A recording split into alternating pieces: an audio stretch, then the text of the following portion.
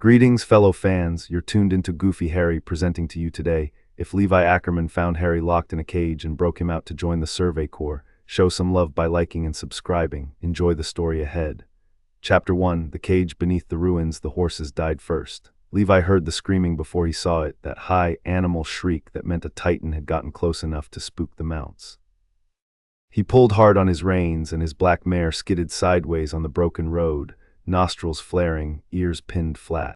Behind him, the rest of his squad did the same, a practiced cascade of adjustments that kept the formation tight even as panic rippled through the animals.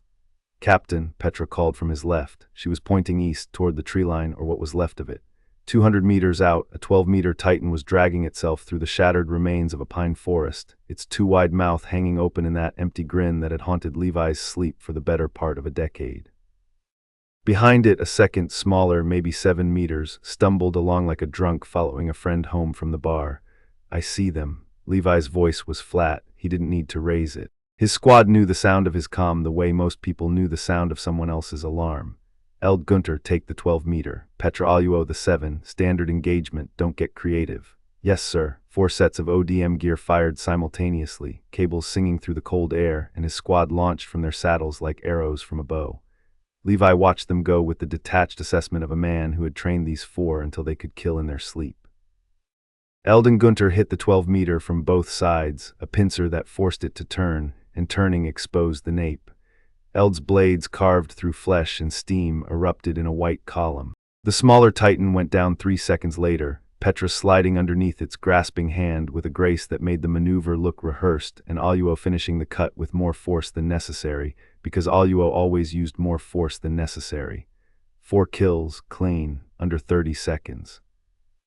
They returned to their horses with barely elevated breathing, and Levi felt that familiar grim satisfaction, not pride exactly, but the knowledge that his people were alive and the things that wanted to eat them were not. "Reform," he said simply, and they fell back into position. The 28th expedition beyond Wal Maria was not going well, but it wasn't going poorly either, which by Survey Corps standards practically counted as a victory. Commander Irwin's formation had pushed further south than any expedition in the last 3 years, mapping territory that humanity hadn't set eyes on since Wal Maria fell. Levi's squad was running the western flank, a screening position meant to intercept any titans that might collapse the formation's edge. It was boring work mostly. Ride, watch, kill, ride. The titans outside the walls were fewer than expected this far south, which was either good news or the kind of bad news that hadn't revealed itself yet. Levi preferred to assume the latter. "Captain," Eld pulled alongside him, his long blonde hair tied back against the wind. "There's something off to the southwest, looks like ruins, maybe a town." Levi had already seen it. A cluster of shapes on the horizon that didn't match the natural landscape, too angular, too deliberate. Not a town, though. The silhouette was wrong. Towns beyond the walls were squat, broken things, collapsed by titan activity and weather. This looked almost intact. "We're supposed to hold the flank line," Petra said carefully. "Not a challenge, an observation. The flank line's clear for the next 2 kilometers. I can see the relay team to the north." Levi made the calculation in under a second. Irwin wanted intelligence. Anything unusual was worth investigating, and intact structures beyond Wal Maria were more than unusual, they were impossible. "We check it out, stay tight." They turned southwest. The ruins, if that's what they were, grew stranger as they approached. What Levi had taken for buildings resolved into something else entirely. A walled compound, low and sprawling, built from stone that was darker than anything quarried within the walls. The outer wall was maybe 4 meters high, unremarkable except that it was unbroken. No titan damage, no weathering. The gate was iron, heavy, and standing open. Levi raised a fist. His squad stopped. Silence.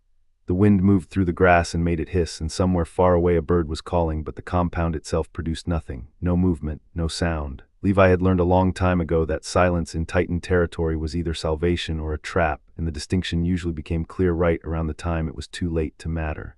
"Aluo, stay with the horses. If anything bigger than a dog comes out of that compound, fire the signal flare and fall back to the relay line." "Sir." Aluo looked annoyed at being left behind, but knew better than to argue. He grabbed the reins of the other horses and positioned himself behind a collapsed section of outer wall that provided decent cover. Levi, Petra, Eld, and Gunter went in on foot, ODM gear armed, blades drawn. They moved through the open gate in a 2x2 formation and found themselves in a courtyard of packed earth. The buildings around them were low, single-story, flat-roofed, utilitarian. Barracks maybe, or storage. The architecture was plain and functional in a way that reminded Levi of military police facilities he'd seen in the interior, which immediately set his teeth on edge. "This isn't old," Gunter murmured. He was running his hand along the wall of the nearest building. "Get the mortar, this was built within the last decade." "Who the hell builds anything outside the walls?" Eld asked. Nobody answered because there was no good answer. Levi moved forward, leading them deeper into the compound. The buildings were empty, stripped clean, no furniture, no supplies, nothing to indicate who had been here or why. It was the kind of clean that spoke of deliberate removal, not abandonment. Someone had packed up and left in an orderly fashion. Then Petra found the stairs. They were hidden behind a false wall in the largest building, a section of stone that looked solid until you noticed the seam running along the floor. Petra had sharp eyes and sharper instincts, and she'd pressed her palm against the wall almost idly and felt it give. The wall swung inward on old hinges, recently oiled, Levi noted, revealing a stone staircase descending into darkness. "Well," said Eld with the particular resignation of a Survey Corps veteran who knew exactly how this was going to go, "that's ominous." Levi pulled a torch from his pack and struck it. The flame threw wild shadows down the staircase, illuminating walls that were covered, floor to ceiling, in markings. Not writing exactly, symbols, intricate, geometric patterns that spiraled and interlocked in ways that made Levi's eyes ache if he tried to follow them. They were carved into the stone and filled with something dark, ink maybe, or paint, though it had a reddish tint that Levi chose not to think about. "Hange would lose their mind," Petra said softly. "Hange loses their mind over a particularly interesting beetle. That's not a high bar." Levi started down the stairs. "Stay close, watch your footing." The staircase went down further than it had any right to, 3 stories at least, spiraling tightly, the symbols on the walls growing denser and more complex the deeper they went. The air changed, too. It was warm, not the stale warmth of an enclosed space but something else, something almost humid, like the air before a summer storm. Levi could feel it on his skin, a prickling static that raised the hair on his arms. At the bottom of the stairs, the corridor opened into a chamber. Levi stopped. Behind him, Petra made a small, choked sound. The chamber was enormous, cathedral-sized, carved from raw stone, the ceiling lost somewhere above the reach of their torchlight. The symbols from the staircase covered every surface, thousands of them, maybe millions, layered and overlapping until the walls looked alive with geometric madness. But that wasn't what had stopped them. Titans, dead ones. 7 of them crammed into the chamber like grotesque furniture, their massive bodies slumped against walls and sprawled across the floor. They were decomposing, steaming faintly even now, which meant they hadn't been dead long. Days, maybe. Their bodies bore wounds that Levi had never seen on a Titan before. Clean, cauterized cuts that looked like they'd been made with superheated blades, circular holes punched through torsos and skulls, and on the largest, a 15-meter that was folded against the far wall like a discarded puppet, what appeared to be burns, not fire burns, something else. The flesh was blackened in geometric patterns that matched the symbols on the wall. "How did Titans get underground?" Gunter whispered. He had his blades up, eyes scanning the dead bodies for any sign of regeneration. "Smart man. Same way we did, the stairs." Levi pointed with his blade. The corridor they'd come through showed scoring on the walls, claw marks, huge ones, where something massive had dragged itself down a passage too small for its body. Chunks of stone had been ripped from the ceiling. Something drew them down here. What could draw a Titan underground? "They follow humans and nobody would." Eld stopped talking, because they'd all seen it now. The cage. In the center of the chamber, surrounded by the dead Titans like offerings around an altar, sat a structure of dark metal. It was roughly cubic, maybe 3 meters on each side, made of bars as thick as Levi's forearm, reinforced at every joint with bands of that same dark material. The symbols from the walls were etched into every surface of the cage, dense and layered, and some of them were glowing, faintly, a dull reddish gold that pulsed like a heartbeat. And inside the cage, sitting with his back against the bars, was a young man. Levi crossed the distance in quick, silent strides, skirting the hand of a dead Titan without looking at it. His squad fanned out behind him, covering the chamber's dark corners, but Levi's focus had narrowed to the cage and its occupant. The young man was young, 17, maybe 18, thin in a way that spoke of weeks without proper food. His dark hair was matted and wild, falling past his ears, and his skin had the waxy pallor of someone who hadn't seen sunlight in a long time. He was wearing clothes that Levi didn't recognize, not Survey Corps, not military police, not civilian. A dark jacket of some heavy material over a shirt that might have once been red, trousers tucked into boots that were scuffed and cracked. There was blood on him, some of it looked like his. His eyes were open. Green, startlingly, vividly green, even in the torchlight, and they were watching Levi with an expression that was not fear. It was assessment, calculation, the look of someone measuring a threat and deciding what to do about it. Levi had seen that expression in the mirror. "You alive in there, or am I talking to a corpse?" Levi asked. The young man blinked. Something shifted behind those green eyes, surprise, maybe. When he spoke, his voice was hoarse, cracked from disuse, but steady. "That depends." "Are you with them?" "With who?" "The ones who put me in here." "Kid, I don't even know where here is." "My squad found this place 20 minutes ago." Levi crouched down to eye level with the cage's occupant. Up close, he could see more details. The young man's hands were scarred, old scars not from this cage, fighting scars. His knuckles were split and healing, and there was something on the back of his right hand, a pattern of thin white lines that almost looked like words, though Levi couldn't read them in this light. "Who are you?" "Harry." A pause, like he was deciding whether to give more. "Harry Potter." "I'm Levi, Captain, Survey Corps." He glanced at the cage, at the glowing symbols. "These markings, they mean something." Harry let out a breath that was almost a laugh. "They're runes, suppression wards, containment circles, binding arrays. They keep me." He stopped. His jaw worked, and Levi watched him swallow something that might have been rage or grief or both. "They keep my abilities locked down, or they did. They've been failing for about a week now. Nobody's come to recharge them." "Your abilities?" "Yeah, what abilities?" Harry met his eyes squarely. "You wouldn't believe me if I told you. I fight naked giants that eat people for a living." My threshold for disbelief is pretty high. That earned him a real almost smile, brief and tired. "Magic," Harry said simply. "I can do magic." From anyone else, Levi would have dismissed it as delirium. The kid was starving, dehydrated, locked in a cage. People said all kinds of things when their minds started to go.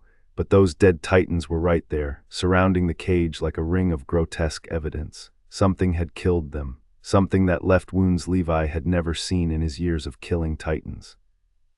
And the cage itself, with its glowing symbols and that strange, prickling energy in the air, Levi didn't know what magic was exactly, but he knew what impossible looked like, and he was standing in a room full of it.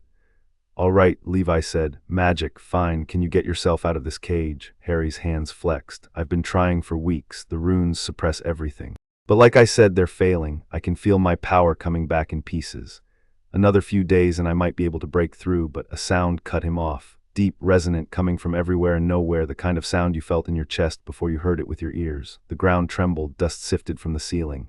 "Captain," Gunter was at the corridor entrance, blades drawn. "I'm hearing movement from the stairs." Levi stood.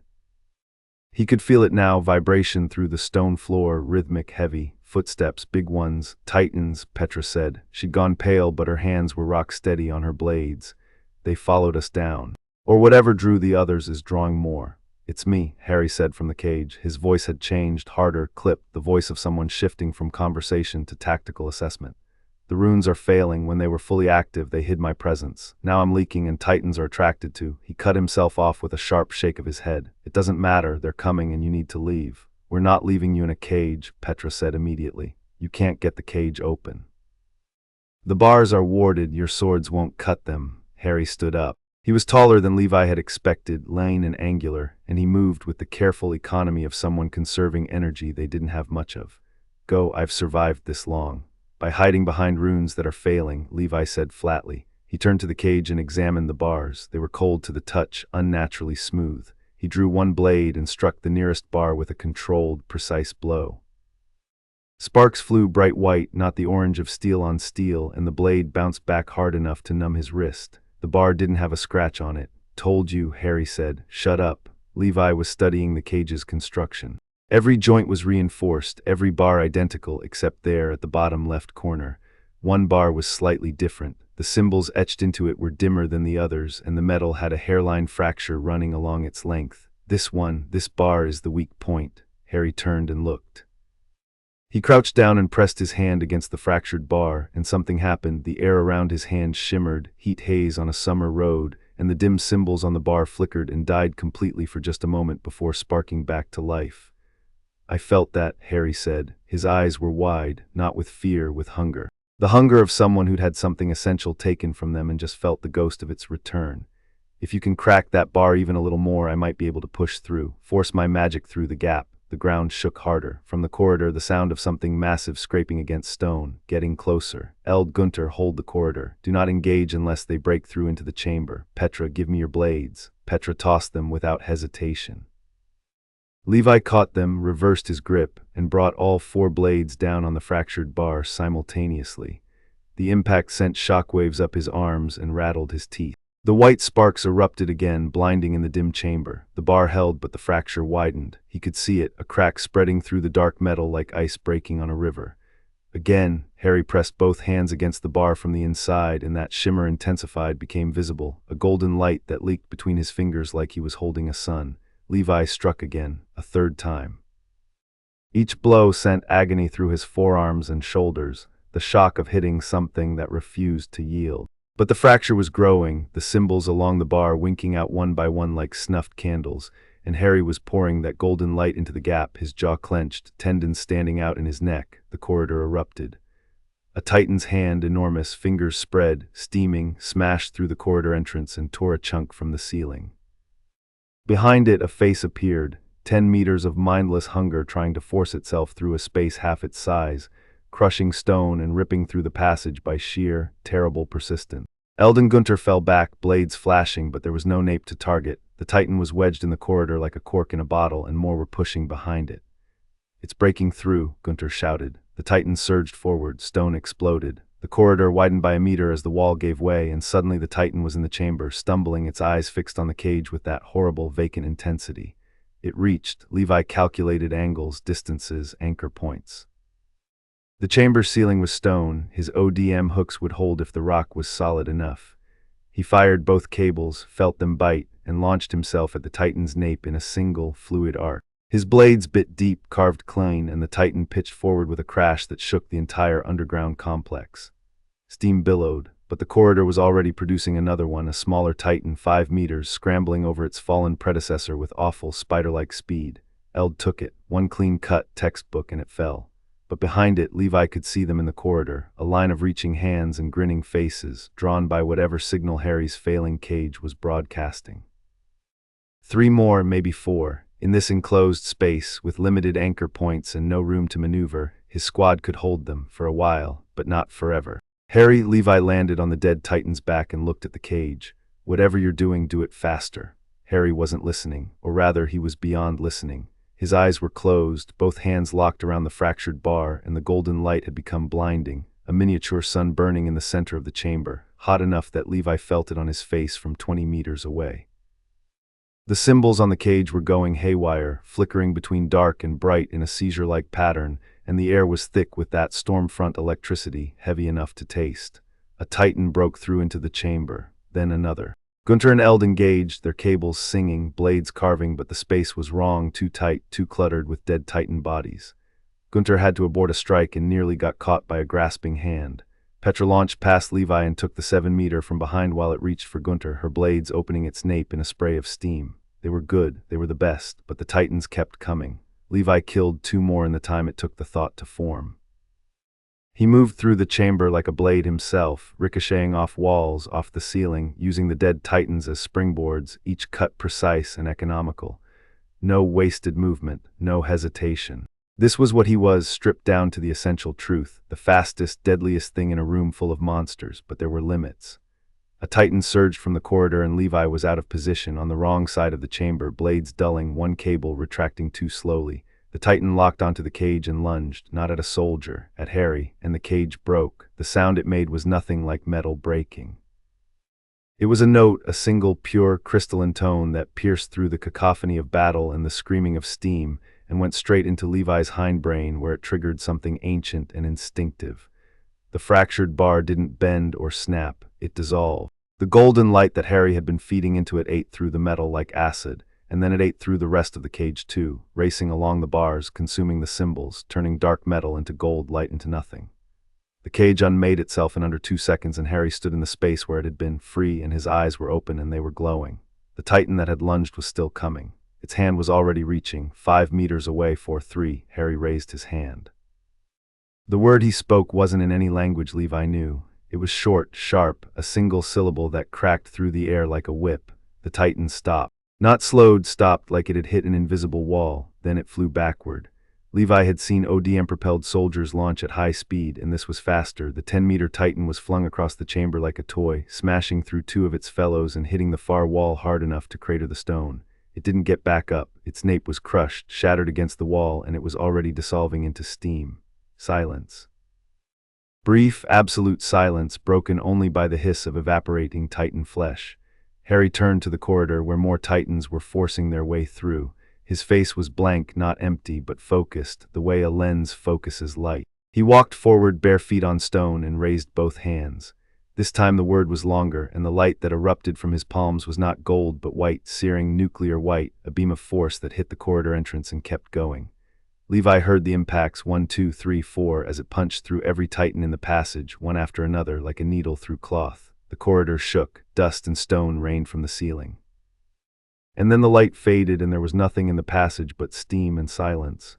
Harry's arms dropped to his sides. He swayed, caught himself. When he turned back to Levi and his squad, his eyes were still glowing faintly green, bleeding into gold at the edges, but his face was very human, exhausted, relieved, and a little defiant, like he expected them to be afraid.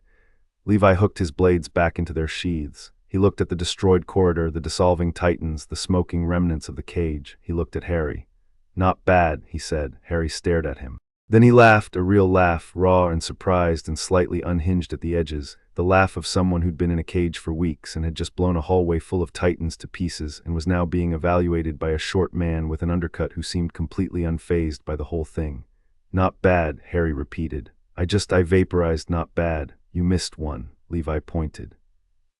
In the far corner of the chamber, behind the body of the 15-meter Titan that had been there when they arrived, a 3-meter Titan was pulling itself along the floor, its legs apparently destroyed by Harry's blast.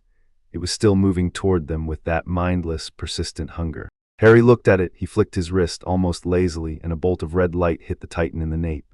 It went limp immediately and began to dissolve. "Satisfied?" Harry asked. "Getting there." Levi turned to his squad. "Anyone injured?" "No, sir." Eld was staring at Harry with an expression that was trying very hard to be professional and failing. Gunter looked like he'd been hit in the head. Petra's mouth was slightly open. "Close your mouth, Petra. We're not catching flies." Petra's mouth snapped shut. "Captain, what, who, what? His name is Harry. He does magic." "We're taking him back." Levi said it the same way he'd say anything else. "Pass the tea. The weather's bad. This stranger can shoot light from his hands and throw Titans through walls." "Harry, can you walk?" Harry took a step and his knee buckled. He caught himself on the remnants of the cage's base, one twisted stump of metal still jutting from the floor. "I haven't eaten in about 5 days," he said, "so walking is more of an aspiration than a certainty right now." Levi jerked his head at Eld. "Give him your ration pack and water." He looked at Harry. "We have horses on the surface. There's a formation of Survey Corps soldiers about 4 kilometers north. Our base camp is beyond that.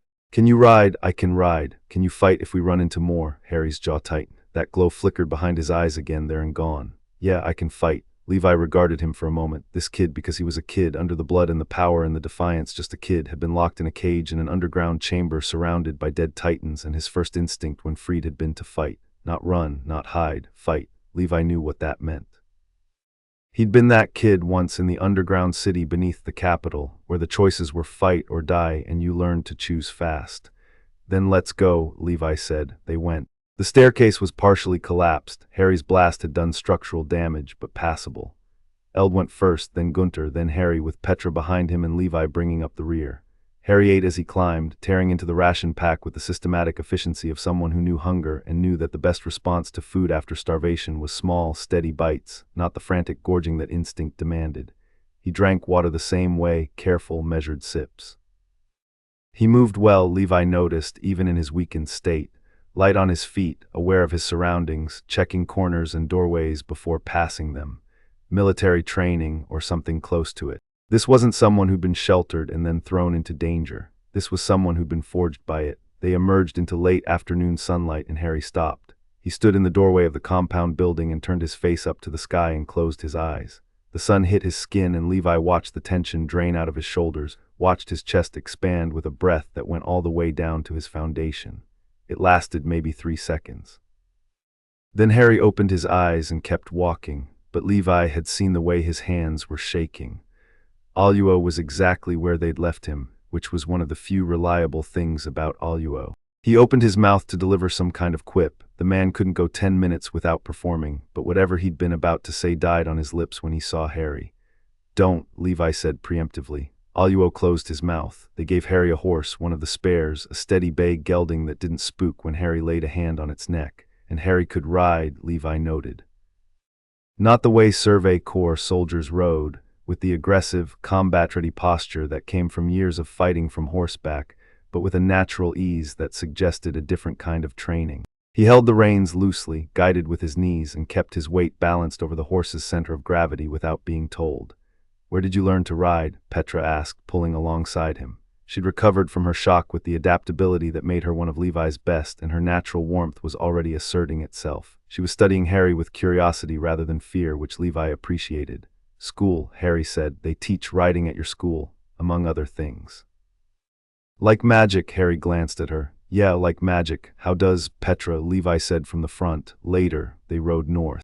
The sun was dropping toward the horizon, painting the landscape in shades of amber and long shadow, and the wind had picked up, carrying the smell of grass and distant rain. It was, if you ignored the constant threat of being eaten alive, almost pleasant. Harry rode in silence for the first kilometer, eating the last of the ration pack and drinking water steadily. Color was returning to his face in increments, and the tremor in his hands had subsided.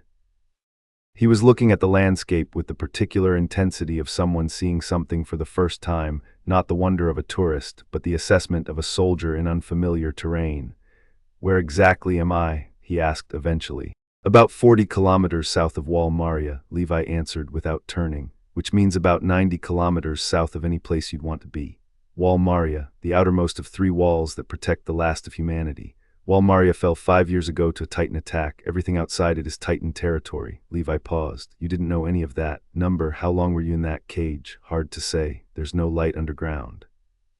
But based on the meals they gave me before they stopped coming, maybe 6 weeks. Before that, I was awake for about 2 weeks while they ran tests and tried to figure out what I was. And before that," Harry trailed off. His gaze went distant, and Levi recognized the look, the 1,000-yard stare of someone trying to reconstruct a timeline through the fog of trauma. "I was unconscious for a while. I don't know how long, days at least. When I woke up, I was already in the cage, already suppressed, and I was very far from home." "How far?" Harry was quiet for a long moment. The horses' hooves beat a steady rhythm on the broken road, and somewhere behind them a bird called, sharp, repetitive, the alarm cry of something that had spotted a predator. "I'm not from your world," Harry said. He said it simply, without drama or preamble, the way you'd state any fact. Levi glanced over his shoulder. Harry met his eyes steadily, and there was no delusion there, no fever-bright madness. Just a flat, clear statement delivered by someone who was too tired and too honest to dress it up. "I was in a battle," Harry continued. "Back home. There was a war, dark wizard trying to take over, the usual nightmare. I was fighting in a government building, and there was this archway, this ancient artifact called the Veil of Death. I got knocked through it. When I woke up, I was here, wherever here is." "That's quite a story," Eld said from behind them. His tone was carefully neutral. "I was locked in a glowing cage in an underground bunker surrounded by dead giants, and I killed a hallway full of them by pointing at them," Harry said. "I don't think credibility is really the problem here." Levi almost smiled. He didn't because he was Levi, but the impulse was there, and that in itself was notable. "We'll save the rest for when we're behind walls," Levi said. "The commander will want to hear this." "Your commander, is he reasonable?" "He's strategic, which is better." Harry considered this. Fair enough. They saw the signal flare at the 2-kilometer mark, green smoke, the Survey Corps all-clear marker indicating the formation's northern boundary. Levi fired a response flare and adjusted their heading. Within minutes they could see the formation, the distant shapes of horses and riders moving in Irwin's characteristic long-column arrangement, a line of humanity threading through Titan territory with the precision and vulnerability of a needle pulling thread through hostile fabric. "That's a lot of soldiers," Harry said. "About 300. This is a mapping expedition, lighter numbers than a full push. 300 people. To ride through territory controlled by those things. We call them Titans." "Titans," Harry tested the word. "At home, we had giants too, not like these. Ours were just big and mean. Yours are." He searched for the word. "Worse," Petra offered. "Worse," Harry agreed. They reached the formation's flank and were waved through by the relay team, 2 nervous-looking soldiers who did a visible double-take at Harry but said nothing. Levi led his squad through the formation's outer layer toward the command cluster at the center, where Irwin Smith rode at the head of a knot of senior officers. Irwin saw them coming. Levi knew the exact moment the commander registered Harry's presence, a slight narrowing of those blue eyes, a fractional shift in posture that most people wouldn't notice, and that Levi read like text on a page. Irwin was already calculating. The man's brain was a machine that never stopped running, taking every new variable and folding it into the equation. "Captain Levi," Irwin said as they pulled alongside. His voice was even pleasant, the voice of a man who had perfected the art of appearing calm while his mind worked at frequencies that would give most people a nosebleed. "You appear to have picked up a stray. Found him in an underground facility about 6 clicks southwest, caged, surrounded by dead titans." Levi delivered the report in the same clipped, efficient cadence he used for everything. The facility was man-made, recent construction, and someone went to a lot of trouble to keep him locked up. "He killed approximately 8 titans during our extraction, without blades, without ODM gear." Irwin's eyes moved to Harry. They were sharp enough to cut, those eyes, pale blue, calculating, seeing not the person but the possibilities the person represented. Levi had watched Irwin evaluate soldiers, strategies, and impossible situations with those eyes, and the look he was giving Harry now was the one he reserved for things that might change the game. Harry met the stare without flinching.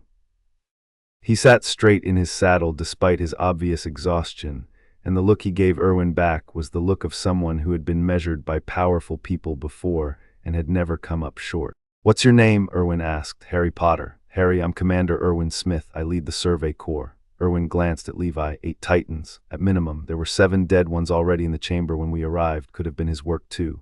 "They were," Harry said. "The cage I was in was failing. Titans started getting through the complex's defenses about a week ago. I killed the ones that made it to my chamber, but the cage kept me from doing much beyond that." "You killed 7 titans while caged." "The cage suppressed my power. It didn't eliminate it. I could still do enough to survive." Irwin processed this with the same serene efficiency he processed everything. "Captain Levi, your assessment." Levi didn't hesitate. "He's an asset, possibly the most significant asset the Survey Corps has ever encountered. He needs food, rest, and a full debrief, and we need to understand what that facility was and who was running it, because whoever caged him knew what they were doing and they'll want him back." "That's direct," Harry said. "That's Levi," Petra murmured. Irwin nodded slowly. "We'll discuss the details at base camp. For now, Harry, you're under the Survey Corps protection." A pause. "Or rather, you're a guest of the Survey Corps if you prefer. I don't imagine you'd take well to being told you're under anyone's protection." Harry's eyebrows rose slightly, surprise and the faint ghost of respect. "You read people fast, Commander. It's a professional necessity. Can you continue riding? I've been through worse, I don't doubt it." Irwin turned his horse and signaled the formation forward. "Captain, keep your squad around him. We'll push for base camp before dark." They rode. The sun continued its descent, and the formation moved north with the ground-eating pace that the Survey Corps had perfected through years of expeditions, fast enough to cover distance, controlled enough to maintain cohesion. Levi kept his squad in a tight formation around Harry, a protective bubble that was as much about keeping curious soldiers away as it was about security. Word had already started to spread through the formation the way word always spread among soldiers, fast, distorted, and with increasingly creative embellishments. Levi caught fragments as they rode. Levi found someone outside the walls, a prisoner. He killed titans with his bare hands. He's some kind of let them talk. They'd learn the truth soon enough. Harry rode in silence through most of it, but Levi could see him watching everything: the soldiers, the formation, the gear, the horses, the walls in the far distance. Those green eyes missed nothing. Every few minutes, Harry's hand drifted to his right hip, touching a spot where something should have been and wasn't. A weapon, Levi guessed, something he was used to carrying that he no longer had. "You're missing something," Levi said, not a question. Harry's hand stilled. "My wand, they took it when they captured me. I can do magic without it, but he flexed his fingers. "It's like fighting with your offhand. You can do it, it's just not ideal." "A wand." Like a stick that channels magical energy and allows for precise spell work, but yes. Basically a stick." There was dry humor in Harry's voice now, the kind that surfaced when the worst was temporarily over and the brain started reaching for normalcy. "A very important, personally bonded, irreplaceable stick. We'll find it." Harry looked at him. "You say that like it's simple." "I didn't say it was simple. I said we'll do it." Levi kept his eyes forward. "The facility where we found you will go back, with more people and proper equipment. Whatever they took from you will get back." Harry was quiet for a moment. When he spoke, his voice had lost the dry humor and replaced it with something more raw. "Why? Why what? Why help me? You don't know me. You don't know what I am, not really. For all you know, I'm more dangerous than the Titans." "You probably are," Levi said matter-of-factly. but I've been killing titans for a long time, and I've spent that time watching good people die because we don't have enough weapons, enough soldiers, enough anything to fight back against them properly. And then I find you sitting in a cage, half-starved, and you wave your hand and erase 8 titans like they're nothing." He looked at Harry directly. "I don't care where you're from or how your powers work. Humanity is losing. You can help us stop losing, that's enough." Harry held his gaze for a long beat. Then something in his face shifted, not softening exactly, but settling, like a decision being made. "I've fought in a war before," Harry said. "It cost me a lot, people I loved, parts of myself. I swore I was done." And Harry looked ahead toward the walls, those distant gray lines against the horizon that separated humanity's last holdout from the territory of monsters. His expression was complicated, grief and resolution, and something hard and bright burning underneath both. "And I've never been very good at staying out of fights that matter," he said.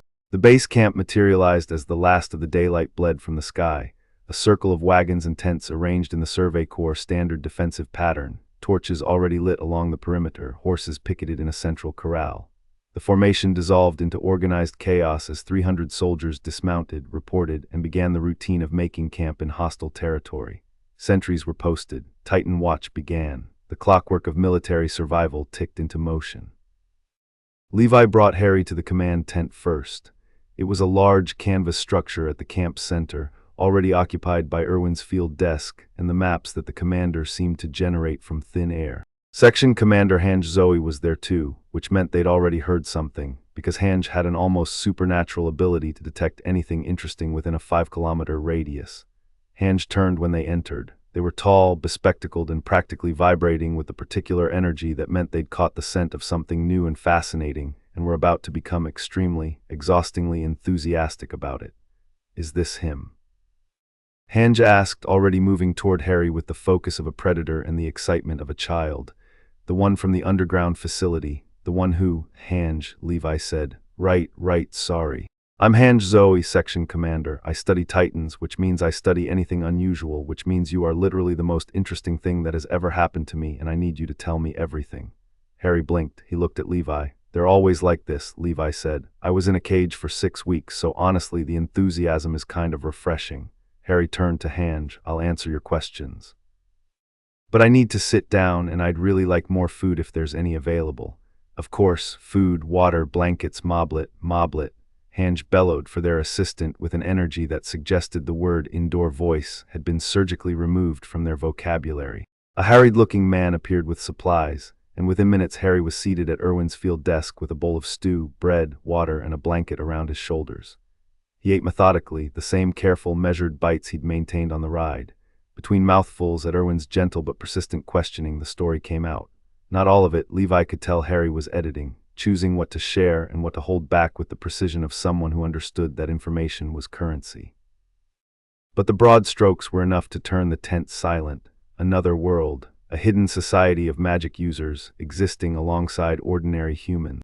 A school where children learned to wield this magic. A war, the second in a generation, against a dark wizard who sought immortality and domination.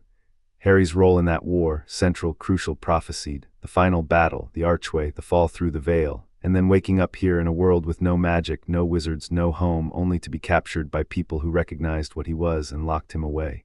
"The people who captured you," Irwin said. His voice was calm, but Levi could see the tension in his shoulders, the sharp focus in his eyes. "Describe them. Military, organized, well-supplied, disciplined. They wore uniforms, green cloaks over white." Harry paused, thinking. Their insignia was a unicorn. The tent went very still. "Military police," Levi said quietly. Irwin's expression didn't change, but Levi knew him well enough to read the micro-shifts, the slight tightening of his jaw, the way his fingers pressed flat against the table. The military police, not a rogue element, not bandits or cultists. The military police, the interior branch that answered directly to the crown. They had built that facility. They had caged Harry. They had known what he was. Which meant the government knew about magic, had known, possibly for a long time, and had chosen to cage it rather than use it. "This changes things," Irwin said. The understatement of a lifetime, delivered with Irwin's characteristic composure. "Does it?" Harry asked. He'd finished his stew and was sitting with his hands wrapped around a cup of water, watching Irwin with those green eyes that saw too much. "In my experience, governments lock up what they can't control. It doesn't matter what world you're in. The people in charge would rather cage power than risk it being free." "You've dealt with this before," Hange said. They'd been remarkably quiet during Harry's account, which for Hange was roughly equivalent to holding their breath underwater. My government spent an entire year calling me a liar and trying to discredit me because I told them a dark wizard had returned from the dead. When they finally admitted I was right, they spent the next year trying to use me as a symbol while keeping me out of the actual decision-making. Harry's mouth twisted. I've been locked up, lied about, manipulated, put on trial, and used as a weapon by people who called themselves the good guys. So yes, I've dealt with this before. And yet you're still willing to fight, Irwin observed. I'm willing to fight for people who are straight with me. Harry looked at Levi, then back at Irwin. Your captain told me the truth, that humanity is losing, that you need weapons, that he doesn't care what I am as long as I can help. No manipulation, no games, just honesty. He set down his cup. I can work with honesty. Irwin leaned back in his chair. The lamplight caught his face, and for a moment Levi saw something rare there, not the strategist, not the commander, but the man who had spent his life chasing the truth about the world and had just been handed a piece of it from somewhere impossible. Then let me be honest with you, Harry, Irwin said. The Survey Corps fights to reclaim humanity's future beyond the wall. We are underfunded, underappreciated, and we have the highest mortality rate of any military branch. The government, the same government that locked you in a cage, considers us a necessary nuisance at best and a threat at worst. If you join us, you will be placing yourself in opposition to the people who imprisoned you. They will try to take you back. They may try to kill you. Will your Corps fight for me if they do? To the last soldier.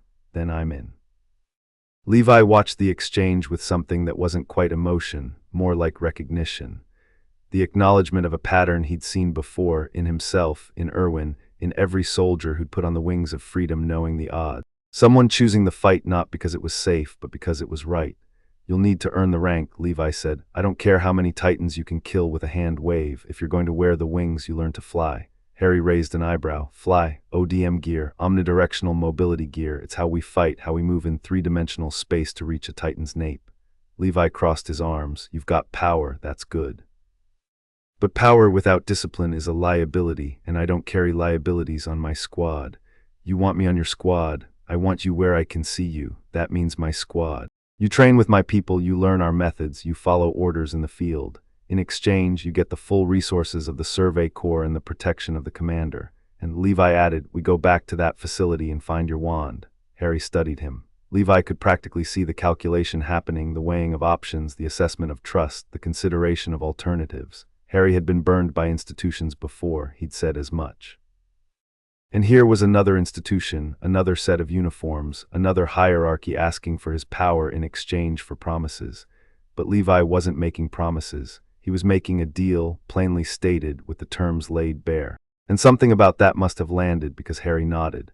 One condition, Harry said. What? Nobody cages me again. No cells, no restraints, no suppression. If your government comes for me, I fight. And if you try to lock me up to prevent a political problem, I walk and you never see me again. If the government comes for you, Levi said, I'll be between you and them, and I don't use cages. Harry held his gaze for 5 seconds, 10, measuring the weight of those words. Then he extended his hand. Deal. Levi shook it. Harry's grip was firm despite his exhaustion, his scarred hand steady. Get some sleep, Levi said. We ride for the walls at first light and you look like hell. Charming. I'm not paid to be charming. Petra, find him a bedroll. Petra, who had been watching the entire exchange with eyes that were suspiciously bright, snapped to attention. Yes, sir, Harry, come with me. She led Harry out of the command tent. The camp sounds swallowed them, the murmur of soldiers, the stamp of horses, the distant call of sentries marking the hours. Levi watched them go, then turned to find Irwin and Hange both looking at him.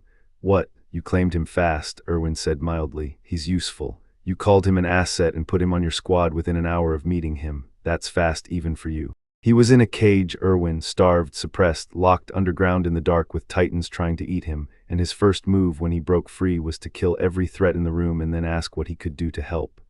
Levi met Irwin's eyes. That's not an asset, that's a soldier, and we don't have enough of those. Hange was practically bouncing. The implications of this, Irwin, a parallel world, magic, suppression runes, the facility he described, the symbols on the walls, it could rewrite everything we know about. One step at a time, Irwin said.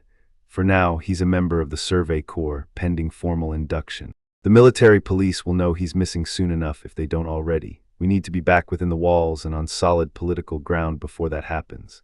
And when they come, Levi asked. Irwin's smile was thin, sharp, the smile of a man who played a longer game than anyone else in the room. Then we'll be ready, we have something they don't. A wizard, number a reason for him to fight on our side. Erwin turned back to his maps. Get some rest, Levi. Tomorrow will be a long day. Levi left the command tent and stepped into the night. The stars were out, thick and bright, without the light pollution of the cities within the walls, a riot of light scattered across the black. He stood for a moment, breathing the cold air, feeling the exhaustion of the day settle into his muscles. Across the camp he could see the small tent where Petra had settled Harry. The lamp inside was still lit, and through the canvas, Levi could see the faint silhouette of someone sitting upright, not lying down, not sleeping, just sitting alone in a strange world with nothing and no one he knew. Levi had been there. Not the other world part, but the rest, the cages, the underground, the powerlessness, the moment when someone extends a hand, and you have to decide whether the hand is another trap or the start of something different. He turned and walked to his own tent. Tomorrow they'd ride for the walls. Tomorrow the politics would start and the real fight, not against titans, but against the men who feared what Harry represented, would begin. But tonight, for the first time in a long time, Levi felt something that his pragmatic, battle-hardened, deeply cynical mind struggled to name. It felt like the scales had shifted. It felt like the beginning of something. He slept.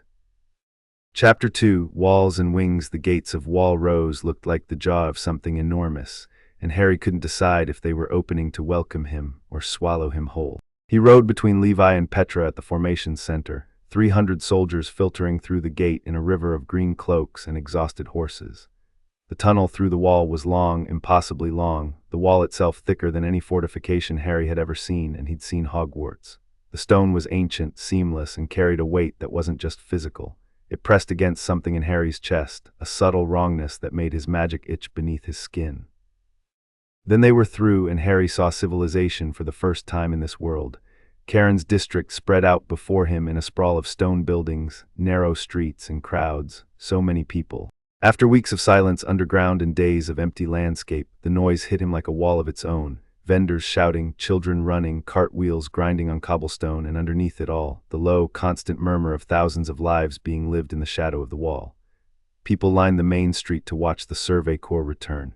Harry had expected cheers. He didn't get them. The faces watching were hard, angry, resentful.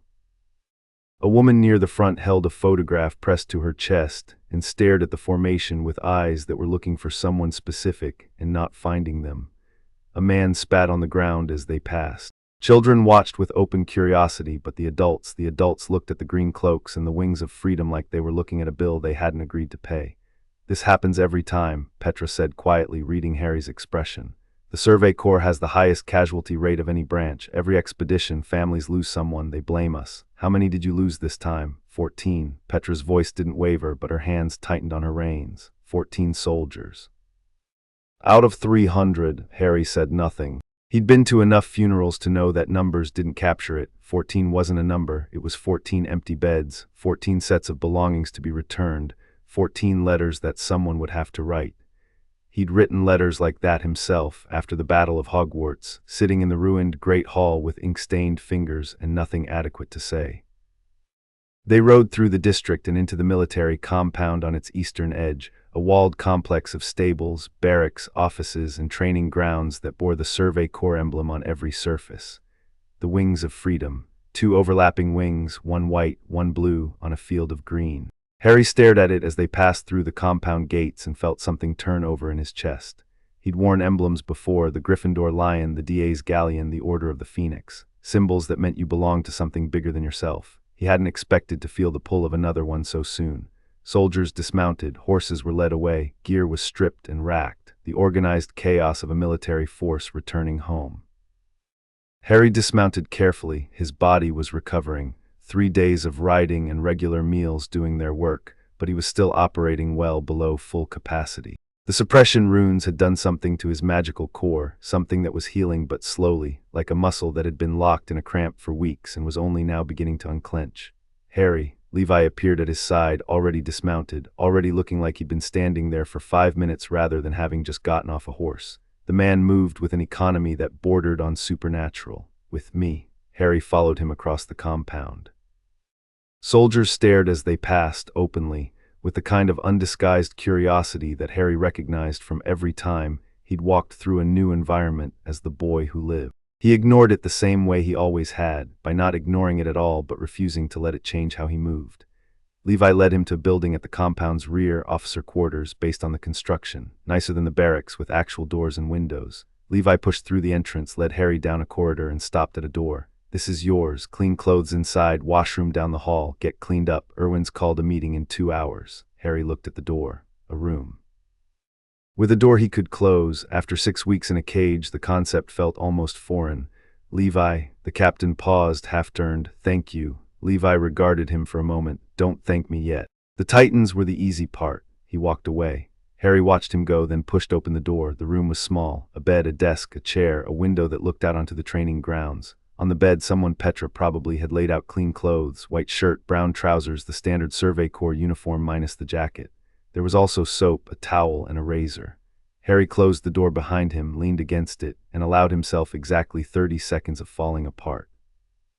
It came in a wave, not tears, not quite, but a full-body tremor that started in his hands and worked through him like a current. The cage, the darkness. Titans clawing through stone to reach him, their fingers breaking through walls he couldn't see, and him sitting in that iron box with his magic muffled and nothing to do but wait and fight and wait and fight. The faces of his captors, clinical, detached, recording observations about him like he was a specimen. The moment they stopped coming and he realized he'd been abandoned. The slow, creeping terror of the runes failing and knowing that when they dropped completely, every Titan in range would come for him at once. 30 seconds, then he straightened, rolled his shoulders and pushed it down, not away, down.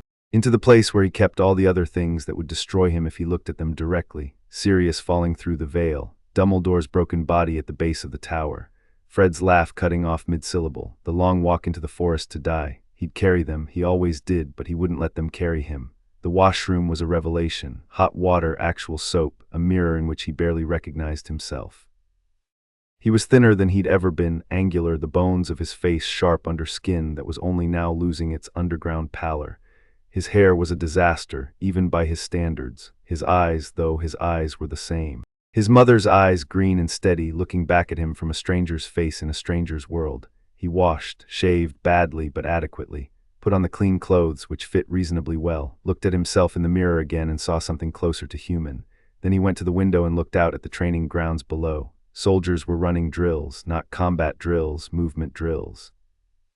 Harry watched, fascinated, as a squad of young soldiers strapped into complex harness systems and launched themselves into the air on cables that fired from boxes at their hip. They moved through a course of wooden structures with a three-dimensional fluidity that reminded him of Quidditch, the same constant adjustment, the same need to think in vertical as well as horizontal space. Some were good, most were adequate. One, a dark-haired girl near the back of the group, was extraordinary. She moved through the course like water, finding its path, every cable placement perfect, every arc calculated, every cut precise. ODM gear. This was what Levi wanted him to learn. Harry flexed his hands. Magic hummed under his skin, still rebuilding, still not at full power but growing stronger by the hour. He could fly without ODM gear, a sustained levitation charm would do it, or a broomstick if he had one. He could fight Titans at range with blasting curses, cutting hexes, fiendfire if he was desperate. He didn't need their gear, but Levi hadn't said learn this because you need it. He'd said if you're going to wear the wings, you learn to fly. It wasn't about capability. It was about belonging, about being part of the unit, not apart from it. Harry understood that instinct because he'd felt it himself, the need to stand in the line, not above it. Dumbledore's army hadn't worked because Harry was the most powerful person in the room. It had worked because he'd fought beside them. He turned from the window and went to find the meeting. The briefing room was on the second floor of the headquarters building, a large, wood-paneled space dominated by a central table covered in maps. Irwin was already there, standing at the table's head with his arms crossed. Levi leaned against the far wall, arms folded, looking like he'd rather be anywhere else. Hange was seated at the table, surrounded by notebooks, practically levitating with barely contained excitement. A fourth person was present, a tall, blond man with a neat beard and the insignia of a squad leader, who Levi introduced as Mike Zacharias. Mike sniffed the air as Harry entered, which should have been strange but fell somewhere below, locked in a magic-suppressing cage by a secret government agency on Harry's personal strangeness scale. The man's eyebrows rose fractionally, and he gave a short nod, apparently satisfied with whatever he'd smelled. "Harry," Irwin gestured to a seat. "Please, how are you feeling?" "Better. The food and sleep are helping. My power's still rebuilding, but it's getting there." "Good. Because we have a problem, and I'd rather address it before it addresses us. Irwin pulled a document from a stack on the table and slid it across. This arrived by courier an hour ago. From the Military Police Brigade, Interior Division. Harry picked up the document. It was written in the local script, which he could read. The Vales Transit had given him the language, spoken and written, one of the few mercies of his displacement. The document was terse, formal, and very clear. The Interior Military Police were requesting the immediate transfer of an unregistered individual recovered from Survey Corps Expedition 28 to Interior custody for processing and evaluation. They know, Harry said. They knew before we got back, Levi said from his wall. The courier was waiting at the gate. Which means they had people watching for us, which means they knew we'd find you, or at least that we'd find the facility. Irwin, Hange said, leaning forward. Is it possible the entire expedition route was allowed to reach that area, that someone wanted us to find Harry? Possible. The route was based on my strategic recommendations, but the final approval came from Premier Zachary and the Senior Military Council. The Interior could have influenced the route selection. Irwin's voice was measured, analytical, but the more immediate question is how we respond to this request. We tell them no, Levi said. It's not that simple. The Interior Military Police operate under direct Crown authority. A formal transfer request carries legal weight. If we refuse, they can escalate, involve the Premier, the nobility, potentially even the Crown itself. Then let them escalate. Levi's voice hadn't changed, still flat, still calm, but there was steel underneath it. They locked a person in a cage, Irwin, underground in Titan territory without food or support. Whatever legal authority they think they have, they lost it when they left him to die. I don't disagree. But moral authority and legal authority are different things within the walls, and we both know which one the government respects. Harry set the document down. What happens if they get me? The room went quiet. Honestly, Irwin met his eyes. We don't know. The Interior operates with minimal oversight. They could detain you indefinitely, attempt to replicate the suppression technology, study you, use you, or simply make you disappear. The Interior has a long history of making inconvenient things disappear. They could try, Harry said. There was no bravado in it, no posturing. Just a simple statement of fact, delivered in the same tone someone might use to note that water was wet. Harry had been imprisoned by the Ministry of Magic under Voldemort's regime. He'd broken into Gringotts, escaped on a dragon, and walked into his own death with his eyes open. The Interior Military Police were bureaucrats with swords. They were not the thing that kept him awake at night. I'm not dismissing the threat, he continued, because the room's silence suggested they'd interpreted his calm as ignorance. I understand political power. I've been on the wrong side of a government before, and I know how much damage they can do. But I want to be clear about something. They can send all the documents and couriers they want. I'm not going back in a cage. If they come for me, I'll fight. Not because I want a war with your government, but because I spent 6 weeks in the dark and I'm done being someone's prisoner. Irwin studied him for a long moment. Then he smiled, a real smile, not the political one. Good, because I have no intention of handing you over, and it helps to know you'll back that position personally. He turned to the table where a map of the walls was spread. Here's what we're going to do.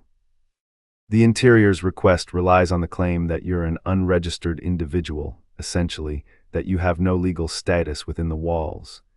If we formalize your position as a member of the Survey Corps, you gain military protections that complicate their authority. The military branches operate under a charter of independence. The Interior can't simply extract a serving soldier without a formal tribunal.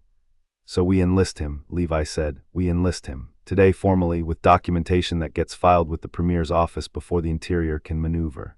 Harry becomes a soldier of the Survey Corps, which means any attempt to seize him becomes an interbranch dispute that requires a hearing before the military tribunal.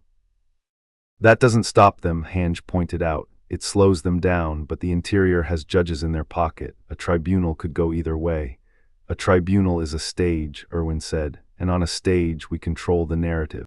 A secret government program that kidnapped and imprisoned a young man beyond the walls, that's a story that damages the Interior's credibility, especially with the garrison and the training corps who don't know about any of this. He looked at Harry. Are you willing to go public with what happened to you? I'll tell anyone who will listen. Then we have leverage. The Interior wants secrecy. We threaten transparency. That's our shield until we can build something stronger. Irwin straightened. Levi, I'm placing Harry in your squad, effective immediately. Hange, I want a full assessment of his abilities, documented, witnessed, indisputable. If this goes to a tribunal, I want evidence that his value to humanity's survival outweighs whatever claim the Interior thinks they have. Assessment, Hange repeated, and the words seemed to physically enlarge them with excitement. Does that mean I get to see? Yes, Hange. Can I bring equipment, measurement tools, observation apparatus? Bring what you need. Can I? Hange, right, restraining myself, restrained. They were grinning so widely it looked painful. Mike, Irwin continued, I want double security on the compound. Anyone approaches wearing MP insignia, I want to know about it before they reach the front gate. Mike nodded. He still hadn't spoken. Harry was beginning to suspect this was a permanent condition. Harry, Irwin said, one more thing, the enlistment is real. This isn't a paper exercise. If you wear the wings of freedom, you serve. Expeditions, operations, the full scope of Survey Corps duties. Can you commit to that? Commander, I've been fighting a war since I was 11 years old. The only time I stopped was when someone locked me in a box. Harry stood. Give me the papers, I'll sign. Irwin produced the enlistment documents with a speed that suggested he'd had them drawn up before the meeting started. Harry signed. The pen felt strange in his hand, not a quill, but a simple ink pen, functional and unmagical. His handwriting was shaky. He didn't care. The signature was binding, and that was what mattered. Welcome to the Survey Corps, Irwin said. Try not to die. We've invested quite a lot of political capital in you already. I'll do my best. Levi pushed off the wall. Training grounds, 1 hour, don't be late. He left. Harry looked at the signed documents, at the wings of freedom stamped at the top, and felt the weight of it settle onto his shoulders. Another army, another cause. Another set of people he'd have to trust and who'd have to trust him. He'd never learned how to do anything else. The training grounds behind the Survey Corps compound were larger than they'd looked from his window. A sprawling complex of open fields, obstacle courses, wooden Titan mock-ups on zip lines, and a forest of tall poles connected by cables that Harry assumed were for ODM practice. The late afternoon sun threw long shadows across the packed earth, and the air smelled like dust and horse sweat and the particular metallic tang of recently maintained equipment. Levi was waiting with his squad. All 4 of them, Eld, Gunter, Petra, and Aluo, were in full gear, ODM harnesses strapped on, blades sheathed at their hips. They watched Harry approach with expressions that ranged from Petra's open warmth to Aluo's studied indifference. And Hange was there, of course, with a wooden table that they'd apparently dragged onto the training field, covered in instruments Harry didn't recognize and notebooks open to blank pages. Right, Levi said, 2 parts to this. First, Hange evaluates what you can do. Second, we start you on ODM basics. Any questions? Where do you want me to start? Start with what comes naturally. Hange, you're up. Hange stepped forward, practically quivering. Harry, I want to establish baselines. I'm going to ask you to demonstrate various applications of your magic in controlled settings. I'll be observing and documenting. Try not to hold back. Harry walked to the center of the training field. The open space felt good after weeks of confinement. Room to breathe, room to move, room to be. His magic was humming, stronger today than yesterday, the suppression damage continuing to heal. He wasn't at full power yet, maybe 60%, he estimated, but 60% of his full power was more than most wizards had at their peak. He started simple. A wave of his hand and a wooden training dummy lifted off the ground, rising smoothly into the air. He held it there 10 meters up, steady as stone, then set it down gently. Behind him, he heard Hange scribbling furiously. Levitation, Hange said. Range, weight limit. The range is functionally unlimited for objects I can see. Weight limit depends on concentration, but I've moved things the size of small buildings before. Harry raised both hands and the dummy exploded, not destructively, but into its component pieces, which hung in the air like a wooden constellation before reassembling themselves into their original form without a seam showing. Manipulation, deconstruction, and reconstruction. It's more precise with a wand, but I can manage. Do something offensive, Levi said. He was leaning against a post with his arms crossed, watching with the critical eye of a man who had spent his life evaluating weapons. Harry turned to a row of wooden Titan targets, crude humanoid shapes on rails, meant for blade practice. He pointed at the nearest one. Reducto. The curse hit the target and it blew apart. Not just broke, detonated, splinters and chunks flying outward in a radius that made Aluo and Gunter flinch backward. Where the target had stood, there was a smoking crater in the packed earth. Silence. Blasting curse, Harry said. Mid-range destructive spell, good for hard targets. More. Hange breathed. Harry shifted his aim to the second target. Defindo, a blade of invisible force sliced through it diagonally, the cut so clean that the upper half slid off the lower and toppled to the ground. Severing charm, that one's useful for the nape cut you need to kill titans. You adapted your magic to titan-killing techniques already, Petra asked. You told me on the ride back that the nape is the weak point. I paid attention. Harry rolled his shoulders, feeling the magic flow more freely now, the channels loosening with use. You want to see fire. God, yes, said Hange. Harry gathered himself, felt the heat build in his chest, and thrust his palm forward. A stream of white-hot flame erupted from his hand and hit the third target. It didn't just burn, it was consumed, the wood flashing to ash in under a second. The heat was intense enough that everyone on the field took an involuntary step back. Harry cut the flame off. The target was gone. The ground where it had stood was glass, the earth fused into a rough, dark ceramic by the intensity. That's not fiendfire, Harry said, more to himself than anyone else. Just a concentrated incendio. I can do worse. Worse. Aluo's composure had broken. He was staring at the glassed ground with his mouth open. The curse I used in the underground, the wide-beam one that took out the corridor, that's my heavy weapon. It's called a bombardment charm, scaled up. I can punch through stone walls with it, but it drains me fast, especially without a wand. Hange had stopped writing. They were standing with their pen hovering over their notebook, staring at Harry with an expression that was part scientific rapture and part something deeper, the look of someone who had just seen the rules of reality rewritten. Harry, can you shield defensive magic? Yeah. Harry held out his hand, and the air in front of him solidified into a shimmering, translucent barrier, a Pratigo shield, visible as a faint blue-white distortion. Standard shield charm, blocks physical projectiles, most magical attacks, and he paused, thinking. I haven't tested it against a Titan, but theoretically the shield charm blocks kinetic force, so a Titan's fist should bounce off. We are testing that, Hange said immediately. Not today, but soon. I need a Titan, a live one, in a controlled environment, and Hange, Levi said, focus. Right. Hange was vibrating. Harry, can you heal injuries, teleport, read minds, manipulate weather, communicate with animals? Yes, limited yes, sort of, theoretically, and it depends on the animal. Hange made a sound that was not entirely human. Somewhere between a squeal and a war cry, the sound of a scientist whose wildest hypotheses had just been confirmed, exceeded, and then set on fire. All right, Levi said, pushing off the post. You've got power, that's established. Now let's see if you can fly. He pointed to the ODM training rig, a harness suspended between two poles by cables and pulleys. Put that on. Harry walked over to the rig. Eld helped him into the harness, showing him how the straps connected, how the weight distributed. It was more complex than it looked, a web of leather and metal that cradled the hips and thighs, with attachment points for the gas-powered cable launchers that were the heart of the ODM system.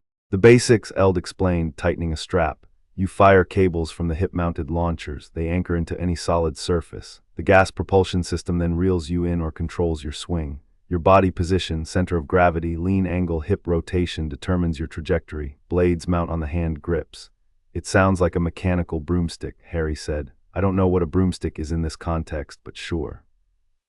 The training rig was simpler than the full ODM system. Just the harness and cables, suspended between the poles, designed to test a recruit's balance and spatial awareness.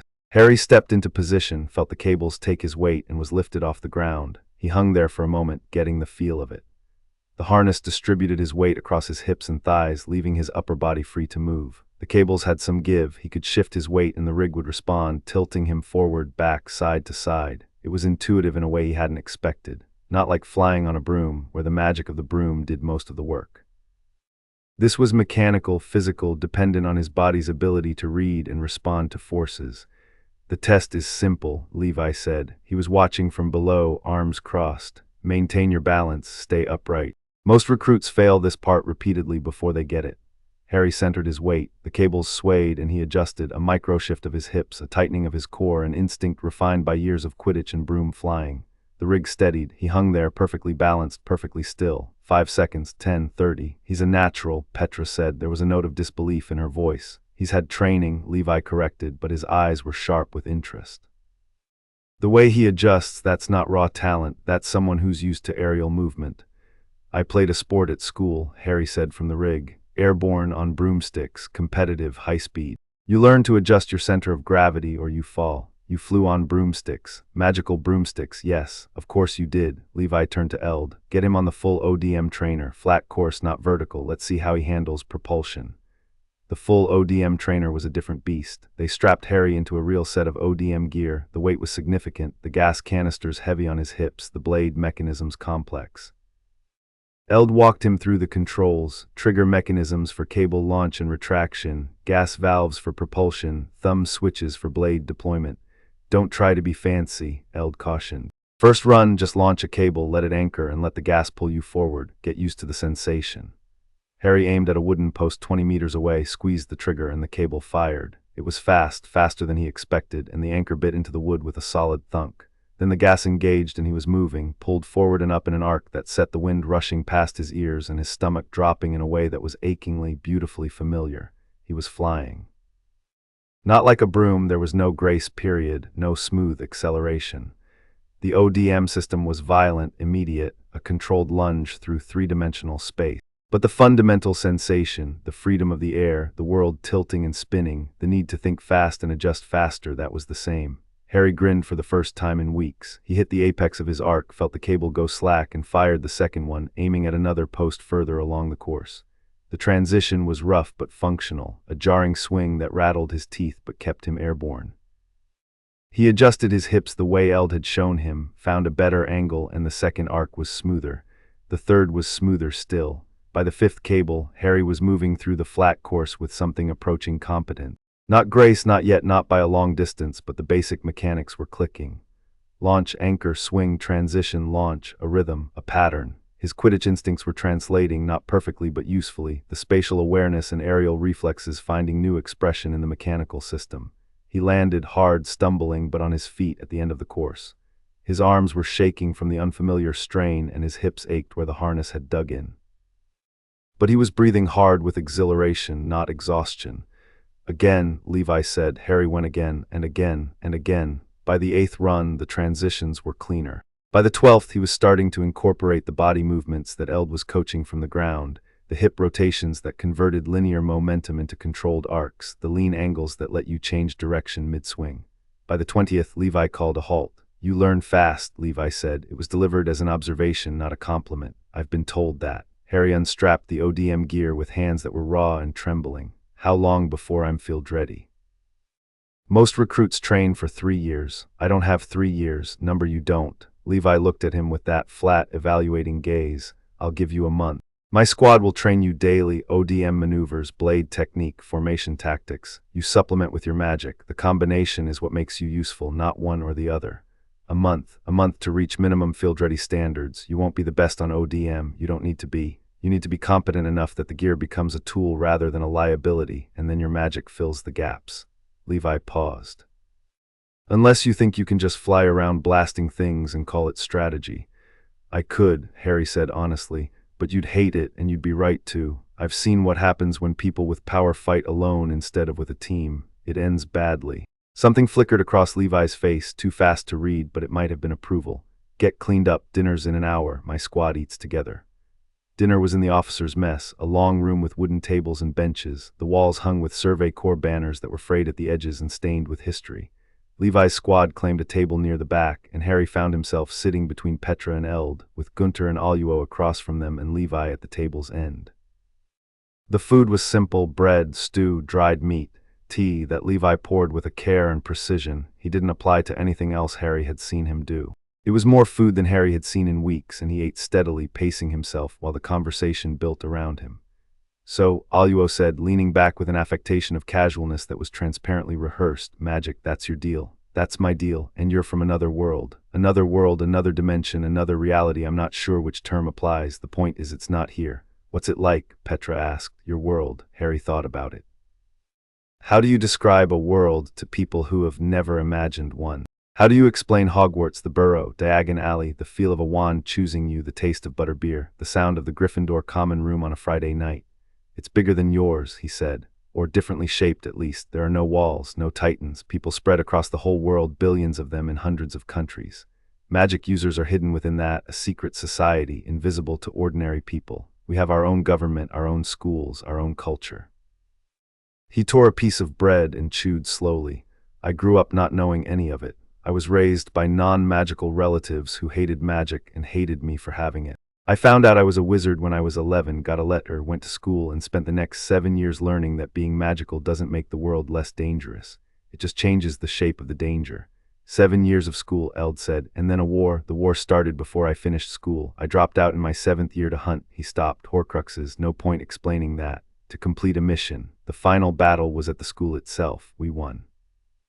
But the cost was, he didn't finish the sentence. Didn't need to. The table was quiet for a moment. Not an uncomfortable silence, the particular silence of soldiers who understood loss and recognized it in someone else's voice. My mother was killed by a Titan when I was 12, Gunter said, quietly, simply, the way you share wounds with someone who's shown you theirs. My father joined the Survey Corps to fight back. He died on his third expedition. Both my parents are alive, Petra said. My father didn't want me to join the Survey Corps. He wanted me to join the garrison, safer, he said, closer to home. I told him I didn't want safe, I wanted to matter. The underground, Aluo said, dropping the affectation, and for the first time Harry heard his real voice, rougher, less polished, carrying the edge of someone who'd grown up hard. I grew up in the underground, the city beneath the capital. You learn to fight down there or you learn to die. Captain Levi got me out. Harry looked at Levi, who was holding his teacup with that peculiar grip, fingers over the rim rather than through the handle, and staring at the liquid like it contained something more interesting than the conversation. The underground, Harry repeated. You mentioned it before, when we first met. I didn't mention it. You didn't need to. Way you looked at the cage, you weren't just seeing a prisoner. You were seeing something you recognized. Levi set down his cup. His expression didn't change, but his eyes met Harry's, and in them Harry saw a flash of something raw and real and immediately controlled. I grew up in the underground, Levi said, in the dark with no food, no future, and no way out. A man found me and taught me to survive, and then he abandoned me. Another man, he stopped, took a breath. Irwin gave me a choice. A reason to come above ground, the Survey Corps, and you took it. I took it. Levi picked up his cup again. I took it because the alternative was dying in the dark. Same reason you're sitting here. Harry held his gaze. Two people who'd been in cages, different darkness, but the same fundamental truth, that someone had opened a door and they'd walked through it, and everything after that was built on the choice to keep walking. To walking through doors, Harry said, and raised his cup. Levi looked at him. Then very slightly the corner of his mouth twitched, not a smile, not quite, but the closest thing to one Harry had seen from the man. He raised his own cup. Don't make it weird, Levi said. They drank. After dinner, Harry walked alone through the compound in the blue dusk. The sky above the walls was darkening, stars beginning to appear, and the air was cool with the promise of night. Sentries nodded as he passed. Word had gotten around the Survey Corps was a small organization, and a stranger who could kill Titans with his bare hands was not the kind of news that stayed quiet. He found a spot on the compound wall, a section of the parapet that overlooked the training grounds, and sat with his legs hanging over the edge, looking out at the darkening world. His body ached from the ODM training. His magic hummed, still rebuilding, stronger now than it had been that morning. He could feel it growing, the suppression damage healing hour by hour, his core expanding back toward its full capacity like a lung reinflating after being compressed. He raised his hand and whispered, Lumos. Light bloomed on his palm, soft, golden, steady, not the brightest spell, not the most impressive, but it was the first spell he'd ever learned, the first magic he'd ever cast, and the light of it was the light of a world he might never see again. Ron, Hermione, Ginny, Neville, Luna. The names moved through him like a current, each one carrying a weight of memory and love and loss that he couldn't look at directly without breaking. Were they looking for him? Did they know he was alive, or had the veil taken him the way it had taken Sirius, completely, permanently, a one-way door? He closed his fist and the light went out. You shouldn't sit on the wall, said a voice below him. It makes the sentries nervous. Harry looked down. Levi was standing in the courtyard, looking up at him with his arms crossed. I'm not going to fall. I know that, they don't. Harry considered this, then swung his legs back over and dropped down from the wall, a 4-meter drop that he cushioned with a wordless arresto momentum, landing light as a cat. Levi watched this without expression. You were doing that spell again, Levi said, the light one. On the ride back, I saw you do it one night when you thought everyone was asleep. It's called Lumos, light charm, first spell I ever learned. From your school, from a world away. Harry shoved his hands in his pockets. The night air was cold and the clean clothes weren't as warm as his old jacket. I was thinking about the people I left behind. Levi didn't offer sympathy. Didn't say I'm sorry or that must be hard or any of the well-meaning platitudes that people offered when they didn't know what else to say. He just stood there, present, steady, like a wall that happened to have a pulse. Does it get easier? Harry asked. Number, you're not great at comfort, are you? I'm terrible at it, but I'm honest. Levi looked at the sky, at the same stars Harry had been watching. The people I've lost, my squad before this one, my friends from the underground, they don't get lighter, you just get stronger, strong enough to carry them without going down. Harry thought about that. It was the bleakest piece of comfort he'd ever received, and also the truest. I like your squad, Harry said. They're good soldiers. I mean, I like them as people. Levi was quiet for a moment. When he spoke, his voice was slightly different. Softer wasn't the right word, because nothing about Levi was soft, but more open. They're the best people I know. If you're going to be on my squad, you protect them. That's not a request. I protect the people around me, Harry said. It's what I do. It's the only thing I've ever been good at. You're good at blowing things up. That's a subset of protecting people, depending on what you're blowing up. Levi made a sound that might have been a laugh in some distant theoretical universe where Levi laughed. Go to sleep, Potter. Training starts at dawn. Potter, now, we're on last name terms. I call everyone by their last name. It's less personal. And you don't do personal. I really don't. Go to sleep. Harry went, but at the door of his quarters, he paused and looked back. Levi was still standing in the courtyard, arms crossed, face tilted up toward the stars. The moonlight caught the wings of freedom on the back of his jacket, white and blue, stark against the green. Harry thought about wings, about flying, about the choice to strap on a harness and fling yourself into the air against monsters that could crush you in their fists, day after day, knowing the odds, choosing it anyway. He thought about the Gryffindor lion and how courage was never the absence of fear, but the decision that something else mattered more. He went inside and closed the door. Sleep came hard. It always did. His body was exhausted, but his mind was a battlefield of its own, cycling through thoughts and plans and memories with the relentless energy of someone who'd spent too many years in survival mode. He lay on the narrow bed in the dark and stared at the ceiling and thought about the interior military police and their document, about the cage and the runes, about the fact that someone in this world understood magic well enough to suppress it. That bothered him more than the cage itself. The cage was a physical thing, crude, breakable. But the runes, those were knowledge. Someone in this world, or someone who'd come to this world before him, had understood magical theory well enough to create suppression wards. That meant there was a history here, a connection between this world and magic that predated his arrival. The interior knew about it, had built infrastructure around it, had known what he was the moment they found him. Which raised the question, how many others had there been? He turned onto his side and looked at the moonlight striping the floor through the window. Tomorrow, training. The day after, more training. And at some point the interior would make their move, and Harry would have to be ready. He closed his eyes and reached for sleep, and on the edge of consciousness he felt his magic pulse, a warm, steady rhythm like a second heartbeat. Growing, rebuilding, preparing. The morning came fast. Harry woke to a knock on his door, sharp, precise, exactly 2 raps, and Petra's voice calling that breakfast was in 15 minutes and the captain didn't tolerate lateness. He dressed, splashed water on his face, and jogged to the mess hall. Training consumed the next 4 days in a blur of physical exhaustion and rapid, sometimes painful learning. Levi's squad took Harry's education seriously, each member contributing their specialty. Eld taught fundamentals, cable management, gas conservation, the physics of 3-dimensional movement. Gunter handled combat technique, blade angles, approach vectors, the precise biomechanics of the nape cut. Petra worked with him on reflexes and reaction drills, her patience seemingly infinite as Harry crashed, overcorrected, and crashed again. Even Aluo contributed, running Harry through endurance conditioning with a methodical thoroughness that belied his showboating personality. And Levi watched. Always watching from whatever vantage point gave him the best sightline, his arms crossed, his expression giving away nothing. Occasionally he'd speak, a word, a correction, always precise, always right, and Harry would adjust and feel the difference immediately. Harry's progress was fast, not prodigious. He wasn't going to match soldiers who trained for years in a matter of days, but fast enough that Eld raised his eyebrows after the 3rd day and said, "You're sure you've never done this before?" Harry's Quidditch reflexes translated better than anyone expected. The spatial awareness, the constant adjustment of balance and trajectory, the ability to read the air and predict movement, it all carried over. Where Harry struggled was the mechanical specificity, the trigger timing, the gas management, the blade work. These were new skills unrelated to magic, and they demanded practice and repetition. He practiced, morning to night, and every evening after ODM training he spent an hour with Hange doing magic work, refining his wandless casting, testing new applications, exploring the intersection of magic and Titan biology that fascinated Hange to the point of obsession. "The nape," Hange said on the 3rd evening. They were in the research wing, surrounded by drawings and notes and samples of Titan tissue preserved in jars of fluid.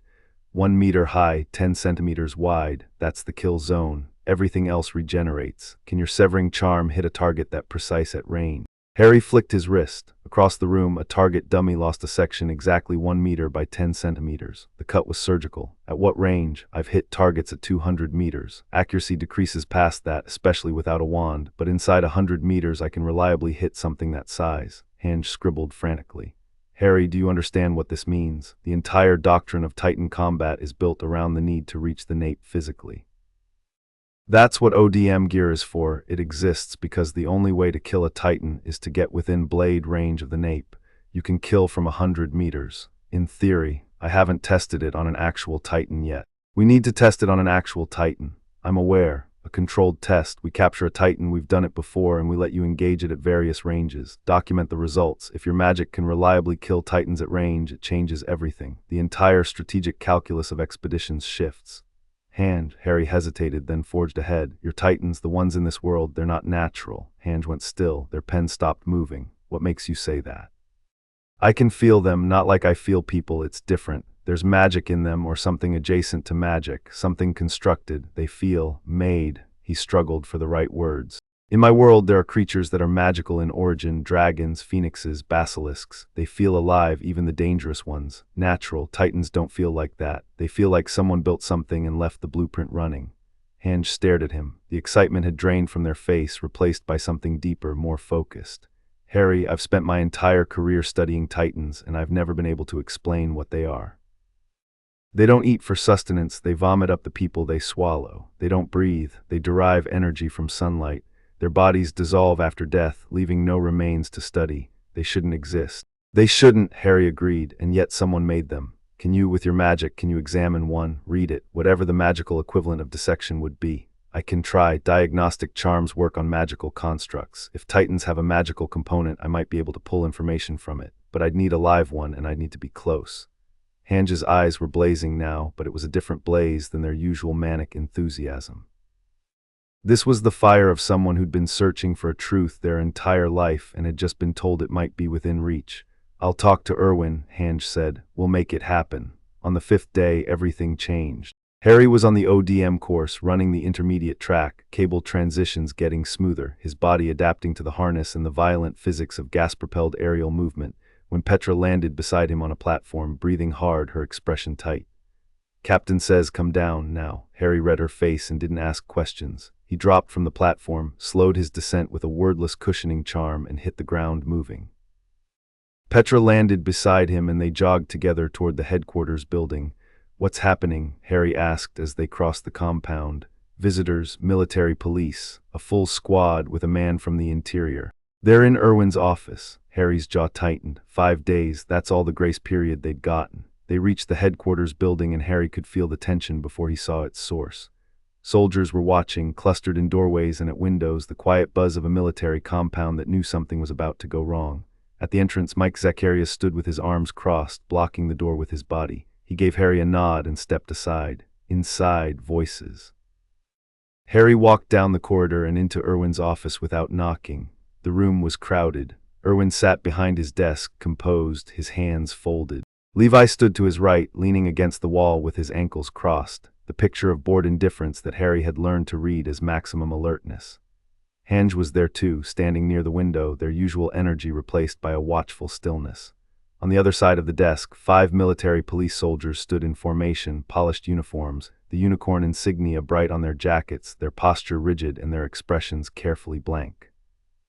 In front of them, seated in the room's only other chair, was a man who was clearly in charge. He was middle-aged, lean, with close-cropped gray hair and a face that looked like it had been assembled from angles and edges without anyone bothering to add warmth. His uniform was military police, but different, more ornate, the insignia supplemented with additional markings that Harry didn't recognize. His eyes were pale, nearly colorless, and they locked onto Harry the moment he entered with the focused intensity of a hawk sighting prey. Ah, the man said, the subject. His name is Harry Potter, Erwin said mildly, and he's a member of the Survey Corps, an illegal enlistment. This individual is an unregistered non-citizen with no documentation, no background, and no legal standing within the walls. The Survey Corps has no authority to. The Survey Corps has authority to enlist any willing individual in service of humanity's defense. Article 7 of the Military Charter, subsection 3. Erwin's voice was pleasant, conversational, the tone of a man discussing the weather. I can show you the relevant text if you'd like. The gray-haired man's jaw flexed. Commander Smith, let's dispense with the legal theater. You know why I'm here. I know what you've requested. My answer remains number. This isn't a request anymore. The man reached into his jacket and produced a document, heavy paper, sealed with wax, bearing an insignia Harry hadn't seen before. This is a direct order from the Interior 1st Brigade, countersigned by the Office of the Crown. The individual designated as Harry Potter is to be transferred to Interior custody immediately for what? Harry said. Every head in the room turned to him. Harry walked forward until he was standing directly in front of the gray-haired man's chair, close enough that the MP soldiers behind shifted nervously, hands drifting toward their weapons. Processing and evaluation, the man said. His pale eyes were cold and steady. Standard procedure for what? For people you drag through interdimensional portals and lock in cages.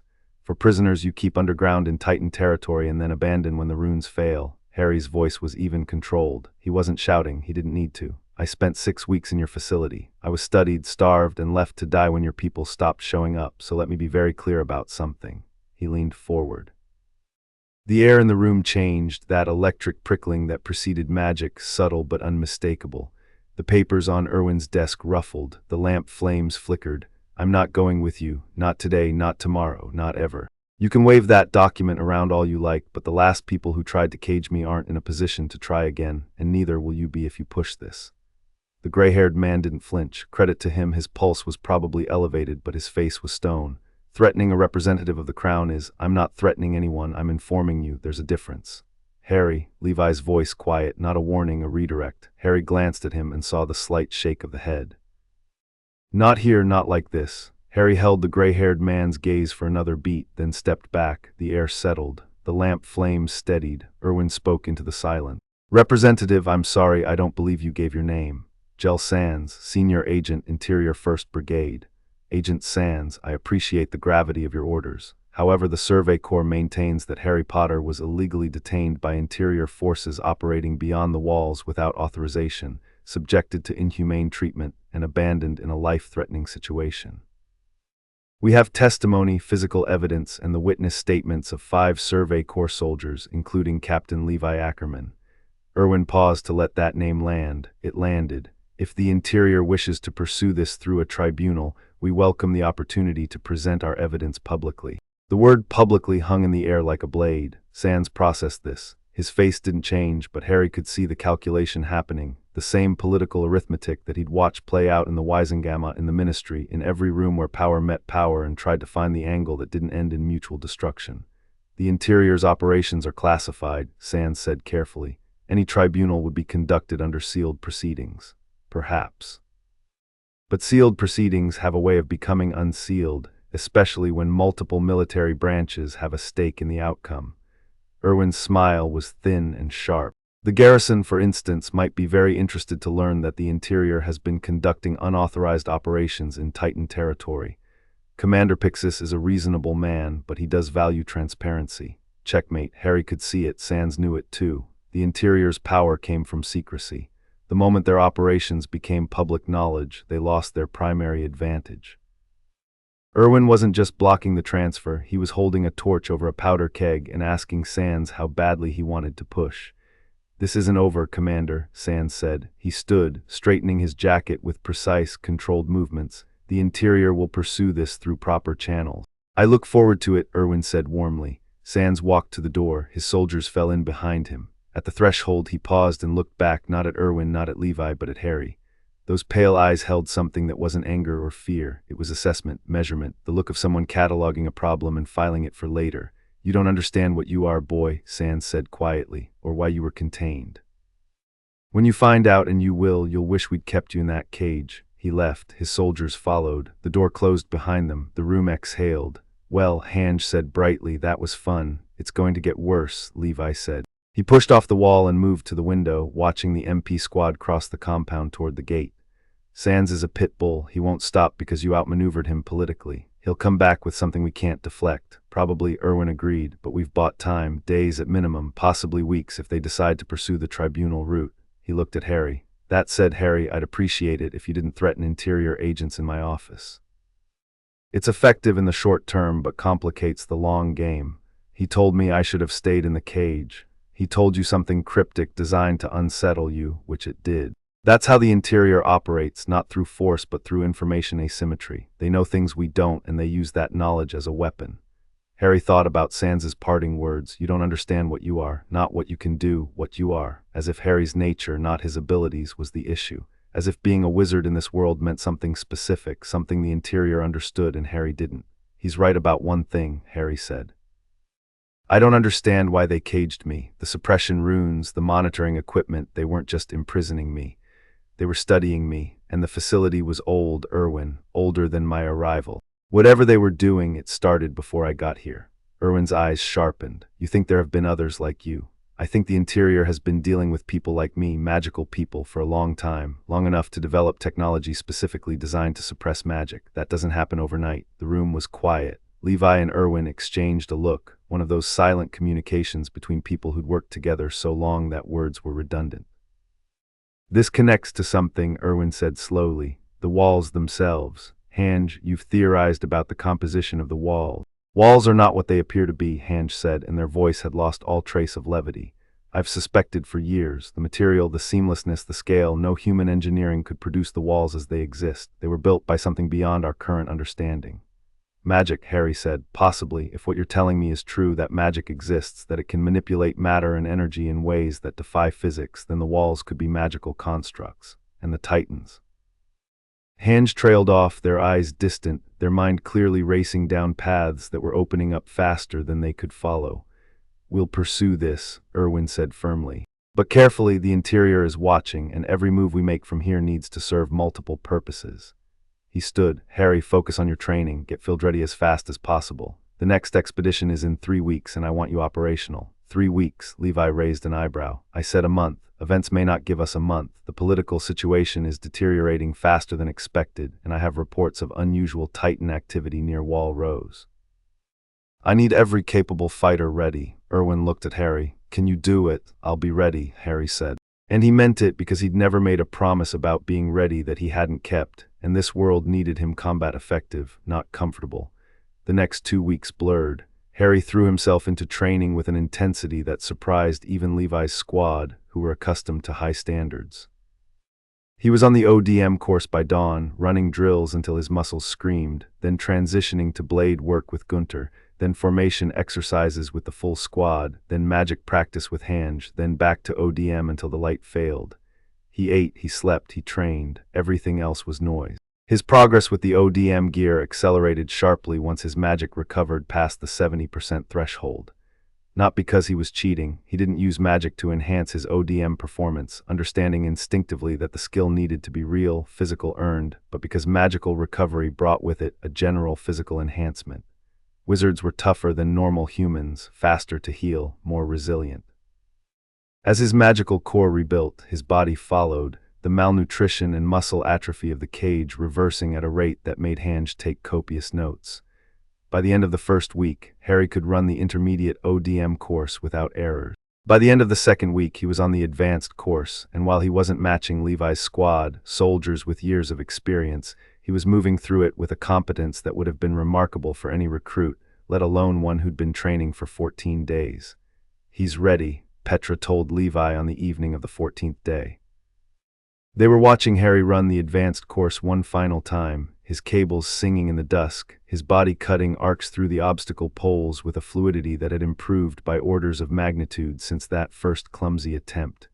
"He's adequate," Levi corrected. But he was watching Harry with that sharp attention that meant he was seeing something worth watching.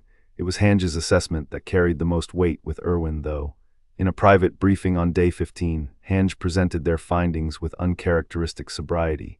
"His magical capabilities are, in a word, extraordinary," Hange said, flipping through their notebook. "Destructive capacity. He can reliably eliminate Titans at ranges up to 100 meters using targeted cutting or blasting spells. Defensive capacity. His shield charm blocks physical force equivalent to a Titan's full-strength strike. I tested this with a battering ram, and the shield held without visible strain. Utility. He can levitate objects, create light, generate heat, heal minor injuries, and perform a limited form of short-range teleportation that he calls apparition." "Limited?" Irwin asked. "He says his range and accuracy are reduced without his wand. He can jump about 50 meters reliably. Beyond that, it becomes dangerous. He could end up inside a wall, apparently, which would be fatal. Is he recovering fully? His power increases daily. He estimates he's at about 80% now and climbing. At full power, he says he could do significantly more. Hange's voice carried a weight that made Irwin look up from the report. Irwin, I want to be clear about something. Harry isn't just a useful tool, he's a paradigm shift. If we can integrate him into our operations effectively, the Survey Corps tactical capabilities increase by an order of magnitude, maybe more. Irwin absorbed this in silence, then, and the risks, political primarily. The interior wants him badly. Whatever they know about magic and its connection to the walls, they consider it critical enough to build an entire underground facility for containment. We are poking a very large bear.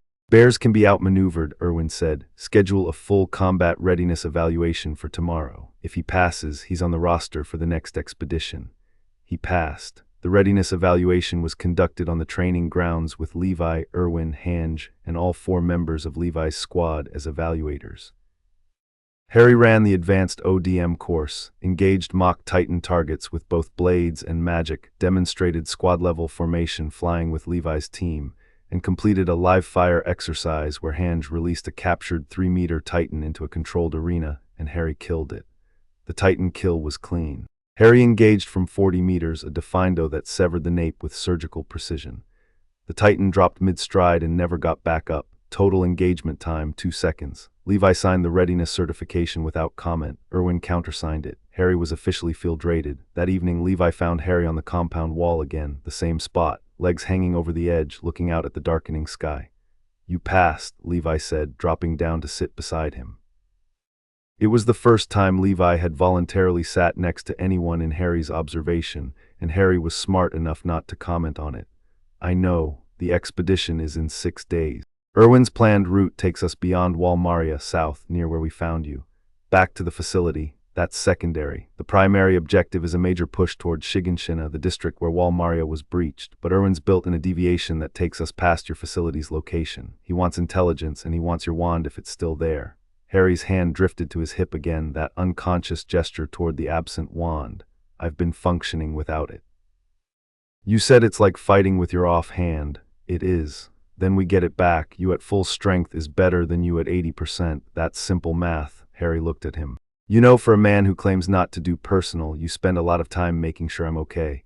I'm making sure my squad's newest member is mission capable. That's professional. Right, professional. Levi was quiet for a moment. Below them, the training grounds were empty, washed in blue twilight. There's something I need to tell you about the expedition.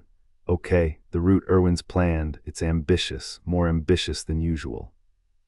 We'll be further beyond the walls than any expedition in years, in territory we don't have mapped. The casualty projections are, he paused, high. How high? Irwin estimates 30% losses. That's with standard Titan engagement rates. If we hit anything unusual, it goes up, 30%. Harry did the math, 300 soldiers on a standard expedition. 30% meant 90 dead, 90 people who would ride out through the gate and not ride back. That's the cost, Levi said, reading Harry's expression. Every time we decide it's worth paying because the alternative is staying behind the walls and waiting to die slowly instead of fast. I can reduce those numbers, Harry said. With my magic deployed properly, I know, Irwin knows, that's why you're coming. Levi looked at him, and for the first time his expression held something that wasn't flat assessment or controlled blankness. It was gravity, weight, the look of a man who had sent people to die more times than he could count and never stopped feeling the cost. But I need you to understand something, Potter. You can't save everyone. No matter how powerful you are, no matter how many Titans you can kill from 100 meters, people will die on this expedition. People you know, maybe people you care about. And when that happens, you keep fighting. You don't stop, you don't freeze, you don't try to save the dead. You fight for the living. Harry thought about the Battle of Hogwarts, about stepping over Colin Creevy's body in the entrance hall, about seeing Remus and Tonks laid out in the Great Hall and forcing himself to keep walking, keep fighting, keep going, because the war wasn't over and the living needed him more than the dead. I know, Harry said quietly. Believe me, I know. Levi studied his face. Whatever he found there must have satisfied him because he nodded once and stood. 6 days, train hard, rest well. He turned to go, then paused. And Potter, yeah, I'm glad you're on my squad. He walked away before Harry could respond. Harry sat on the wall for a long time after that, watching the stars come out one by one over a world that wasn't his. thinking about the people he'd lost and the people he'd found and the space between those two things where something new was beginning to grow. 6 days until he rode beyond the walls. 6 days until the fight started for real. He was ready. Chapter 3. The Battle of Trost. The morning of the expedition dawned gray and cold, and Harry watched the Survey Corps prepare for war. 300 soldiers moved through the compound with the grim efficiency of people who had done this before and knew exactly what it cost. Horses were saddled, gear was checked and double-checked, blades were inspected and sheathed. The air smelled like leather and oil and the particular metallic tang of freshly filled gas canisters. Nobody was laughing. A few people were praying. Most were just quiet, doing the work, keeping their hands busy so their minds didn't wander to the places minds went before an expedition. Harry stood in the stable with Levi's squad, checking his own gear. The ODM harness was familiar now, not comfortable, never comfortable, but known, a second skin of leather and metal that he could strap on in under 2 minutes. His blades were sharp, his gas was full. On his left forearm, hidden beneath his sleeve, he'd wrapped a strip of leather with a basic expansion charm on it. Inside it, 3 vials of blood-replenishing potion that Hange had watched him brew with wide-eyed fascination, using ingredients scrounged from the compound's medical supplies and modified with magic.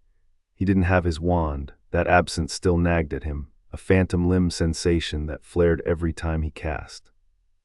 But he'd trained for 2 weeks without it, pushed his wandless magic harder than he ever had, and the results were good, better than good. The suppression damage was almost fully healed, his core operating at what he estimated was 90% capacity. He could cast faster, harder, more precisely than he'd been able to a week ago. He wasn't at his peak, but he was close.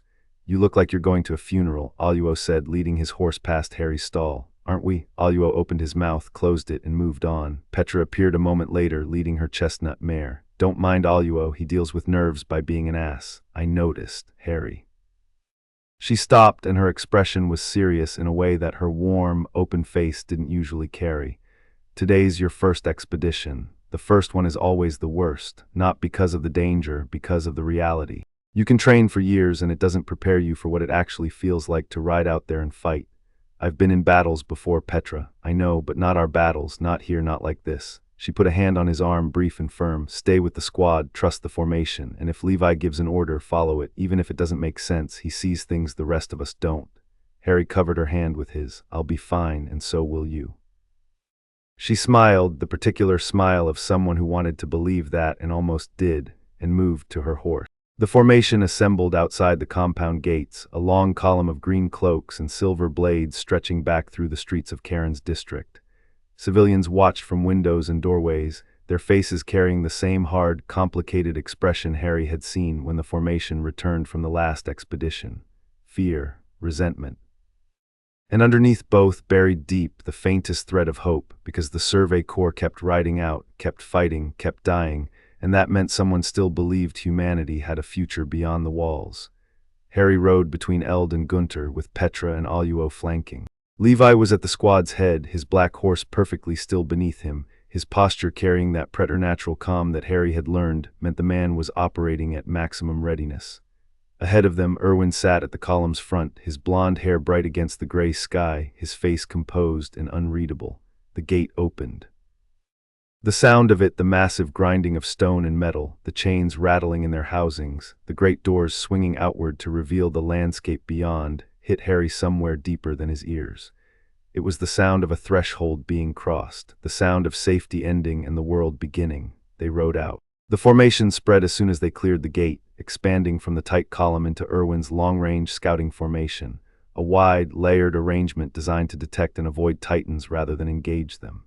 Harry had studied the formation on paper, memorized the relay signals, understood his squad's position within the larger structure. In practice, it was more fluid and more terrifying than any diagram could convey.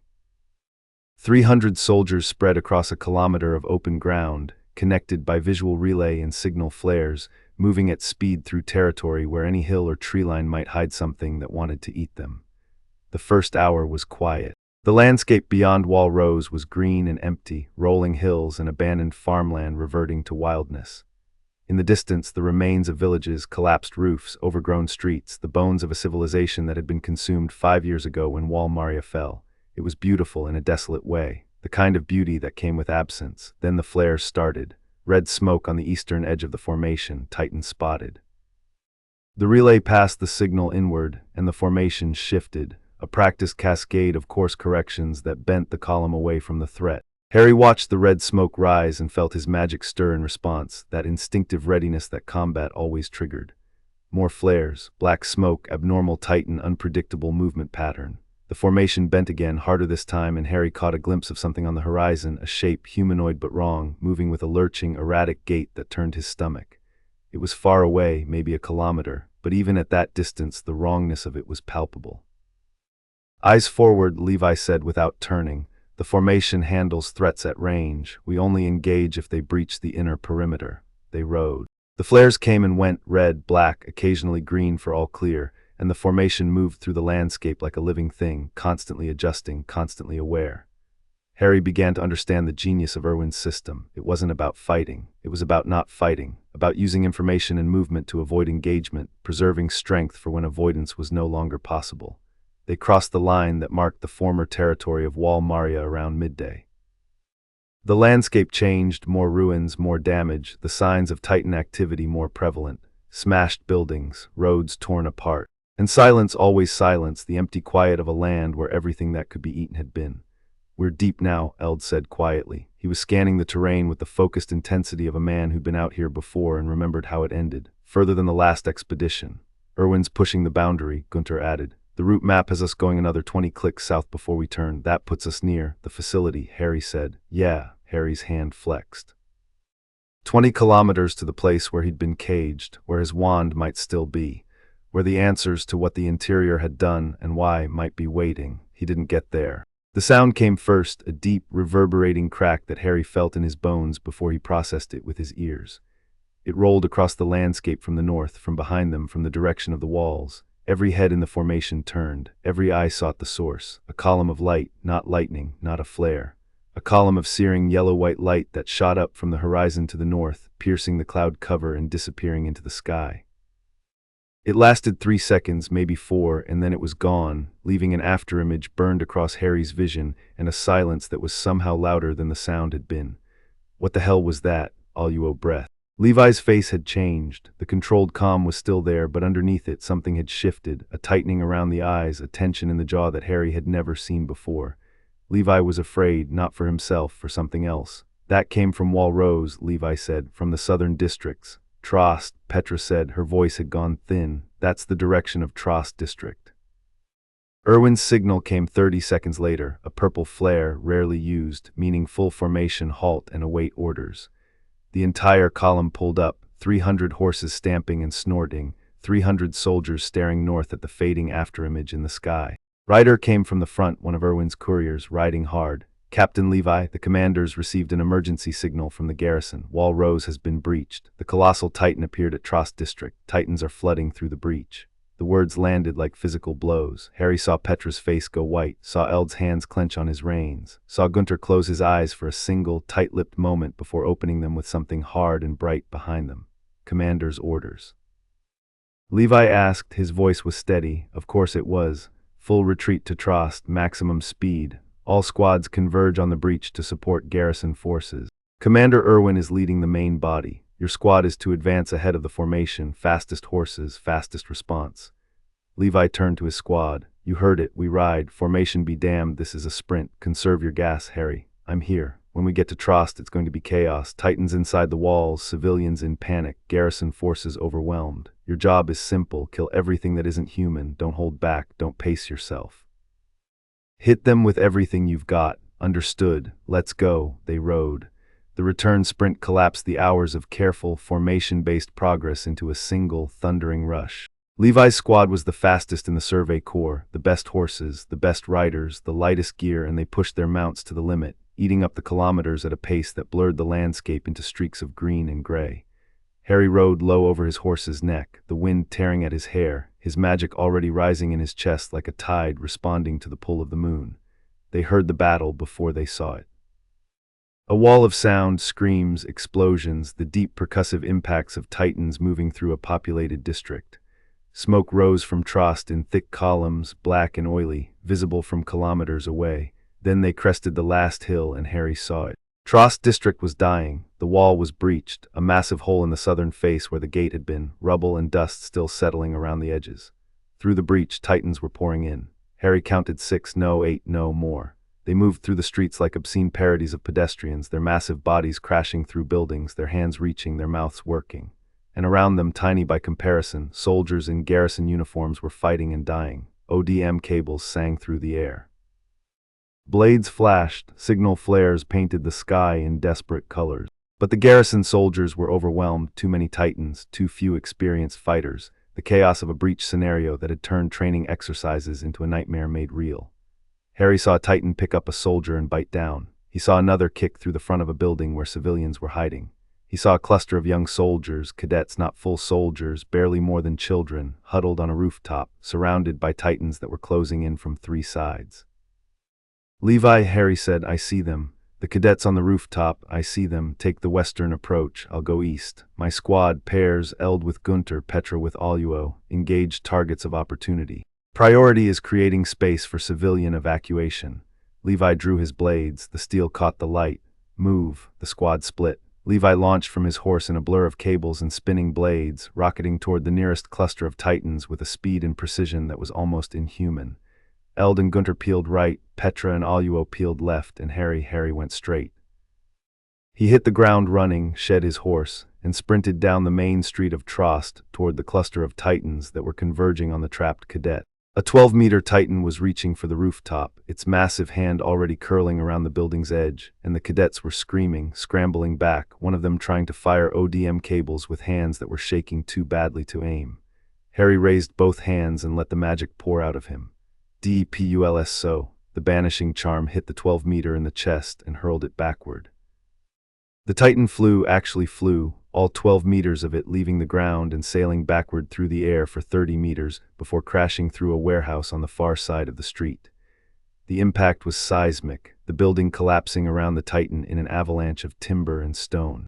The cadets on the rooftop stared. Harry didn't stop. A 7-meter Titan was coming from the left, drawn by the noise. He pivoted, pointed, and snapped Defindo, and the severing charm hit the Titan's nape at 40 meters like a surgical blade. The creature pitched forward mid-stride and crashed to the street, already steaming, already dying. A 5-meter appeared from an alley. Harry hit it with a reductor curse that blew a hole through its torso, and followed up with a second Defindo to the nape before it could regenerate. 2 kills in 4 seconds. He was moving now, running down the street, and the magic was flowing freely, not the careful, measured casting of training, but the full flood of combat magic, instinctive and furious and precise. He'd fought like this before in the halls of Hogwarts, in the corridors of the Ministry, in the chaos of a dozen battles that had taught him to think and cast simultaneously without the luxury of pause. A Titan loomed above a group of fleeing civilians, a 15-meter, enormous, its shadow swallowing the entire street. The civilians were running, stumbling, a woman carrying a child, an old man with a cane, too slow, far too slow. The Titan reached down, Harry apparated. The crack of displaced air echoed off the buildings as he materialized on the Titan's shoulder, 50 meters in an instant, the world compressing and expanding around him, and drove a reductor curse point-blank into the nape. The explosion was tremendous, a geyser of steam and flesh, and the Titan collapsed like a felled tree. Harry rode it down, jumped clear at the last second, and landed in the street in front of the civilians. The woman with the child stared at him. The child was crying. Run north, Harry said. Stay off the main streets. Go. They ran. Harry turned and scanned the district. From his position, he could see the scope of the disaster. Titans were everywhere, at least 20 inside the walls, ranging from 3-meter crawlers to towering 15-meter monsters. The garrison was fighting, but they were losing. Too many breaches in their lines, too many Titans slipping through, too many soldiers dead or out of gas or frozen with terror, and the breach was still open. Titans were still coming through. He needed to think strategically, not just react. Killing Titans one by one was helping, but it wasn't enough. As long as the breach existed, more would come. The source was the problem, not the symptom. Harry launched his ODM gear, cables firing, gas engaging, and rocketed upward, ascending above the rooftops to get a better view. The wind hit him as he cleared the building line, and from up here the full scale of Trost spread out below him like a map drawn in fire and blood. There, the breach. A ragged hole in the southern wall, maybe 15 meters across, rubble choking the lower half but leaving enough space for Titans to clamber through. A cluster of garrison soldiers was attempting to hold the approach, but they were being pushed back. Bodies littered the ground around the breach, and coming through it, another Titan and another, an endless procession of death. Harry's mind raced. Could he seal the breach, a repair on that scale, without a wand, on material he'd never worked with before? Number the wall wasn't just stone, Hange had said as much. There was something else in its composition, something that resisted analysis. He couldn't repair what he didn't understand, but he could block it, temporarily. He dove toward the breach, cables retracting, free-falling for 3 seconds before firing fresh anchors into the wall itself and swinging into a controlled approach. Titans were thick near the gap, 4 of them inside the wall, 2 more pushing through. Harry hit the first with a bombardment charm that disintegrated it from the shoulders up, killed the second with a precision defindo, and drove the third and fourth back with a massive depulso that sent both of them tumbling through the breach and back into the outside. Then he landed on the wall itself, on the broken edge of the breach, and looked down. Outside, Titans were massing, dozens of them, drawn by the population inside, pressing toward the breach in a slow, terrible tide. Harry could feel them, that wrongness Hange and he had discussed, that constructed, artificial quality that his magic registered as something fundamentally unnatural. He couldn't seal the breach permanently, but he could hold it. Harry planted his feet on the broken wall, raised both hands, and poured magic into the air between the ragged edges of the gap. The shield charm that materialized was the largest he'd ever cast, a shimmering, translucent barrier 15 meters wide and 10 meters tall, spanning the breach like a window made of force. It snapped into place with a sound like a bell being struck, and the first Titan to hit it bounced off and staggered backward, its face flattened comically against the invisible wall. The garrison soldiers at the breach stared upward at him. Harry stood on the wall's edge, arms extended, holding the shield through raw will and power, and shouted down. "The breach is blocked. Rally your forces. I can hold this, but not forever. You need to find a way to seal it permanently." A garrison officer, a woman with cropped hair and blood on her face, gaped at him for a moment, then snapped to. She started shouting orders, pulling her scattered soldiers into formation, sending runners to relay the information up the chain of command. Harry held the shield. It was hard. The Titans outside pressed against it with mindless, relentless force, not one at a time, but all at once, a wall of flesh pushing against a wall of magic. Each impact sent a shudder through Harry's arms, his core, his teeth. The shield held, but it was costing him. Magic poured out of him in a steady, draining stream, and he could feel his reserves dropping 90%, 85-80. He held. Below in the district, the battle continued. From his vantage point on the wall, Harry could see Levi, a distant figure cutting through Titans with a speed and precision that was almost balletic, each kill clean, each movement flowing into the next. The man was extraordinary.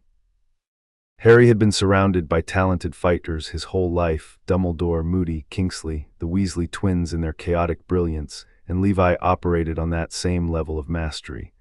Not magic, but something adjacent to it. A perfection of physical ability that transcended normal human limits. He could see Levi's squad too, Petra and Alua working in tandem, covering each other, their blades carving coordinated paths through Titan flesh. Eld and Gunter doing the same, a well-oiled machine of cables and steel.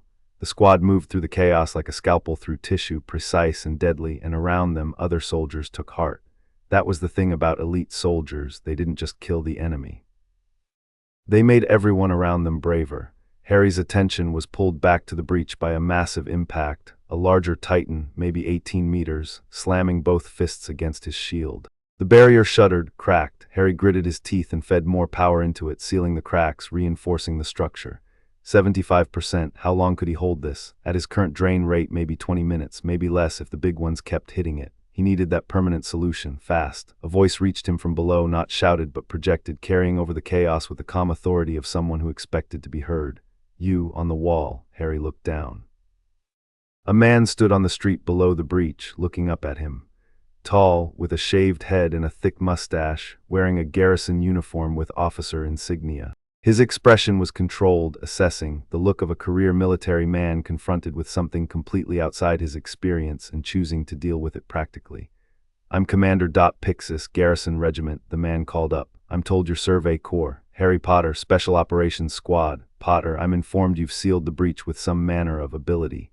A shield charm, it's temporary, maybe 15 minutes before I can't hold it anymore." Pixis absorbed this with a nod. "Then I need those 15 minutes. We have a plan to seal the breach permanently, but it requires time to execute. Can you hold? What's the plan?" We have a soldier who can transform into a titan. He's going to carry a boulder from the ruins and plug the gap. Harry blinked. Someone who could transform into a titan, of course. In a world with walls the size of mountains and magic-suppressing cages, why not human titan shapeshifters? Where is he? Being recovered. He transformed during the initial breach and lost control. A squad of cadets is bringing him to consciousness now. Get him here. I'll hold the wall. Pixis didn't waste time with further questions. He turned, issuing orders with rapid-fire precision, and the garrison moved. Harry could see the shift from his vantage point, the scattered, desperate fighting coalescing into something more organized, more purposeful. Soldiers who'd been fighting individually began forming into squads, covering evacuation routes, creating defensive lines. The presence of the shield at the breach had changed the equation. Instead of fighting an endless influx, they were now dealing with the titans already inside, a finite problem that could be solved with time and blades. Harry held the wall and watched the cadet. He spotted them on a rooftop about 200 meters from the breach, a cluster of young soldiers, 17 or 18, in trainee uniforms that marked them as freshly graduated cadets. They were gathered around something, someone, and even from this distance, Harry could see the tension in their body language. Fear, determination, desperation, all bundled together in the way that only the very young could manage. One of them stood out. A boy with blonde hair and sharp blue eyes who was talking rapidly, gesturing, clearly laying out a plan to the others with an intensity that reminded Harry jarringly of Hermione in crisis mode. A dark-haired girl beside him, the one Harry had seen on the ODM course his first day, the one who moved like water, was listening with a focus that was almost predatory, her hand resting on the handle of her blade. And between them, sitting on the rooftop with his head in his hands, was a boy with brown hair and green eyes, not Harry's green, but a darker shade, fierce and troubled. He was the center of the group's attention, the focal point around which the others orbited, and he looked like someone carrying a weight he hadn't asked for and couldn't put down. Harry recognized that look. He'd worn it himself for 7 years. Another impact against the shield. Harry's arms shook. 70%, the drain was accelerating. Come on, he muttered. Move. The cadets moved. The brown-haired boy stood up, and even from a distance Harry could see the change, the shift from doubt to resolve, from hesitation to decision. The boy turned toward the breach and started running, his squad falling in behind him. What happened next was something Harry would replay in his memory for a long time. The boy reached a cleared area near the breach, stopped, and raised his hand to his mouth. Harry felt the build-up before he saw it, a surge of energy, dense and hot, rippling through the air like a heat wave. His magic registered it as something vast, something primal, something that shared a frequency with the Titans themselves, but was different in a way he couldn't immediately articulate. Lightning struck, not from the sky, from the boy himself. A bolt of golden light erupted from his body, and in the space it occupied, something grew. Flesh and bone and sinew, materializing from nothing, building upward and outward in a scaffolding of steam and heat until a Titan stood where the boy had been. 15 meters, muscular, proportioned differently from the other Titans, lighter, more angular, with a face that was almost human in its intensity. It opened its mouth and roared, and the sound shook windows 3 streets away. A Titan that fought for humans, a weapon on their side. Well, Harry said to himself, that's new. The Titan boy, Harry could see his human body fused into the nape, connected by tendrils of tissue, turned toward the massive boulder that Pixis had indicated, a chunk of debris the size of a house that sat amid the ruins of the outer district. He seized it, lifting it with a strength that defied physics, and began moving toward the breach. That's when everything went sideways. The Titans inside the wall, the ones still fighting the garrison, changed behavior. Harry felt it before he saw it, a shift in their movement patterns, an almost coordinated convergence. They stopped attacking soldiers, they stopped pursuing civilians, they turned all of them and began moving toward the breach, toward the Titan boy. They were going to stop him. The first Titan hit the boy from the side, a 10-meter fast, slamming into him hard enough to stagger his massive form. The boulder wobbled but held. A second Titan grabbed his arm, a third lunged for his legs. The cadets fought. Harry watched them throw themselves at the attacking Titans with a ferocity that bordered on suicidal, cables flying, blades cutting, bodies spinning through the air in desperate arcs. They were good, some of them startlingly so, but they were cadets, not veterans, and the Titans were big and fast, and there were too many. Harry looked at the breach, at the shield, at the drain on his magic, at the boy with the boulder being swarmed. Decision time. He could hold the shield and keep the breach blocked, preventing more Titans from entering. Or he could drop the shield, engage the Titans attacking the boy, and clear his path to the breach so he could seal it permanently with the boulder. Option 1 was safe but temporary. Option 2 was risky but final. Harry dropped the shield. The barrier dissolved in a cascade of blue-white light, and the titans outside immediately surged forward. Harry didn't look at them. He was already falling, dropping from the wall, free-falling toward the street below, his ODM cables firing to convert the fall into a controlled swing that sent him hurtling toward the titan cluster surrounding the boy. Magic moved with him. He hit the first titan, the 10-meter that was grappling the boy's arm, with a bombardment charm that took its head clean off. The body fell away, steaming. Harry swung through the gap, fired at a second titan, and tore its nape open with a Defindo cast mid-flight. 2 down. The third titan, a 7-meter crawling up the boy's leg, got a reductor curse to the nape that punched through like a cannonball. 3. A fourth came from behind, fast and abnormal, moving with that horrible spider-like speed that made them the most dangerous variant. Harry apparated, a crack of displaced air, 50 meters sideways, materializing directly above the abnormal's nape, and dropped, driving a blade into the soft spot with his full weight behind it. The blade carved deep and the titan crashed to the ground. He landed, rolled, came up with magic and blades ready, and found the path to the breach was clear. "Go," he shouted at the titan boy. "Now." The titan boy roared, whether in response to Harry's shout or from his own determination, Harry couldn't tell, and charged. The boulder in his hands was lifted high, and he ran for the breach with a ground-shaking sprint that ate the 200 meters in seconds. Titans were coming through the breach now. The shield was down, the gap was open, and the titan boy met them head-on. He slammed the boulder into the breach like a battering ram in reverse, and the impact was cataclysmic, a shockwave that Harry felt through his feet. Stone met stone. The boulder jammed into the gap, grinding, cracking, but holding. The titan boy pushed, screaming through a mouth that wasn't entirely human, and the boulder settled into the breach with a finality that shook the wall itself. The breach was sealed. Titans were still coming, the ones that had gotten through before the boulder locked in place, maybe 5 or 6, stumbling into the district. Harry killed 2 of them before they'd taken 10 steps, Defindo and Reductor in rapid succession, and around him, the combined forces of the garrison and the Survey Corps cadets descended on the rest with the desperate fury of people who could see the end and were determined to reach it. It took 20 minutes to clear the district. 20 minutes of block-by-block fighting, of chasing down stragglers, of soldiers who'd been running on adrenaline and terror finding one final reserve of courage and spending it. Harry moved through the streets methodically, killing every titan he found, conserving his magic where he could and spending it freely where he couldn't. He lost count of his kills somewhere around 15. When the last titan fell, a 3-meter, hiding in a collapsed building, killed by a garrison soldier who drove a blade through its nape with a scream that was half battle cry and half sob, the silence that followed was deafening. Harry stood in a street littered with rubble and steaming titan remains and bodies. Human bodies. Soldiers mostly, but civilians too, people who hadn't been fast enough, hadn't been lucky enough, hadn't been protected by anything but the thin hope that someone would save them. He'd seen this before, the aftermath, the cost. He'd walked through it at Hogwarts, stepping over friends and strangers and enemies, all of them equally still, equally silent. It never got easier. Levi had told him that, and Levi was right. Potter, he turned. Levi was coming down the street, blades in hand, his white cravat splashed with something that was evaporating even as Harry watched, Titan blood, dissolving the way it always did. The captain was unhurt, his eyes swept over Harry, assessing, cataloging, confirming. "You dropped the shield," Levi said. "The boy with the boulder needed a clear path. The shield was blocking the breach, but it was also blocking the solution. I made a call. It was the right call, no hesitation, no qualifiers. Just the statement, flat and certain. Your squad, alive, all of them. Eld took a hit minor, he'll be fine. Petra and Aluo are on the south side helping with casualties." Levi sheathed his blade. His hands were steady, not a tremor, but his eyes were tired, the particular exhaustion that combat produced, not physical but existential.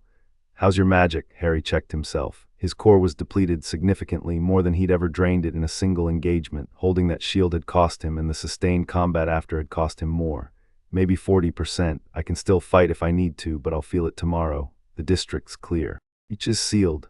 Levi looked at the boulder jammed into the wall, at the steaming remains of the Titan boy, who had collapsed against the wall after his transformation ended and was now being extracted from the Titan carcass by a team of wide-eyed garrison medics. "The kid who plugged the hole, what did you see?" He transformed into a Titan, voluntarily. He was in control, mostly. Harry thought about the surge of energy he'd felt. There's something magical about it, not magic like mine, different. But related, the frequency is similar, like 2 instruments playing in the same key but different notes. Levi absorbed this. His name is Eren Yeager. He's a cadet 104th Training Corps. The garrison's going to lose their minds about him, and the MPs will be right behind. Another person with power that the government will want to cage. You see the pattern, hard to miss. They stood in the ruined street, two soldiers in the aftermath of a battle that shouldn't have been survived, and watched the garrison begin the long, terrible work of recovery. Bodies were being pulled from rubble, wounded were being triaged. Civilians were emerging from shelters, blinking, crying, staring at the destruction with the particular blankness of people whose minds had temporarily shut down to protect themselves. Harry, Levi's voice was quiet. How many did you kill today? Titans, I lost count, 15 maybe more. More than any single soldier in Survey Corps history on a single engagement.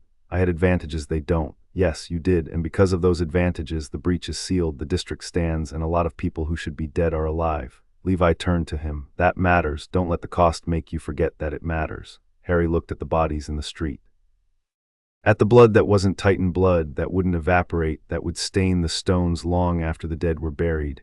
It matters, he said, but it's not enough. It's never enough. That's why we keep fighting. A commotion near the breach drew their attention. A squad of military police, not interior, regular MPs, had arrived and were pushing through the garrison perimeter toward the spot where Ren Yeager was being treated. Their commander was shouting about containment protocols and threat assessment, and the garrison soldiers were pushing back, and the argument was escalating with the particular speed of two groups of armed, exhausted, frightened people who disagreed about what to do with something dangerous. Harry watched Eren being pulled from the Titan's steaming remains. The boy was unconscious, limp, his face slack with exhaustion. Around him, his squad of cadets formed a protective circle that was unconscious in its instinct. They didn't plan it, didn't discuss it. They just moved between Eren and the approaching MPs with a collective body language that said back off without a word being spoken. The blond boy, the one who reminded Harry of Hermione, was at the front, his small frame rigid, his blue eyes burning with a fierce intelligence that was already building an argument, constructing a defense, preparing for a battle that wouldn't be fought with blades.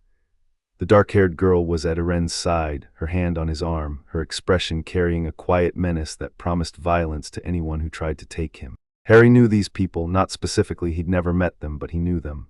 The loyal friends, the fierce protectors, the ones who'd stand between someone they loved and the entire world if they had to. Ron refusing to leave his side in the Chamber of Secrets, Hermione obliviating her parents to keep them safe, Ginny fighting in the Battle of Hogwarts with a broken rib and a smile that dared death to try her. The Yeager kid, Harry said to Levi, he's going to need help, yes. The kind of help that involves lawyers and tribunals and political maneuvering that I'm rubbish at, yes. But also the kind that involves someone standing next to him and making it clear that hurting him is going to be very expensive. Levi looked at him. That's what you're thinking. That's what I'm thinking. You want to protect a kid you've never met in a political fight you don't understand in a world you've been in for less than a month. It's what I do, Harry said. Remember, Levi regarded him for a long moment. Then he shook his head and that near smile appeared again, the ghost of expression there and gone. You're an idiot, Potter. I've been told. Fine, we'll talk to Erwin, but right now we have work to do. There are wounded who need help and dead who need counting. They worked through the afternoon and into the evening as the sun set over a district that was scarred but standing. Harry used his magic for the recovery effort, levitating rubble off trapped survivors, using healing charms on the worst of the wounded where the medics were overwhelmed, conjuring light for the teams working in the darkened ruins. It was exhausting, draining work, each spell pulling from reserves that were already depleted, but he didn't stop. At one point, he was lifting a collapsed beam off a buried family, mother and two children, alive, terrified, when a young soldier approached him. Brown hair, green eyes, still wearing the remnants of his trainee uniform, his face haggard with exhaustion and something deeper. Eren Yeager, the boy, had woken up. He was standing upright through what appeared to be sheer willpower, his body clearly wrecked from the transformation, but his eyes were focused and present. You, Eren said, you're the one who cleared the path. Harry set the beam down gently, helped the family out, and turned to face the boy. Harry Potter, Survey Corps, Eren Yeager. 104th Cadets, a pause. They're saying you killed 15 Titans today without ODM gear, with ODM gear actually, some of the time. They're saying you sealed the breach with some kind of shield made of light. Magic, technically. Eren stared at him. Harry could see the questions piling up behind those green eyes, a dam of curiosity and confusion barely holding. But what came out wasn't a question. Thank you, Eren said, for clearing the path. I couldn't. The Titans were swarming me and I was losing control of the Titan form, and if you hadn't, he stopped, swallowed hard. People would have died. People did die. Yeah. Iren's jaw tightened. They did. They stood in the ruins, two people who carried powers they hadn't asked for, looking at the cost of a battle that had been won at a price that didn't feel like winning. They're going to come for you, Harry said. The military police, you know that. Let them come. That's the spirit, but anger isn't a strategy. You're going to need people on your side, people with rank, with political leverage, who can make the argument that you're more valuable free than caged. Iren looked at him sharply. Caged. I was in one until recently. The interior military police locked me underground for 6 weeks because my abilities scared them. They'll try the same with you. Harry held the boy's gaze. It's not going to happen, not to either of us. The Survey Corps will fight for you, and so will I. You don't know me. I know you picked up a boulder the size of a house, carried it through a wall of Titans, and sealed a breach that was going to destroy this entire district. I know your friends formed a wall around you when the MPs came. I know you're standing here, barely conscious, helping with recovery when any sane person would be in a medical tent. Harry put a hand on the boy's shoulder. I know enough. Iren stared at him. Then something cracked behind those fierce green eyes, not breaking, not weakness, but the release of tension that came from being told by someone who clearly meant it that you weren't alone. Thank you, Iren said again, and this time the words carried more weight. The blond boy appeared. Armin. Harry learned his name was, followed by the dark-haired girl, Mikasa. They flanked Iren with the automatic protectiveness that Harry recognized in his bones. You're the wizard, Armin said. His blue eyes were sharp, analytical, already processing. The one Captain Levi found beyond the walls. Word travels fast. In the military, it travels at the speed of gossip, which is faster than light. Armin studied Harry with an intensity that was startling in someone so young. Is it true that you can kill Titans from range, without blades? Yes. And the shield that blocked the breach, you can create barriers that Titans can't penetrate. For a limited time, it drains my energy. Armin's eyes were practically vibrating. Harry could see the tactical mind working, the same kind of mind that Hermione had, the kind that took new information and immediately began building structures with it, frameworks and strategies and possibilities. If you can hold a barrier long enough for Iren to seal a breach, that changes the defensive calculus for every district on every wall, Armin said. The entire doctrine of wall defense assumes that a breach is catastrophic and irreversible in the short term. You make it reversible. He's like this all the time, Mikasa said. It was the first thing she'd said, and her voice was quiet and flat and carried an undercurrent of dry humor that Harry liked immediately. I have a friend like that, Harry said. She once organized our entire revolution on color-coded parchment. I would like to meet this friend, Armin said seriously. Harry felt something twist in his chest, grief and warmth and the strange, painful sweetness of finding echoes of the people you'd lost in the people you were finding. I'd like that too, he said quietly, but she's very far away. The evening deepened into night, and the recovery work continued under torchlight and the glow of fires that were still being extinguished across the district. Harry worked until his magic was guttering like a candle in wind, maybe 20% reserves, dangerous territory, the point where casting became unpredictable and recovery demanded rest. He found a clear spot on a rooftop overlooking the sealed breach and sat down. The boulder gleamed in the torchlight, jammed into the wall like a cork in a bottle, the most inelegant and effective piece of engineering Harry had ever seen. Beyond it, in the darkness outside the wall, Titans stood motionless, their daytime activity frozen by the absence of sunlight, their shapes barely visible, a silent army waiting for dawn, footsteps behind him. Harry didn't turn, he'd felt the presence coming. Levi sat down beside him on the rooftop edge, holding 2 cups of tea. He handed one to Harry without comment. They drank in silence for a while. Below, the district hummed with the subdued activity of crisis management, medics, engineers, soldiers, all working by lamplight to stitch the wound that the day had torn. Irwin's arriving in the morning, Levi said. The main formation turned back when they got the signal. He'll take command of the recovery and start dealing with the political fallout. The Jaeger kid. And your performance today was visible. The entire garrison saw what you did.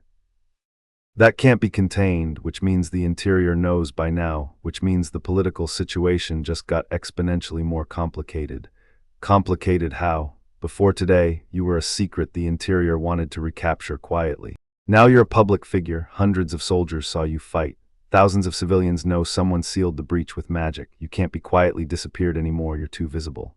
Levi sipped his tea. That's both a shield and a target. Harry thought about the Triwizard Tournament, about Rita Skeeter, about the Daily Prophet running headlines about him every other day, about being a public figure in a war where visibility was both protection and vulnerability. I've been a target before, Harry said. It's not my favorite thing, but I know how it works.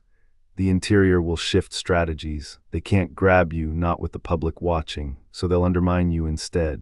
Discredit you, paint you as dangerous, push for regulations that limit what you can do. Levi's voice was clinical, analytical.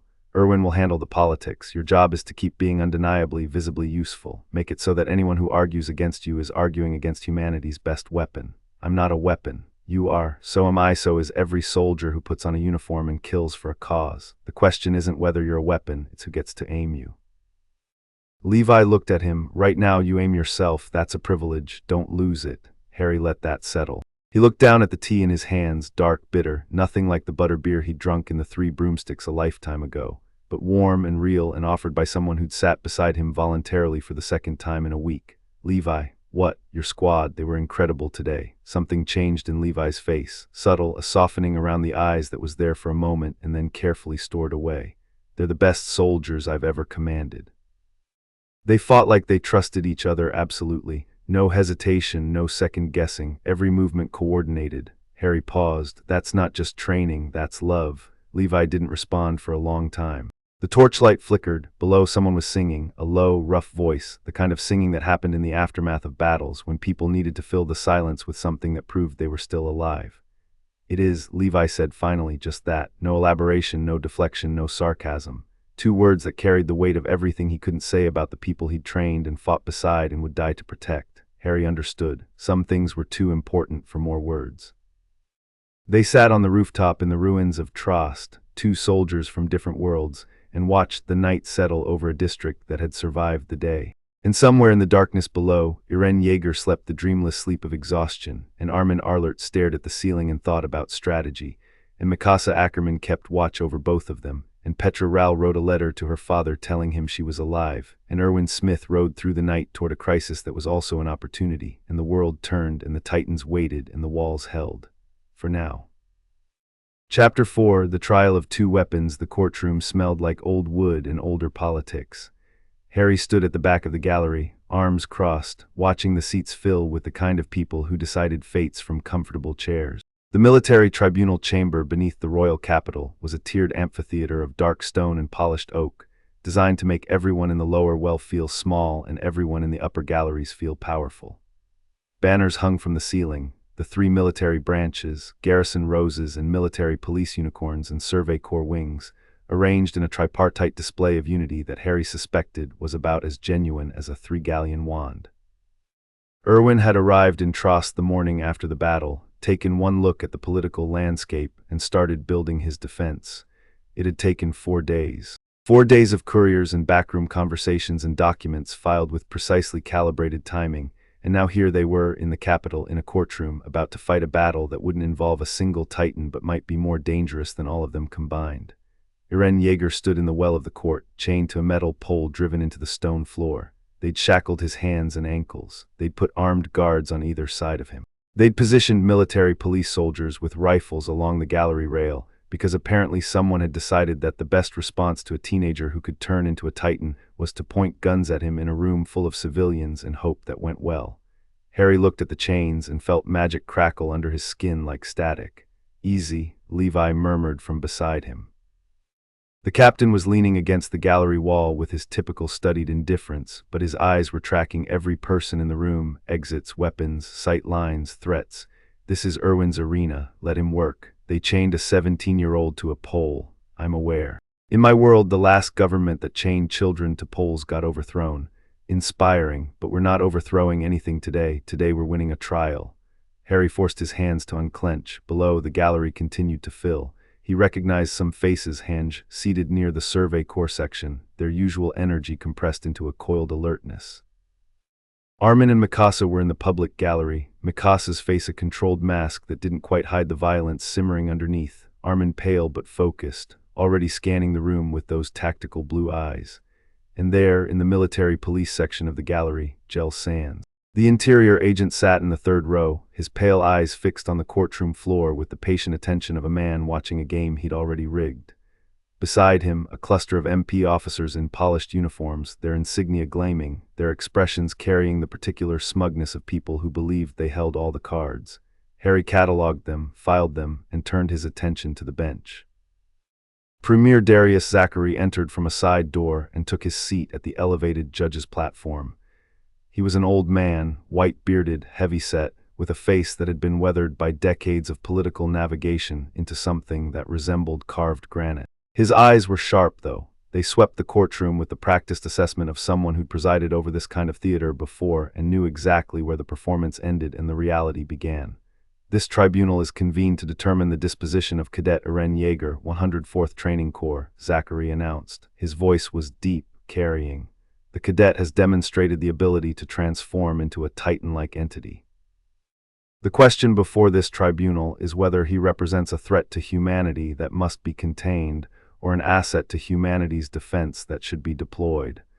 The Military Police Brigade and the Survey Corps have each submitted petitions for custody. I will hear both. The military police went first. Their advocate was a tall, thin man named Niall Dock, commander of the Military Police Brigade, a man whose competence was undercut by the fact that he'd chosen the branch of the military that mostly policed drunk civilians and guarded rich people. Harry watched him present his case with the detached interest of someone who'd sat through Wisengamot proceedings and knew exactly how this kind of institutional performance worked. Doc's argument was straightforward and Harry had to admit, not entirely unreasonable. Irene was an unknown quantity. His transformation was uncontrolled. He'd lost consciousness during the Battle of Trost and had reportedly attacked Mikasa before being brought back to awareness. The military police proposed taking Irene into custody for study and containment, with the possibility of future deployment once his abilities were understood and controlled. It was a neat package, safe, conservative, institutional, the kind of argument that appealed to people who valued order over progress and control over capability. Then Doc pivoted and the neat package got ugly. Furthermore, Doc said, his voice carrying the clipped precision of a prepared statement, the tribunal should consider the broader context of this case. In recent weeks, the Survey Corps has demonstrated a pattern of harboring individuals of unknown origin and uncontrolled power. Harry felt every eye in the military police section shift toward him. The individual known as Harry Potter, currently seated in this gallery, was recovered from an interior research facility where he was being lawfully studied under Crown authority. The Survey Corps illegally enlisted this individual, refused a lawful transfer order, and has since deployed him in combat operations without authorization. His presence at the Battle of Trost, while tactically useful, was itself an unauthorized deployment of an unregistered, uncontrolled asset. He's linking us, Levi said quietly, making Irene's case about you too. I noticed. The Military Police Brigade therefore requests, Doc continued, that this tribunal order the transfer of both Irene Yeager and Harry Potter to military police custody for comprehensive evaluation, containment, and controlled deployment under proper governmental oversight. The courtroom buzzed. Zachary's gavel silenced it. Harry watched Irwin's face across the gallery. The commander hadn't reacted. Not a flicker. He'd known this was coming. Of course he had. Irwin was always 3 moves ahead. Commander Irwin Smith, Zachary said. Your response. Irwin stood. He walked to the courtroom floor with the unhurried confidence of a man who had prepared for this moment with the same thoroughness he prepared for expeditions, which was to say, with the meticulous precision of someone whose life and the lives of everyone he led depended on getting it right. Premier Zachary, the Survey Corps position is simple, Irwin began. His voice was calm, conversational, the voice of a man discussing facts rather than fighting a battle. Cadet Yeager's ability sealed the breach at Trost District. Without his transformation, the district would have fallen, the Titans would have penetrated deep into Wall Rose territory, and the resulting casualties, civilian and military, would have been catastrophic. Whatever risks his ability presents, they are demonstrably outweighed by the strategic value he provides. He paused, letting that settle, then continued. As for Mr. Potter, the military police's characterization of his situation requires correction. He was not being lawfully studied. He was imprisoned in an underground facility beyond Wall Maria, in territory the military police has no legal authority to operate in. He was subjected to physical restraint, nutritional deprivation, and the application of suppression technology designed to neutralize his abilities. When the facility's personnel abandoned the site, he was left alone, caged, with Titans breaching the facility's defenses. Had the Survey Corps not discovered him, he would have died. Murmurs rippled through the gallery. Harry watched Sands. The interior agent's expression didn't change, but his fingers tightened fractionally on his knee. Mr. Potter subsequently enlisted voluntarily in the Survey Corps, trained under Captain Levi Ackerman, and deployed at the Battle of Trost, where he personally eliminated an estimated 17 Titans, sealed the breach with a sustained magical barrier that held for 15 minutes, and cleared the path for Cadet Jaeger's operation. He did this while technically still recovering from weeks of captivity and suppression. Irwin let that hang. The courtroom was very quiet. The Survey Corps does not deny that both Irene Jaeger and Harry Potter possess extraordinary abilities that require understanding and careful integration. We propose that both individuals be placed under Survey Corps custody, specifically under the supervision of Captain Levi Ackerman, humanity's strongest soldier. The Survey Corps will assume full responsibility for their containment, training, and deployment. If either individual proves to be an uncontrollable threat, Captain Levi will neutralize them personally. Harry's eyes snapped to Levi. The captain met his gaze with that flat, gray stare. "He means it," Harry said under his breath. "I do's," Levi confirmed, equally quiet. "But I won't need to, and we both know that." Down in the well, Irene's green eyes had gone wide. The boy was looking at Levi with an expression that was equal parts fear and something else, understanding maybe. The recognition that what Irwin was offering wasn't just a political maneuver but a genuine framework, freedom in exchange for accountability, power with a check attached. Harry had lived inside that framework for years. Dumbledore had been his Irwin, the strategist who gave him room to fight while keeping the leash just visible enough that the institutions felt safe. The difference was that Irwin was being transparent about it. No manipulation, no gentle maneuvering, no letting Harry figure things out on his own while secretly guiding every step. Just a clear deal stated plainly in front of everyone. Harry respected that more than he could articulate. Zachary listened to both arguments with the impassive attention of a man who had been listening to arguments for decades. When Irwin finished, the Premier sat in silence for a long moment, his heavy brow furrowed, his fingers steepled beneath his chin. "Commander Doc," Zachary said, "the Survey Corps raises a troubling point regarding the facility where Mr. Potter was detained. Can you clarify the legal basis for the Interior's operations beyond Wall Maria?" Doc hesitated. It was a small hesitation, barely visible, but Harry caught it, and so did everyone else who was paying attention. The Interior 1st Brigade operates under direct Crown authority, Premier. The specifics of their operations are classified under. I didn't ask about classification. I asked about legal basis. The military charter specifies that operations beyond Wall Maria fall under Survey Corps jurisdiction. Was Interior authorization obtained from the Survey Corps for this facility? Silence. Doc glanced toward Sands. Sands stared straight ahead. "I am not privy to those operational details, Premier." Then it would appear the Interior was operating without proper authorization in Survey Corps territory. Zachary's voice was mild, which was somehow worse than if he'd been angry. "That is, at minimum, a charter violation. At maximum, it constitutes an unauthorized military operation." The military police section of the gallery had gone very still. Harry watched the dynamics shift in real time, the body language of the MP officers changing from confident to guarded, shoulders tightening, spines straightening. They'd come expecting to dictate terms. The ground was moving under their feet. Zachary turned to the gallery. "I would like to hear from Mr. Potter directly." Harry pushed off the wall. "Don't do anything dramatic," Levi murmured. "When have I ever done anything dramatic? You blew up a hallway full of Titans the first time I met you." Harry walked down the gallery steps and into the courtroom well. The attention of every person in the room focused on him, a physical weight, the pressure of hundreds of eyes, the scrutiny of a society deciding whether he was savior or threat. He'd stood in this exact position before, in a courtroom under the Ministry of Magic at 15 years old, accused of underage sorcery in front of the full Wisengamot. He'd been terrified then. He wasn't terrified now. He stopped beside Irene's pole. The boy looked up at him and Harry gave him a small nod. "I'm here, you're not alone," before turning to face Zachary.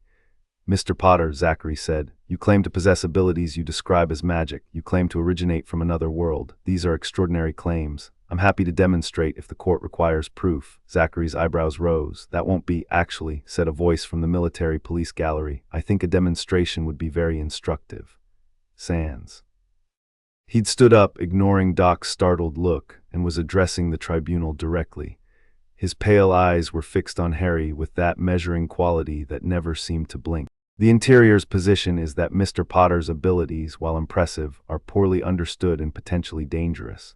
A controlled demonstration would allow the tribunal to assess the nature and magnitude of the threat he represents." "I'm not a threat," Harry said. "Then a demonstration should pose no difficulty." Sands's smile was thin. unless you prefer to keep the full extent of your abilities hidden from this tribunal. It was a trap. Harry could see the shape of it clearly. If he demonstrated, Sands would use the spectacle to argue that his power was too dangerous to be left unsupervised. If he refused, Sands would argue he was hiding something. Either way, the interior gained ammunition, but the thing about traps was that they only worked if you played by the trapper's rules. "Fine," Harry said. "What would you like to see?" Zachary looked between Harry and Sands with the expression of a man who'd lost control of his own courtroom and was deciding whether to fight for it back. He apparently decided to let it play out. A brief demonstration, nothing destructive. This is a courtroom, not a proving ground. Harry turned to the center of the well. The chains on Iren's pole caught his eye, heavy iron links padlocked, bolted to the stone. He raised his hand. Alohomora. Every lock in the room opened simultaneously. Iren's chains fell away from his wrists and ankles with a clatter that echoed through the stunned silence. The padlock on the courtroom's main doors clicked open. The locks on the gallery gates snapped free.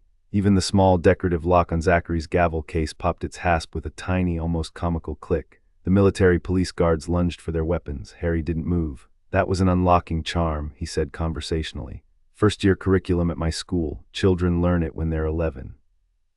The courtroom erupted. Guards were shouting, MPs were reaching for blades. Zachary was hammering his gavel, and through it all, Harry stood perfectly still in the center of the chaos, his hands at his sides, his expression calm. "Order!" Zachary's gavel cracked like a gunshot. "Order in this court. Guards, stand down." The chains were a formality. The boy wasn't going anywhere. The guards subsided, though their hands stayed on their weapons. Iren stood free of the pole, rubbing his wrists, staring at Harry with his mouth slightly open. "That was dramatic," Levi said from the gallery, loudly enough for the court to hear. "That was a children's spell," Harry responded without turning. "I'm capable of considerably more, as anyone who was present at Trost can attest. I killed 17 Titans, shielded a breach in Wall Rose for 15 minutes, and supported the operation that sealed the hole permanently.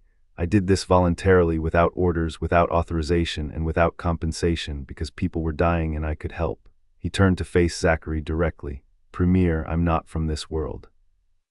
I don't have family here, property here, or any stake in your politics. I could leave the walls today, survive in Titan territory on my own, and never interact with your civilization again. I'm standing in this courtroom by choice because the Survey Corps offered me an honest deal and kept their word, and because the people in that organization are fighting a war that deserves to be won."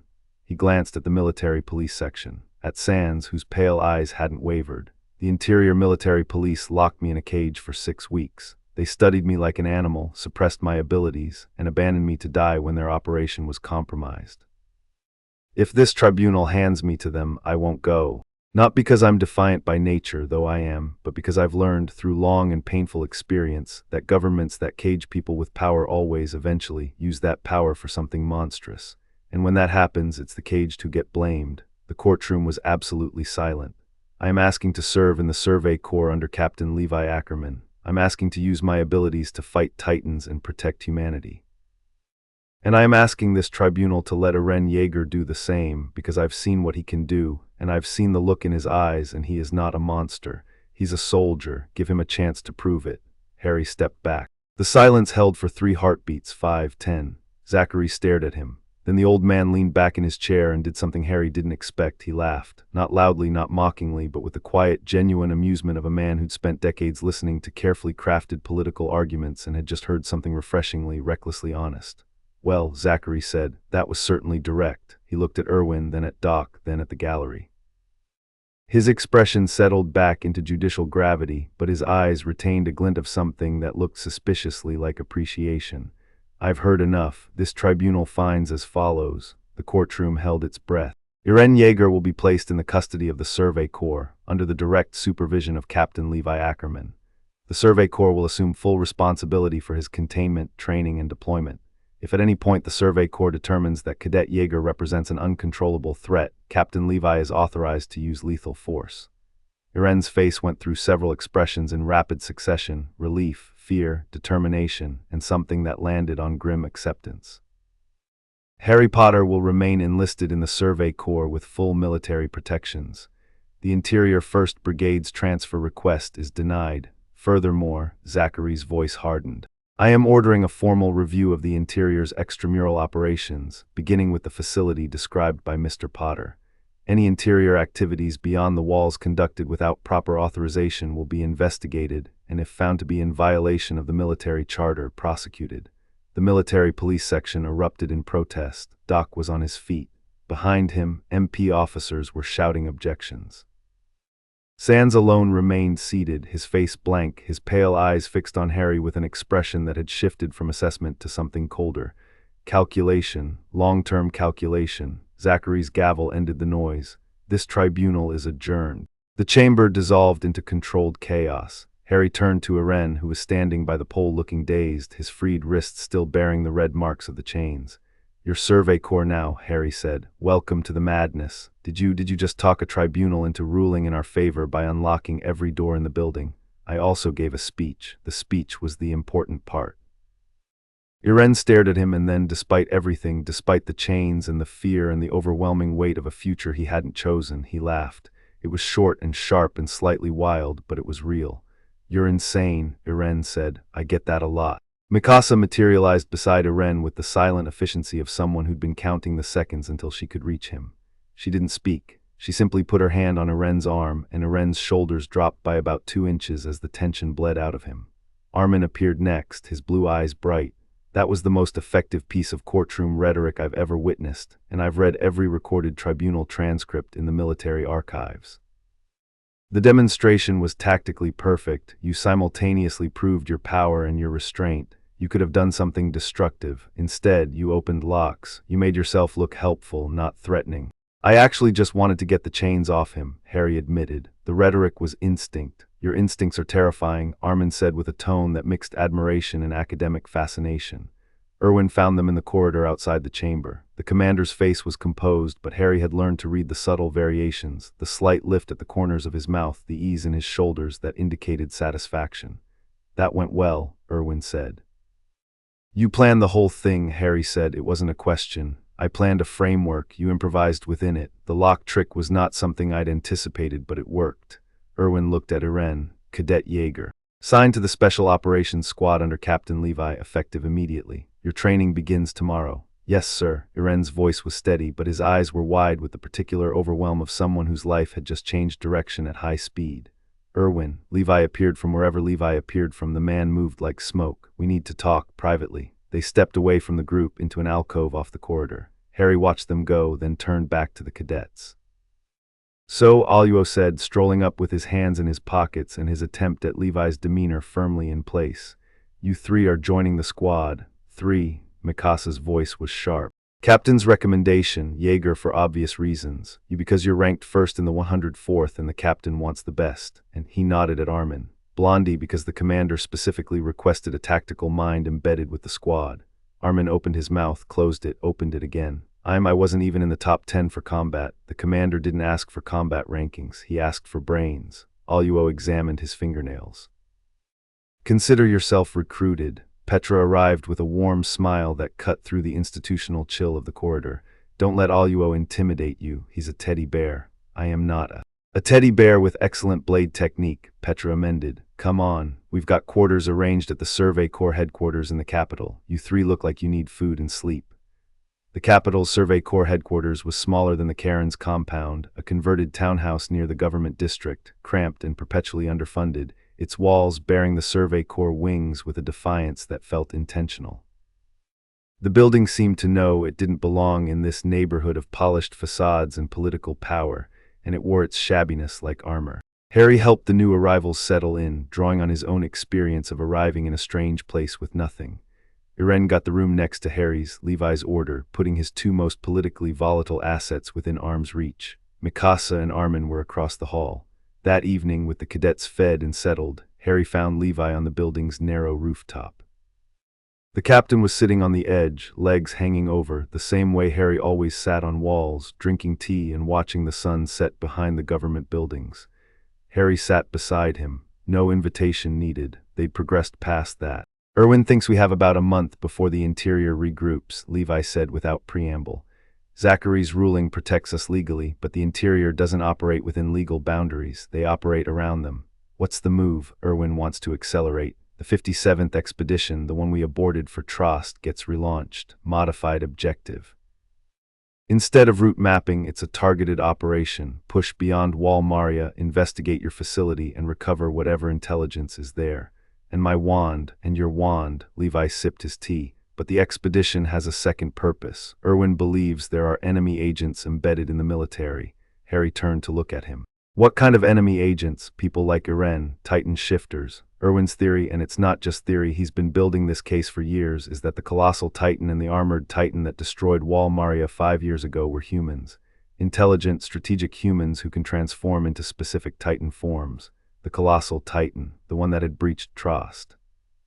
Harry thought about the column of light, the deliberate targeting of the gate, the way the Titan had appeared and disappeared with a precision that mindless creatures couldn't achieve.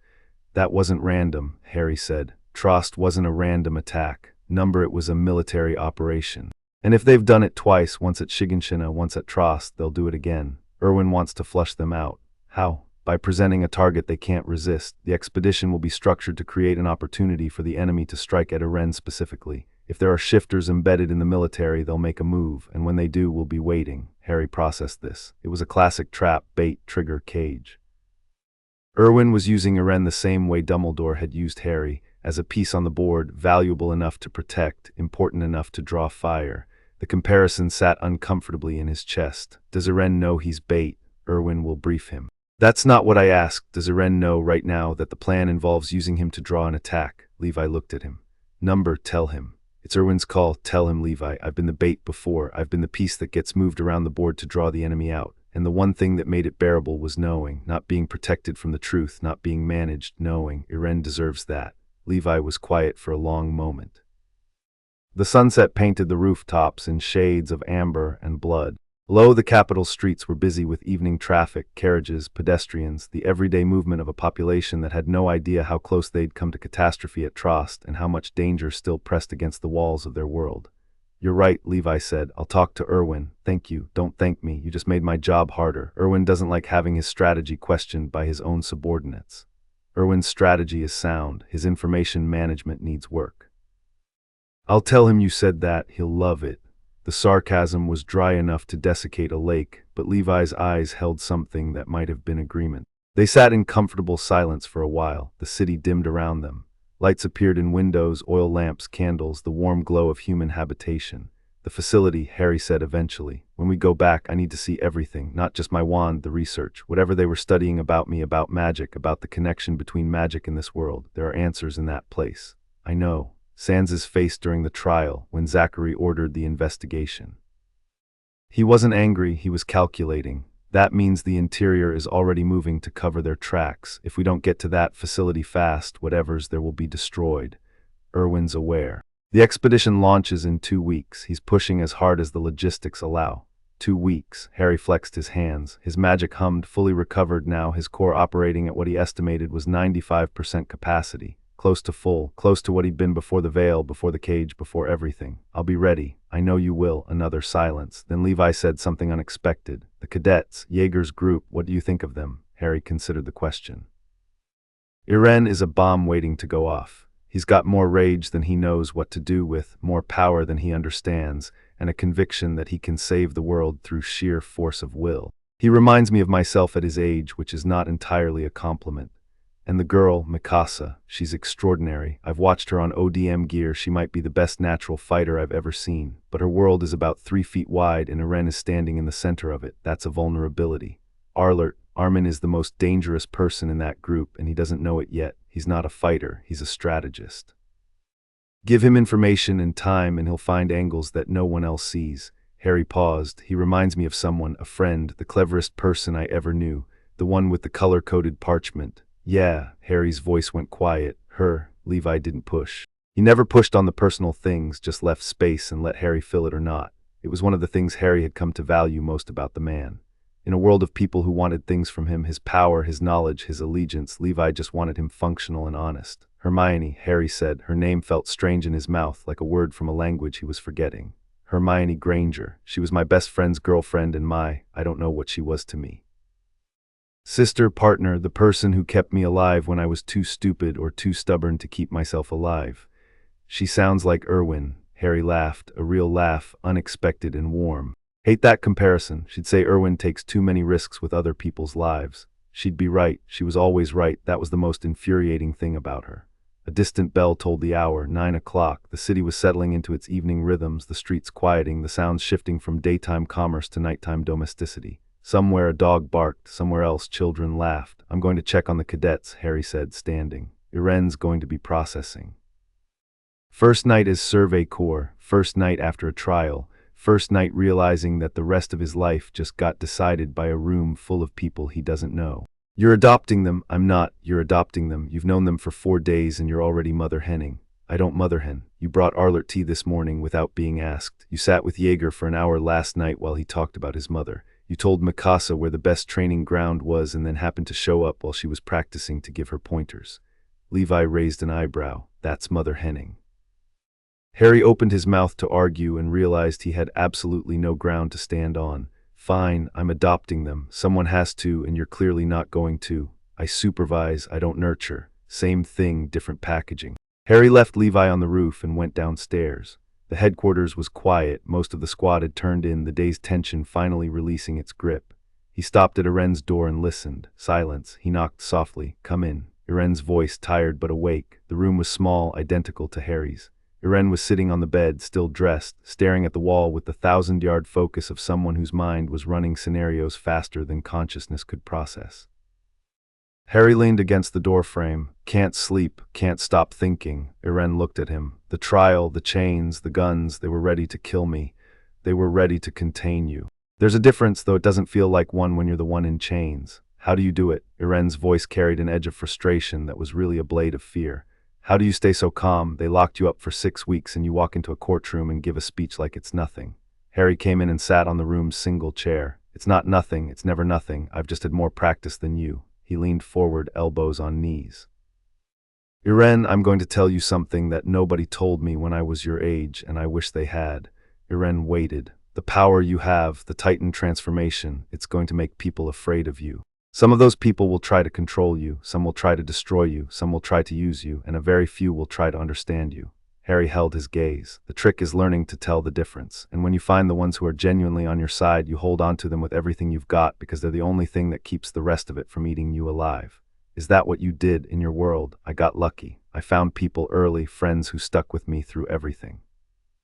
I wouldn't have survived without them. Harry paused. You've got that too. Armin and Mikasa, they didn't hesitate today. They didn't wait to see which way the wind blew. They stood next to you. Iren's jaw worked. They could get hurt because of me. They could get hurt anyway. This is a world with titans. The question isn't whether the people around you are in danger. They're always in danger. The question is whether you're going to let them stand beside you or push them away to protect them. And I can tell you from experience, pushing them away doesn't protect them. It just means they fight alone. Iren was quiet for a long time. Harry let the silence work. Some things needed to be sat with, not filled. The expedition, Iren said finally. Levi told me, about an hour ago, that I'm going to be used as bait to draw out enemy Titan shifters. Harry blinked. Levi had already told him. Levi had gone to Irwin, had the conversation, gotten approval, and briefed Iren all in the time since Harry had suggested it on the rooftop. The man didn't waste time. How do you feel about that? Harry asked, angry, scared, ready. Iren's green eyes were fierce. If there are people, humans, who destroyed Wall Maria, who killed my mother, who let the Titans in on purpose, I want to find them. I want to face them. You might not like what you find. I don't care. You will. When it's real, when it's a person with a face and a name standing across from you, someone who made a choice that destroyed your life, caring is unavoidable. The question is what you do with it. Iren studied him. You're talking about someone specific from your world. I'm talking about a man who killed my parents when I was a baby, spent 13 years trying to come back from the dead, and then spent the next 4 years trying to kill me personally. Harry's voice was even, factual. When I finally faced him, I didn't feel the rage I expected. I felt sorry for him. He was the most powerful dark wizard in a century, and he'd never once been loved, and that had made him into a monster. Understanding that didn't make me hesitate to stop him, but it made the victory less clean than I'd imagined. Did you kill him? In a manner of speaking. He killed himself in the end. His own curse rebounded. Harry stood. Get some sleep, Iren. The next 2 weeks are going to be training hell, and Levi doesn't accept exhaustion as an excuse for anything. He was at the door when Iren spoke again. Harry, yeah, the thing you said in the courtroom about me being a soldier, not a monster. I meant it. I know. Iren's voice was rough. That's the first time anyone outside my friends has said something like that about me. Since the transformation, everyone else looks at me like I'm the thing I turn into. I spent 6 years being looked at like a dangerous lunatic by half my country's population because I told them an uncomfortable truth. Being misjudged by frightened people is not a reflection of what you are, it's a reflection of what they're afraid of. Harry paused in the doorway. You're not a monster, Iren. Monsters don't seal breaches to save strangers. He left. In the corridor, Mikasa was waiting. She'd been standing outside the door, not eavesdropping exactly, but present, in the way she was always present where Iren was concerned. Her dark eyes met Harry's, and for a moment, the usual guarded blankness dropped and something raw showed through. Thank you, she said. For what you said to him, he needed to hear it. He needs to hear it from more people than just me. Most people are afraid of him. Are you? Never, said with a certainty that was absolute, not aggressive, not defensive, just true, the way gravity was true. Then that's what matters. Harry started down the corridor, then stopped. Mikasa, the expedition. It's going to be dangerous in ways that go beyond normal Titan encounters. If there are enemy shifters embedded in the military, they could be anyone. Watch the people around you, not just for threats, for behavior that doesn't fit, hesitation where there should be action, knowledge where there shouldn't be any. Mikasa's eyes sharpened. You suspect someone specific. Number, but I've been in a war where the enemy wore the same uniform I did, and I learned to trust my instincts about people. Trust yours.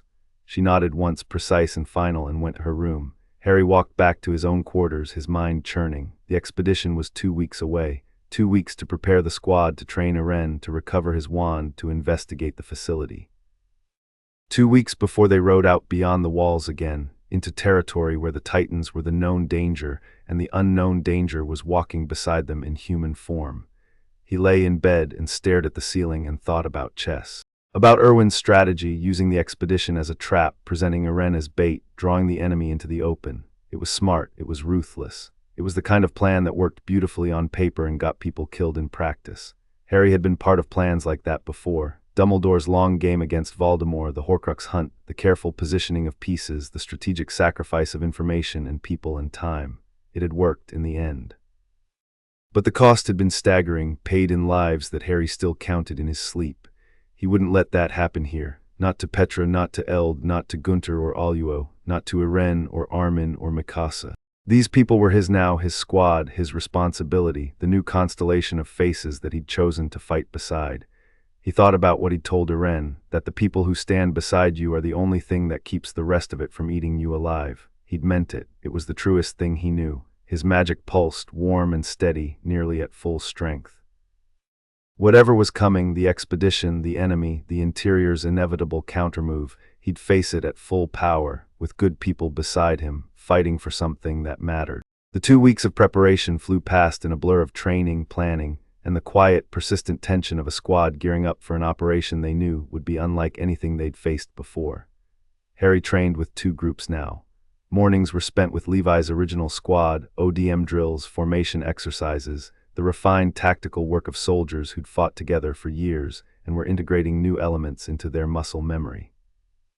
Afternoons were with the cadets, Iren's Titan training, supervised by Hange and documented in excruciating detail, and combat drills that pushed all 3 of the young soldiers to their limit. Harry's ODM skills had plateaued at a level that Levi described as acceptable, which from Levi was practically a standing ovation. He could navigate complex terrain, execute basic combat maneuvers, and operate within the squad's formation without disrupting the flow.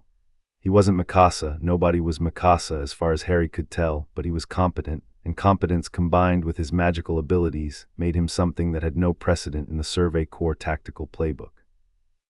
Hange helped him develop that playbook. They spent hours together, mapping out scenarios and responses, Harry as long-range fire support, eliminating Titans at distance before they reached the formation. Harry as a shield generator, blocking breaches or creating barriers that channeled Titan movement into kill zones. Harry as rapid response, apparating to crisis points faster than any ODM-equipped soldier could travel. Each application was practiced, refined, documented. You're building a manual, Harry said one evening, watching Hange compile their notes with a thoroughness that reminded him of Hermione. I'm building a doctrine, Hange corrected. The Survey Corps has never had a magical combatant. When you deploy, you need to integrate with existing tactics, not replace them. That means everyone in the formation needs to understand what you can do, when you'll do it, and how to operate around it. You've thought about this a lot. Harry, I've thought about nothing else since you blew up that training dummy. Hange's grin was the particular grin of a scientist who'd been given an impossible puzzle and was loving every second of the struggle. You're going to revolutionize how we fight, but only if we do it right. Raw power without integration is just a bigger explosion. On the 11th day, Irwin called a full briefing. The squad assembled in the headquarters war room, a cramped space dominated by a table covered in maps and tactical documents. Levi's original 4 plus Harry plus Irene, Mikasa, and Armin, 8 soldiers. Irwin stood at the table's head and Hange was beside him with their ever-present notebook. The 57th expedition launches in 3 days. Irwin began. Modified objective. Primary, investigation of the interior facility where Harry was detained. Secondary, recovery of intelligence and materials. Tertiary, he paused and his blue eyes swept the room. Drawing out the enemy, he laid it out. The formation would push beyond Wall Maria along the same route as the aborted 28th expedition, but with a key difference. Levi's squad at the formation's center would be carrying Irene. If enemy Titan shifters were embedded in the military, Irene's presence on an expedition, outside the protection of the walls in open terrain, would be an opportunity they couldn't ignore. The formation was designed to detect and respond to an attack from within. We believe there are at least 2 enemy shifters among the military's ranks, Irwin said. The Colossal Titan and the Armored Titan. There may be more. We don't know their identities. We don't know their objectives beyond the destruction of the walls. What we do know is that Irene represents something they can't ignore, a Titan shifter who fights for humanity. And Harry, Eld asked, if the interior has communicated with anyone outside the walls about his abilities, then he's a target too, which is why the squad stays together. Harry, Irene, and the rest of you in a tight formation at all times. Irwin's gaze was steady. Captain Levi will command the squad in the field. My orders to you are simple. Protect Irene and Harry, engage any threats, and survive. In that order. Armin raised his hand. It was such a student-like gesture that Harry almost smiled. Commander. If we're trying to draw out the enemy, we need to consider that they'll choose the engagement on their terms, not ours. They'll wait for a moment when the squad is isolated or extended. We should plan for that. Irwin looked at Armin with an expression that Harry had seen Dumbledore wear when a student exceeded expectations. Go on, the forest, the giant trees forest, about 50 kilometers south of Wall Maria. If the expedition route passes through or near it, the forest provides both concealment and vertical terrain that favors ODM combat. If we can channel the enemy into the forest, we negate the open terrain advantage that a Titan shifter would have and create conditions that favor our squad's strengths. The kid's not wrong, Levi said. He was studying the map over Irwin's shoulder.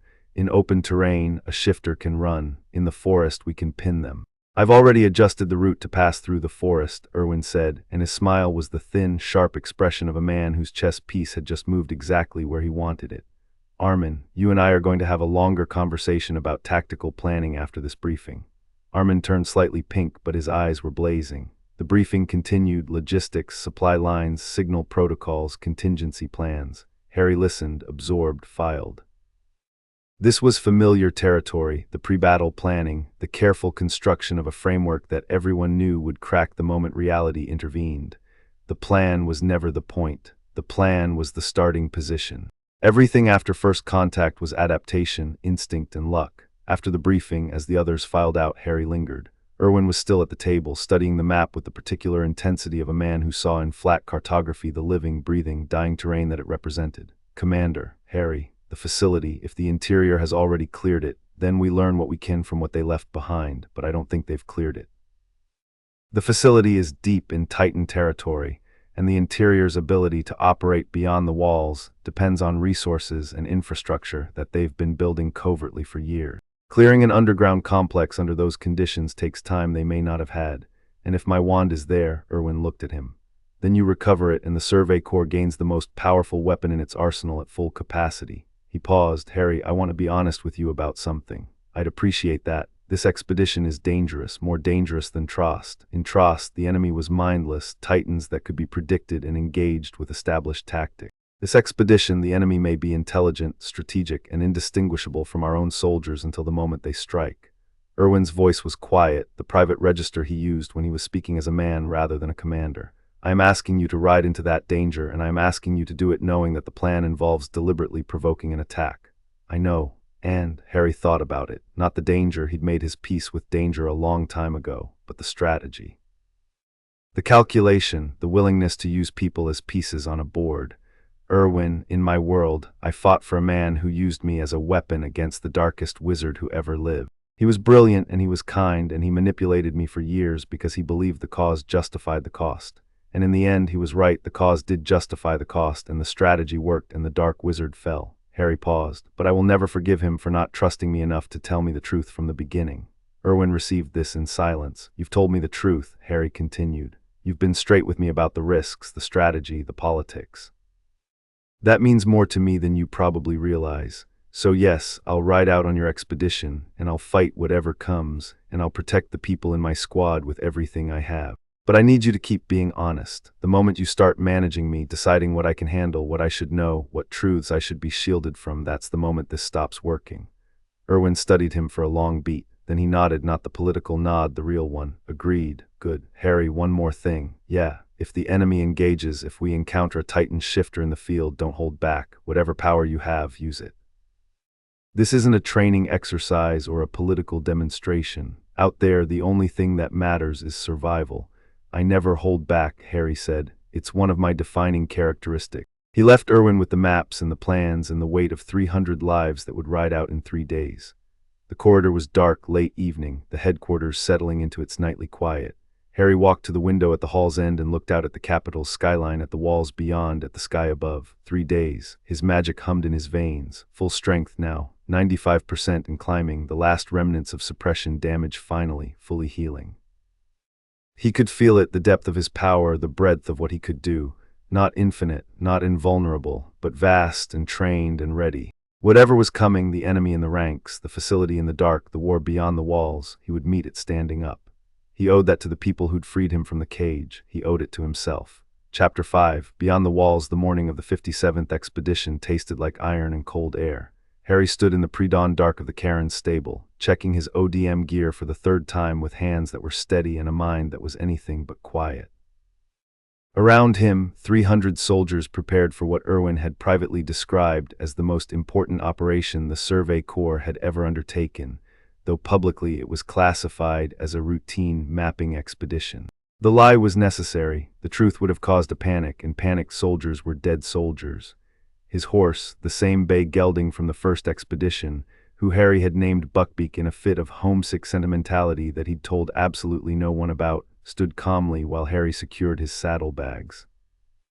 Inside them, alongside standard rations and medical supplies, were 3 vials of blood-replenishing potion, a set of hastily prepared healing salves, and a small glass bottle containing a memory, his own memory, extracted the wizarding way, of everything the interior had done to him.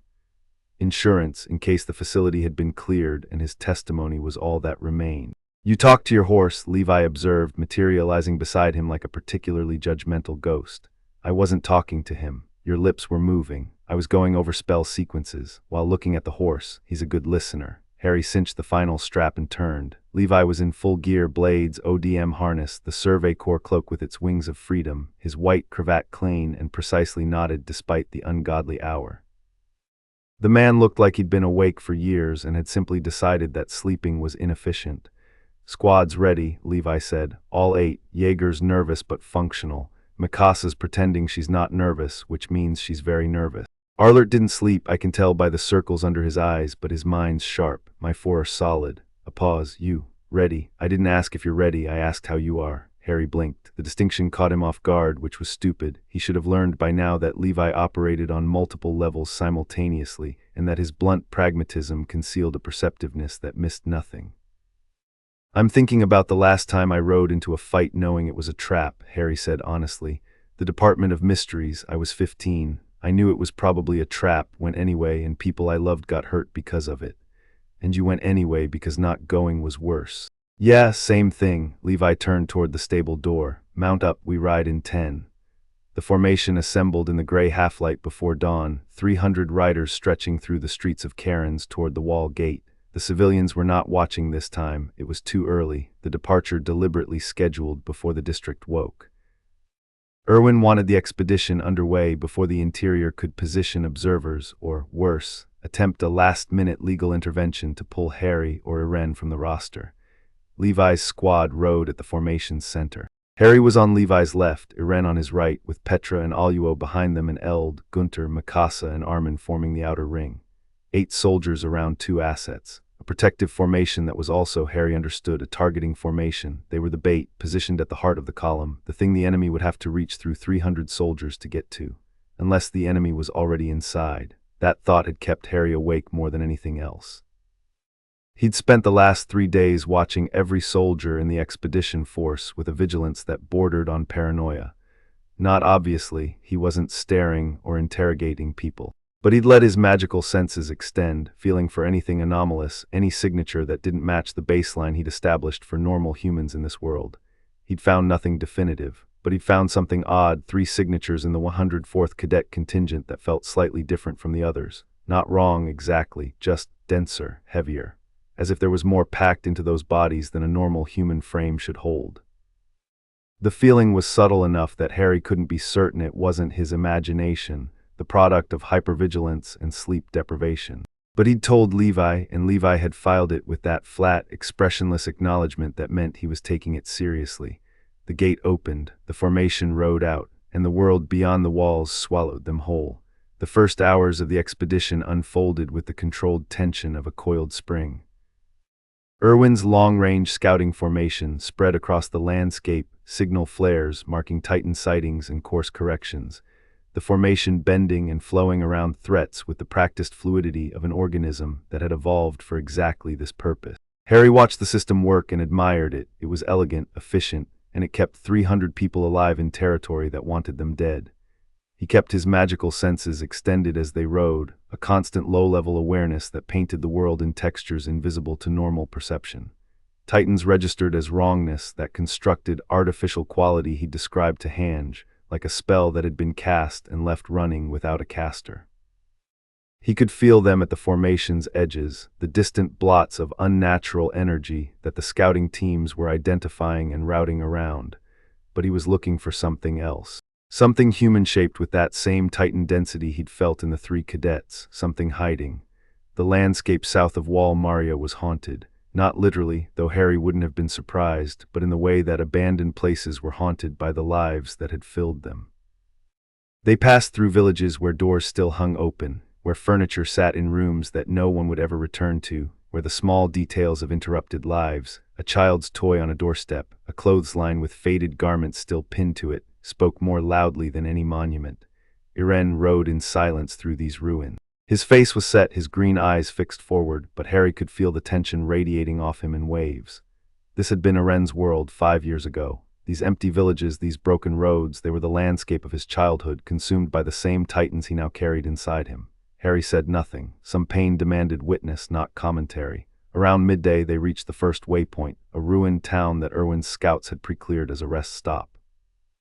The formation compressed, horses watered, rations distributed. Harry dismounted and stretched, feeling the stiffness of hours in the saddle, and wandered to the town's edge to scan the southern horizon. The giant trees forest was visible from here, a dark line against the sky, maybe 20 kilometers south.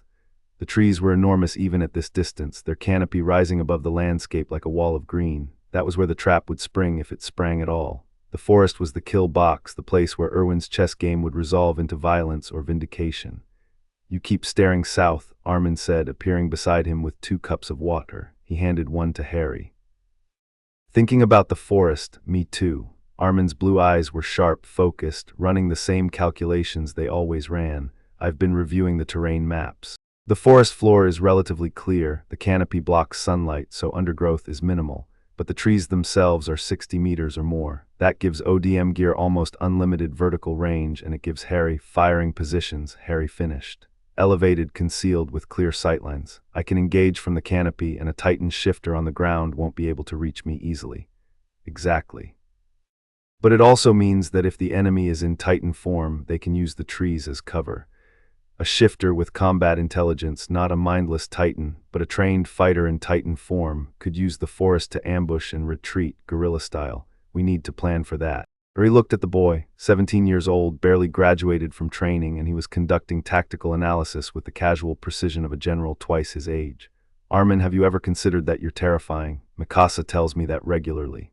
Armin didn't smile, but there was a warmth in his voice that softened the intensity. Harry, I need to tell you something. The 3 cadets you flagged to Captain Levi, the ones with the unusual signatures. Harry went still. What about them? I've been thinking about it, cross-referencing what I know about the 104th with what we know about the enemy shifters. Armin's voice dropped, barely above a whisper. The colossal titan appeared at Trost 5 years after Walmaria fell. That's the same year the 104th Training Corps enlisted. If the enemy placed agents in the military as cadets, the timing matches. You're saying the colossal and armored titans might be members of your graduating class. I'm saying the probability is non-trivial. Armin's face was pale, but his mind was clearly operating at full capacity, emotion subordinated to analysis.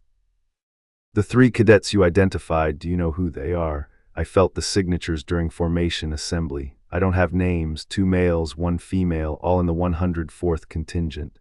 Can you point them out if I get close enough? The signatures are subtle. I'd need to be within 50 meters to confirm. Armin nodded. During the next rest stop, the 104th contingent will be positioned on the formation's eastern flank. If you can find a reason to move through their section, I'll handle it. Harry looked at him. Armin, if one of these people turns out to be someone you know, someone you trained with, lived with, then I deal with it. Armin's voice was steady, but his hands were clenched at his sides. I've been turning this possibility over in my head for days, Harry, trying to figure out who it could be. Running scenarios. And every scenario ends with the same conclusion. If there's a traitor in the 104th, there's someone I ate meals with and trained beside and maybe called a friend, and they're also responsible for the deaths of hundreds of thousands of people. He swallowed. I can hold both of those things at the same time. I have to. Harry put a hand on his shoulder. You don't have to hold them alone. The formation remounted and pushed south. Harry maneuvered during the transition, letting his horse drift toward the eastern flank under the pretense of adjusting his gear. He passed through the 104th contingent casually, his magical senses fully extended, feeling the signatures of every soldier he passed. Normal, normal, normal, slightly anxious but normal, normal there. The first signature hit him like walking through a cold spot in a warm room. A male soldier, blond, tall, broad-shouldered, with a face that was open and friendly and completely at odds with the dense, heavy energy coiled inside him.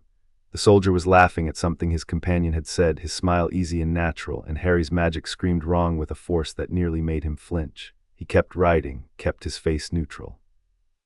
Let his senses find the others. The second was right beside the first, a tall, dark-haired male, quieter, with a nervous energy that could have been pre-expedition jitters or could have been something else entirely. His signature was similar to the first, that same density, that same weight of something compressed and waiting. The third was further along the flank. A female soldier, small, blonde, with a face that was beautiful in a cold, precise way that reminded Harry uncomfortably of certain pureblood witches he'd known. Her signature was the strongest of the 3, not just dense but controlled, compressed with a deliberateness that suggested training. She knew what she was and she'd spent years learning to contain it.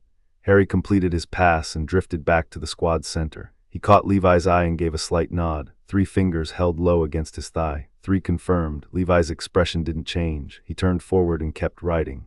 At the next opportunity, a brief halt while the formation navigated around a cluster of titans detected on the western flank, Harry pulled alongside Armin and spoke quietly.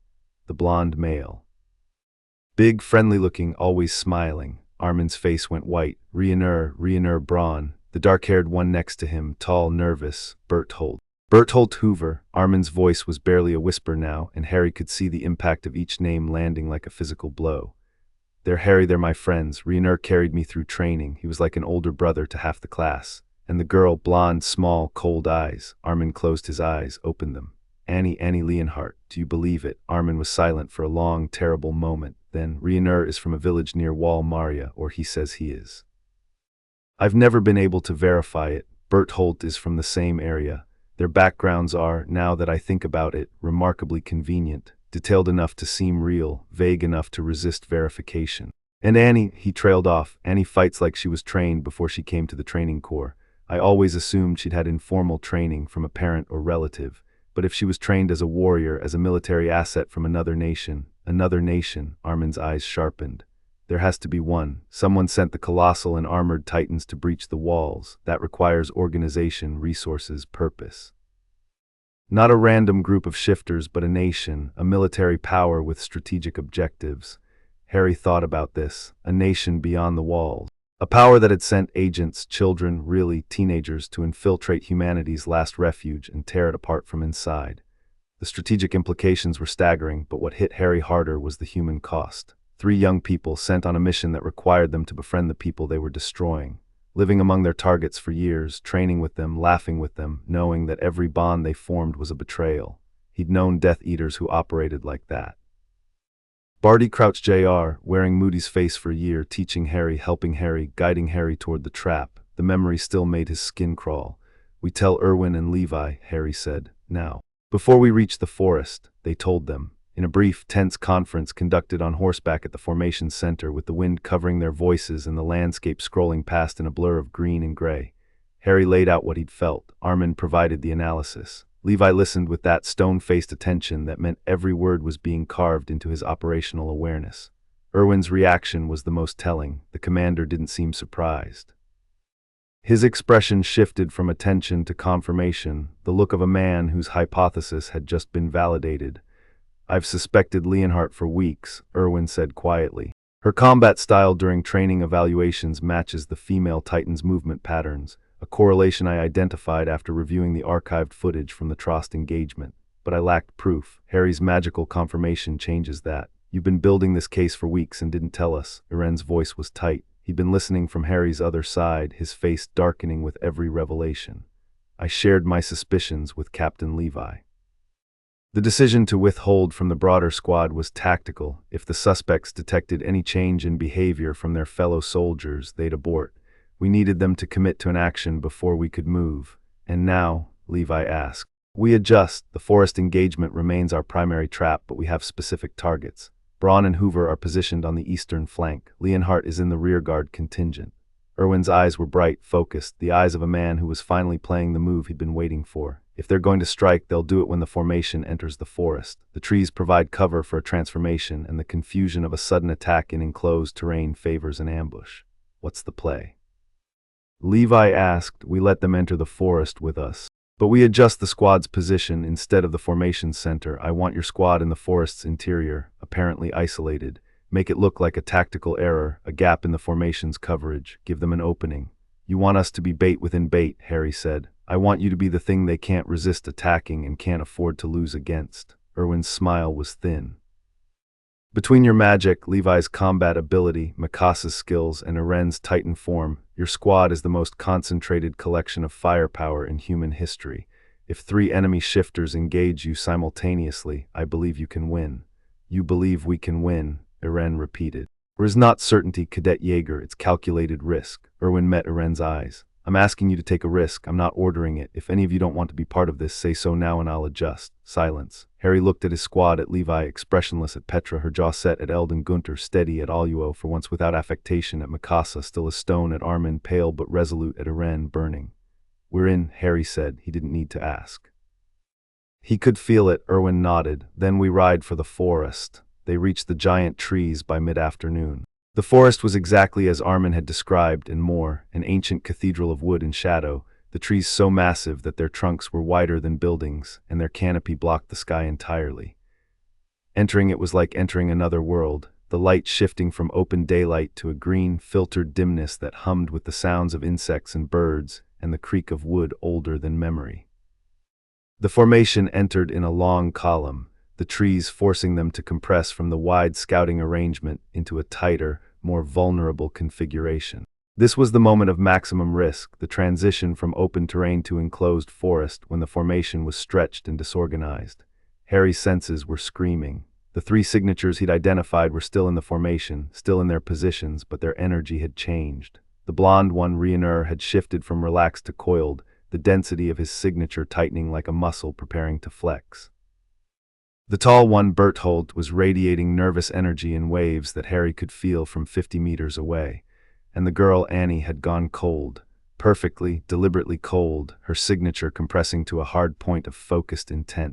"They're preparing," Harry said to Levi. "All 3, it's imminent." Levi drew his blades. The sound of steel clearing the sheath was quiet and precise, and it triggered a cascade. Petra, Eld, Gunter, Aluo, all drawing simultaneously.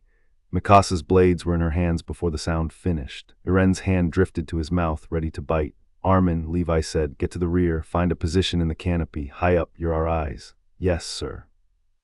Armin fired his ODM gear and vanished upward into the branches with a speed that belied his self-assessment as a weak fighter. Squad, Formation 7, Harry at the center, Irene behind him, everyone else, defensive ring. We hold this position until they commit, and then lightning struck, not from the sky. From the forest floor 50 meters to the east. A bolt of golden light erupted from the trees and something massive grew in its place, flesh and bone materializing with that same terrible speed Harry had seen in Irene's transformation, but this was different. This was armored. Plates of hardened, crystalline material formed over the Titan's body like medieval plate armor, covering its face, its torso, its limbs. The armored Titan. Reiner brawn transformed, 15 meters of intelligent, strategic malice wrapped in impenetrable shell. A second bolt struck further back. The trees swayed and cracked as something enormous rose behind them, taller, much taller, a skeletal figure wreathed in steam. The colossal Titan. No, not quite. Smaller than the 60-meter monster that had breached Trost, but still massive, still radiating that terrible heat that Harry had heard described in reports. Berthold Hoover committed, and from the south, moving through the trees with a fluid, terrifying grace that no mindless Titan could achieve, a third figure. Female, 14 meters, lean and muscular, with blue eyes that blazed with human intelligence. Annie Leonhardt, the female Titan, 3 enemy shifters, 3 trained warriors in Titan form. Converging on Levi's squad in a coordinated attack that had been planned, Harry realized, long before Irwin had planned his trap. They weren't reacting to the bait, they'd been waiting for this. Everyone had been playing chess. The question was who was playing better. Engage, Levi's voice cracked through the forest like a blade. The squad exploded into motion. Levi hit the armored Titan first, a blur of cables and spinning blades that would have killed any normal Titan 6 times over. His blade struck Reiner's armor and shattered. The crystalline plates held unblemished, and Levi bounced off with a curse, retracting and repositioning with the instantaneous adaptability that made him what he was. "The armor's too hard," Levi shouted. Harry was already moving. He apparated, crack of displaced air, 30 meters to Levi's position and slammed both palms toward the armored Titan's chest. Reducto maxima, the blasting curse hit the armor dead center. The impact was enormous, a shockwave that flattened the underbrush for 20 meters and sent a spiderweb of cracks racing across the armored Titan's chest plate. But the armor held, cracked, damaged, but intact. Reiner staggered back a step and then surged forward, one massive armored fist swinging in an arc that would have crushed Harry into paste. Harry apparated again, behind the Titan now, targeting the spot where the armor met flesh at the joint of the shoulder. Defindo, the severing charm bit deep into the unarmored gap, carving through muscle and sinew. The armored Titan roared, a human sound, anguished and furious, and spun, backhanding the air where Harry had been a half-second before. Gone. Harry was already 50 meters away, repositioning in the canopy, assessing.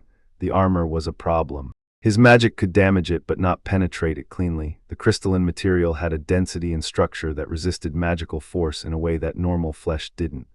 He could hit the gaps, the joints, the areas where mobility required flexibility, but those were small targets on a fast-moving, intelligent opponent. He needed more power. He needed his wand. Below, the battle raged on 3 fronts. Petra and Aluo had engaged the female Titan, and the fight was beautiful and terrible to watch. Annie moved with a martial precision that elevated Titan combat to an art form. She didn't just attack, she fought, countered, anticipated. Petra came in for a nape strike, and Annie swatted the air where she'd been with a timing that missed by inches and spoke of combat training refined over years. Aluo attacked from below, and Annie kicked, a precise, measured kick that caught his cable and sent him spinning. "She's reading them," Harry shouted. "She's anticipating ODM movement patterns," Mikasa heard him. She launched from a branch with a speed that was almost invisible, coming at Annie from an angle that no standard ODM approach would use, below and behind, an attack vector that required impossible reflexes and a willingness to scrape the ground at terminal velocity. Her blades hit the female Titan's ankle, carving deep, and Annie stumbled, her leg buckling. Mikasa didn't press. She retracted, repositioned, came again from a different angle. She wasn't fighting like a soldier, she was fighting like a predator, testing, probing, learning, finding the pattern in Annie's defenses and beginning to dismantle it. Eld and Gunther were engaging Berthold's Titan form, and they were struggling. Berthold's Titan was radiating heat, intense, scalding waves that made the air shimmer and the nearby trees smolder. ODM cables that got too close softened and frayed. The heat was a defensive barrier, and Berthold was using it with an intelligence that belied his nervous human demeanor. I can't get close, Gunter yelled, swinging back from an approach that had scorched the tips of his hair. The heat is too intense within 20 meters, Harry made a decision. He couldn't fight all three simultaneously, but he could negate Bertholdt's heat advantage. He apparated to a position above Bertholdt's Titan and cast wide, not an attack, but a charm. Glacius Maxima. The freezing charm hit Bertholdt's Titan like a wave, and the effect was dramatic. The heat radiating from the Titan's body met the magical cold, and the collision produced a detonation of steam, a whiteout that briefly obscured the entire section of forest. When it cleared, Bertholdt's Titan was still standing, but the heat was gone, its skin coated in a layer of frost that was already cracking and sublimating but had bought precious seconds. "Go!" Harry shouted. Eld and Gunter didn't need to be told twice. They hit Bertholdt from both sides while the heat was suppressed, their blades carving into flesh that was no longer protected by its thermal barrier. Bertholdt's Titan screamed and tried to regenerate, but Eld's second pass was deeper, and Gunter found the nape. Bertholdt's hand came up. Fast, too fast for a Titan, moving with the speed of a human in a giant's body. He caught Gunter's cable and yanked, and Gunter was pulled off course, spinning, his blade missing the nape by a meter. Harry hit Bertholdt with a stupefy, not the Titan body, but the human form inside the nape, targeting through layers of flesh with a precision that wandless magic made agonizing but not impossible. The stunning spell struck home. Bertholdt's Titan went rigid, its eyes glazing, and for 3 seconds it stood frozen like a statue. Gunter now. Gunter recovered, fired fresh cables, and carved through the nape in a single, devastating pass. The cut was deep, deep enough to reach the human body inside. Bertholdt's Titan pitched forward like a falling tower, crashing through trees and hitting the ground with an impact that shook the forest floor. Steam erupted. The massive body began to dissolve. Gunter landed on a branch, breathing hard, and pulled the human form from the steaming wreckage of the nape. Bertholdt Hoover, small, unconscious, bleeding from the extraction, hung limp in Gunter's grip. "One down," Gunter called. Harry's attention snapped to the other two fights. The armored Titan Rhiannon had changed tactics. Instead of trying to hit the soldiers, he was moving toward Irene, purposefully, deliberately smashing through the trees in a direct line toward the spot where Irene stood with his hand near his mouth, ready to transform. "He's going for Irene." Levi was already moving, cables singing, but the armor made him ineffective. His blades couldn't find purchase, couldn't do damage, and every second he spent attacking was a second Rhiannon got closer to Irene. Harry apparated to a position directly in Rhiannon's path. He planted his feet on a thick branch and raised both hands. Protego Maxima. The shield materialized between Rhiannon and Irene, not a small personal shield but a wall of force, 4 meters high and 6 meters wide, glowing with a blue-white intensity that lit up the forest like a second sun.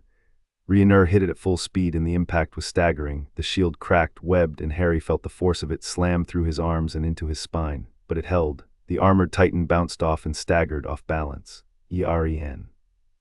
Harry shouted through gritted teeth, pouring power into the shield.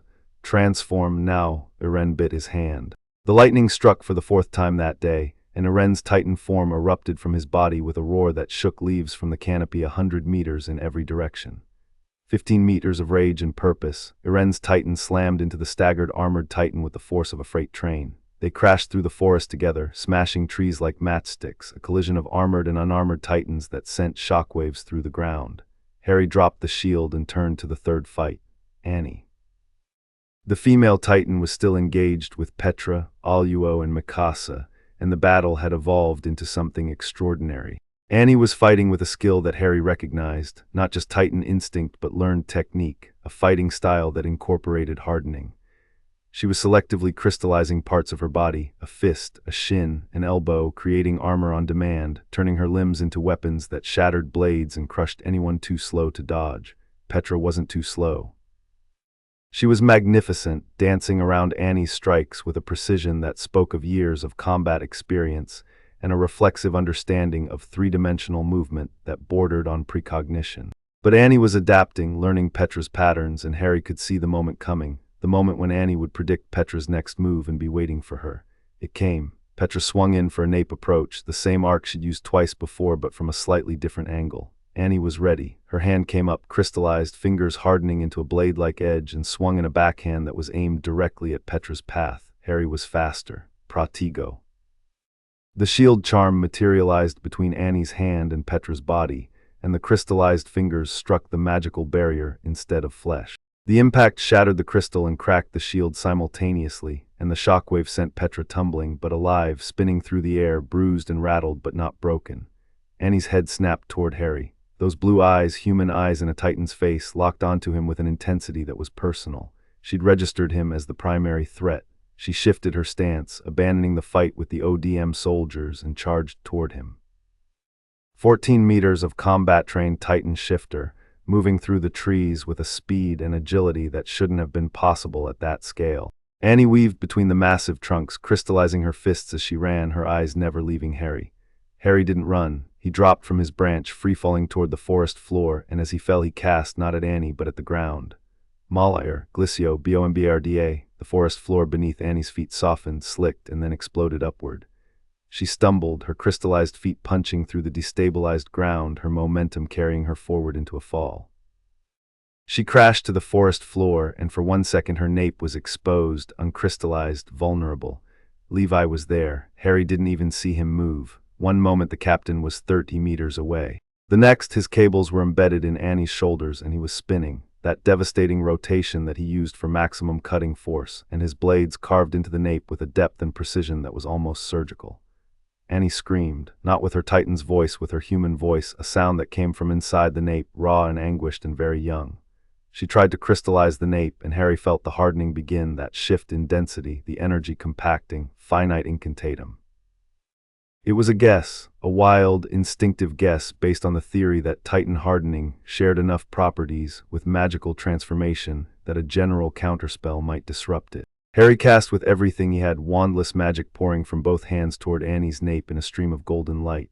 The hardening stopped. The crystal that had been forming cracked, softened, dissolved. Annie's nape remained flesh, and Levi's blades completed their cut. The female Titan collapsed. Annie's human body tumbled from the dissolving nape and hit the ground. She was conscious, barely, her blue eyes wide with shock and pain, her body curling into a defensive position.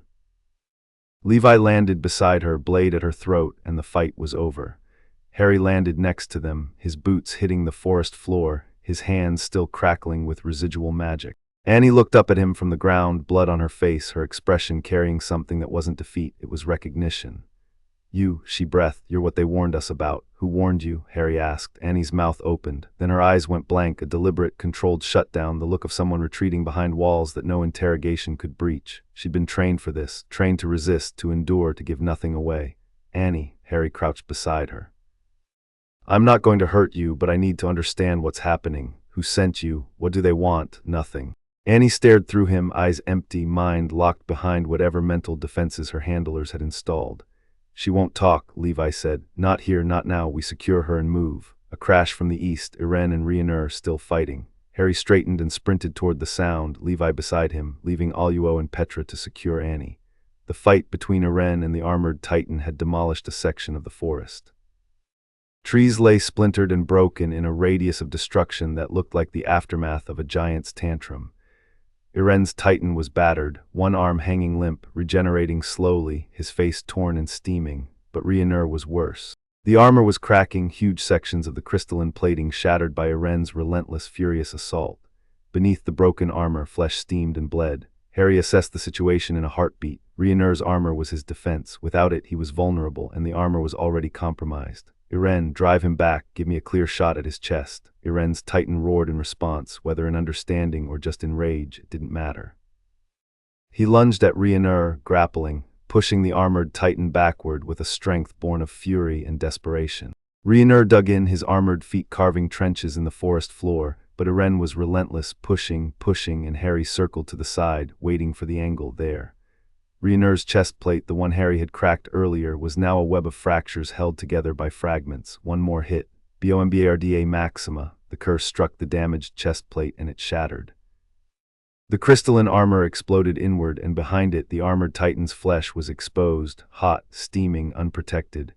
Irene didn't hesitate. He drove his Titan's fist through the gap with a primal scream that shook the forest, punching into Rhaenyra's core. The armored Titan fell. Rhaenyra's Titan form crashed to the ground and began to dissolve, and from the ruined nape a human figure tumbled, blonde, broad-shouldered, bleeding profusely, unconscious.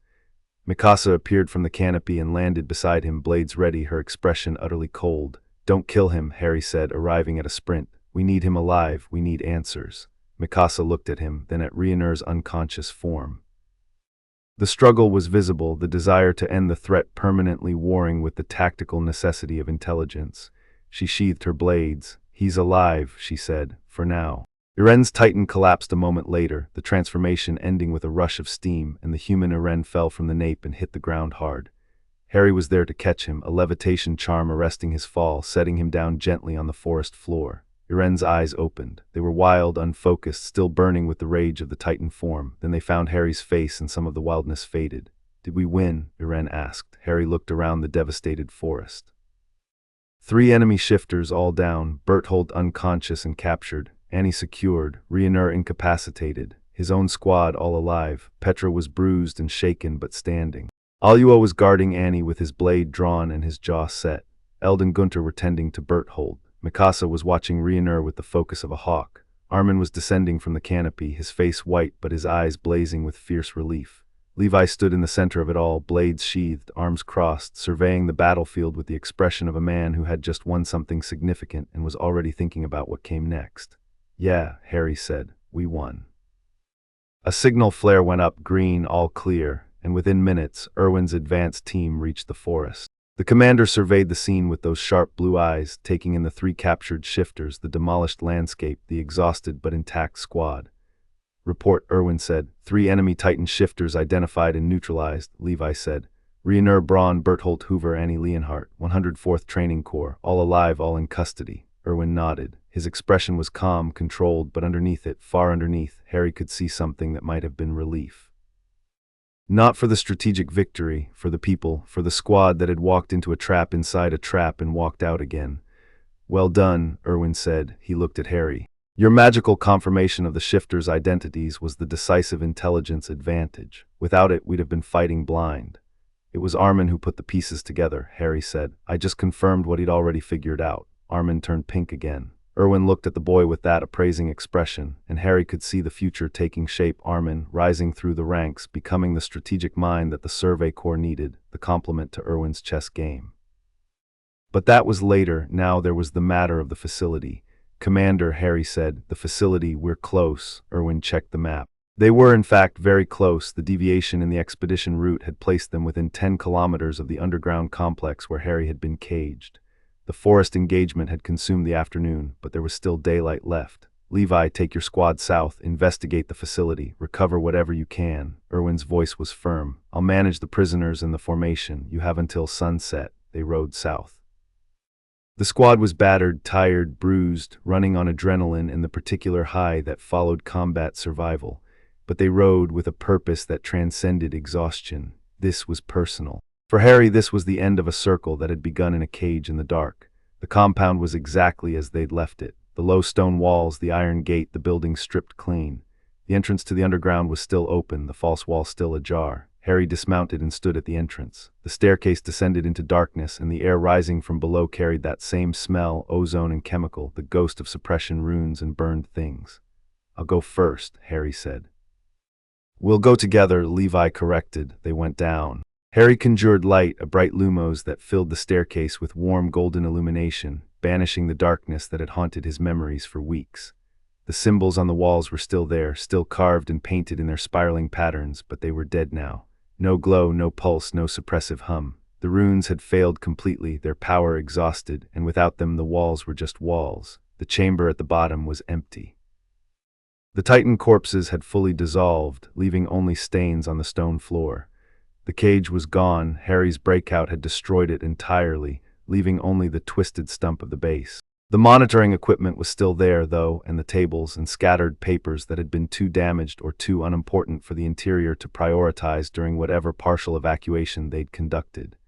Harry moved through the chamber, his light illuminating corners and crevices, his senses extended, searching. The room felt dead, magically inert. The residual energy of the suppression runes faded to nothing. He found his wand in a drawer. It was in a metal case, locked with a mechanism that Alohomora opened in an instant, and the moment his fingers touched the holly wood, 11 inches, phoenix feather core, the first magical object he'd ever owned, something inside him that had been broken for weeks snapped back into place. Magic surged through him like a river breaking a dam. His vision sharpened, his senses expanded. The ambient magical field of the world, always present, always faintly detectable, blazed into vivid clarity. He could feel everything, the life energy of his squadmates behind him, the distant wrongness of titans on the surface, the deep, ancient, impossible power thrumming within the walls themselves. He raised the wand, Lumos. The light that erupted was not the soft golden glow of wandless casting. It was a sun, pure white, blazing, filling the underground chamber with a radiance that banished every shadow and lit the symbols on the walls in stark, crystalline detail. The squad shielded their eyes. Levi didn't. He stood in the light and watched Harry's face and saw what was happening there. Harry Potter, fully armed, fully powered, fully himself for the first time since arriving in this world. The light faded to a manageable level. Harry stood in the chamber, wand in hand, and the air around him shimmered with barely contained power. He felt complete. Not healed, the scars were still there, the losses, the displacement, the grief, but complete the way a blade felt complete when it was finally given an edge. Found it then, Levi said. Found it. Good, now search the rest of this place. We have 2 hours before sunset. They searched. Hange would have wept at what they found. In the ancillary rooms, laboratories, storage areas, what appeared to be a records office, they recovered documents, equipment, and most critically, a set of journals that appeared to be research logs. The journals were partially encoded, but the portions Harry could read were revelatory. The interior had known about magic for over a century. The knowledge traced back to the founding of the walls, to the first king, to secrets that were embedded in the very structure of their civilization.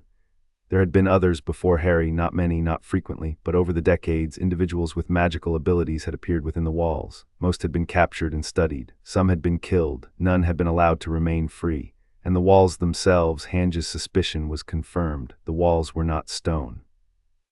They were Titan flesh, hardened and shaped by a power that the journals described in language that was unmistakably magical in nature. The walls were the largest magical construct Harry had ever encountered, built by someone with abilities that dwarfed anything he'd seen in his own world.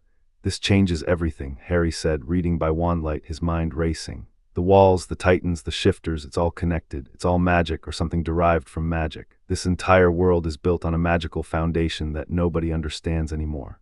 Except the interior, Levi said. Except the interior.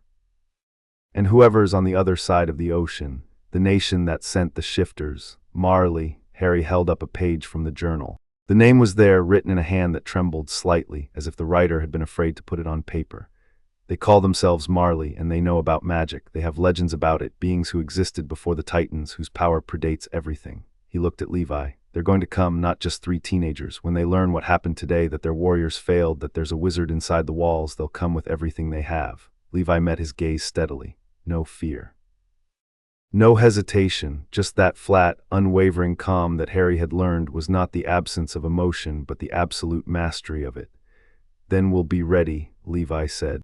They gathered everything they could carry, the journals, the documents, the equipment. Harry performed a comprehensive duplication charm on materials too heavy to transport, creating perfect copies that weighed nothing. They swept the facility thoroughly, and when they were done, Harry stood in the empty chamber one last time. The cage was gone, the runes were dead, the darkness was just darkness, stripped of its power. He raised his wand and pointed it at the chamber's ceiling. Bombarda Maxima. The curse brought the ceiling down. Stone and earth collapsed into the chamber, filling it, burying it, sealing the entrance with 100 tons of rubble that would take months to excavate. The facility was gone. Whatever the interior had built here, whatever they had done, it was buried now, and the evidence of it was in Harry's hands, not theirs. They climbed back to the surface and rode north, toward the formation, toward the walls, toward whatever came next. The sun was setting, painting the sky in shades of fire, and the squad rode in the golden light with the weary satisfaction of soldiers who had accomplished something rare. They'd gone out, they'd fought, they'd won, and they were all coming home.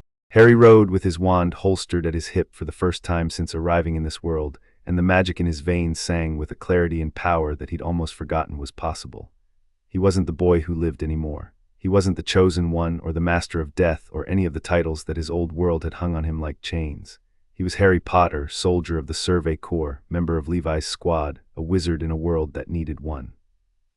And for the first time since falling through the veil, he felt like he was exactly where he was supposed to be. The formation materialized ahead, torches lit, sentries posted, the organized sprawl of 300 soldiers making camp in the fading light.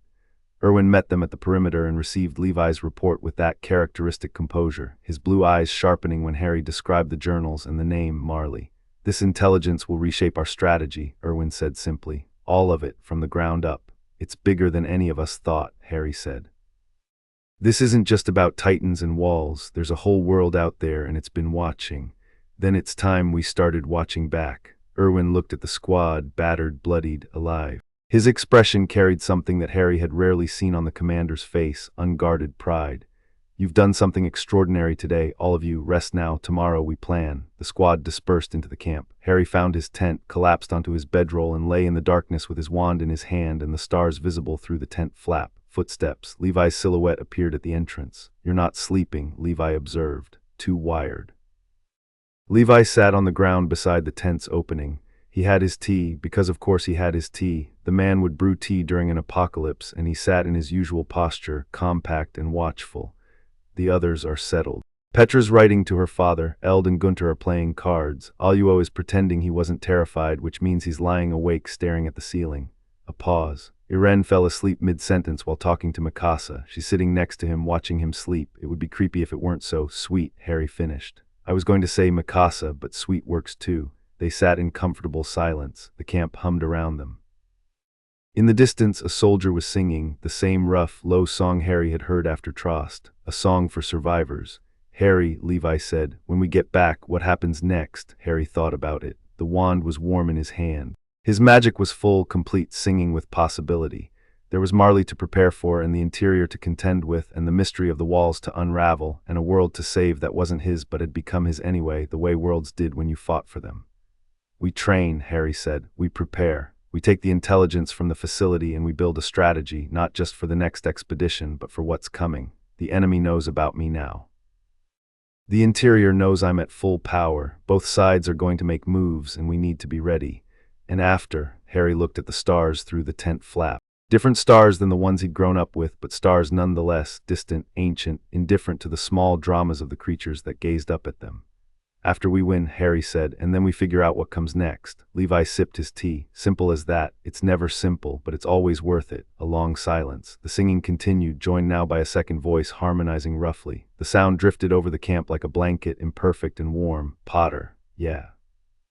Welcome to the Survey Corps, for real this time.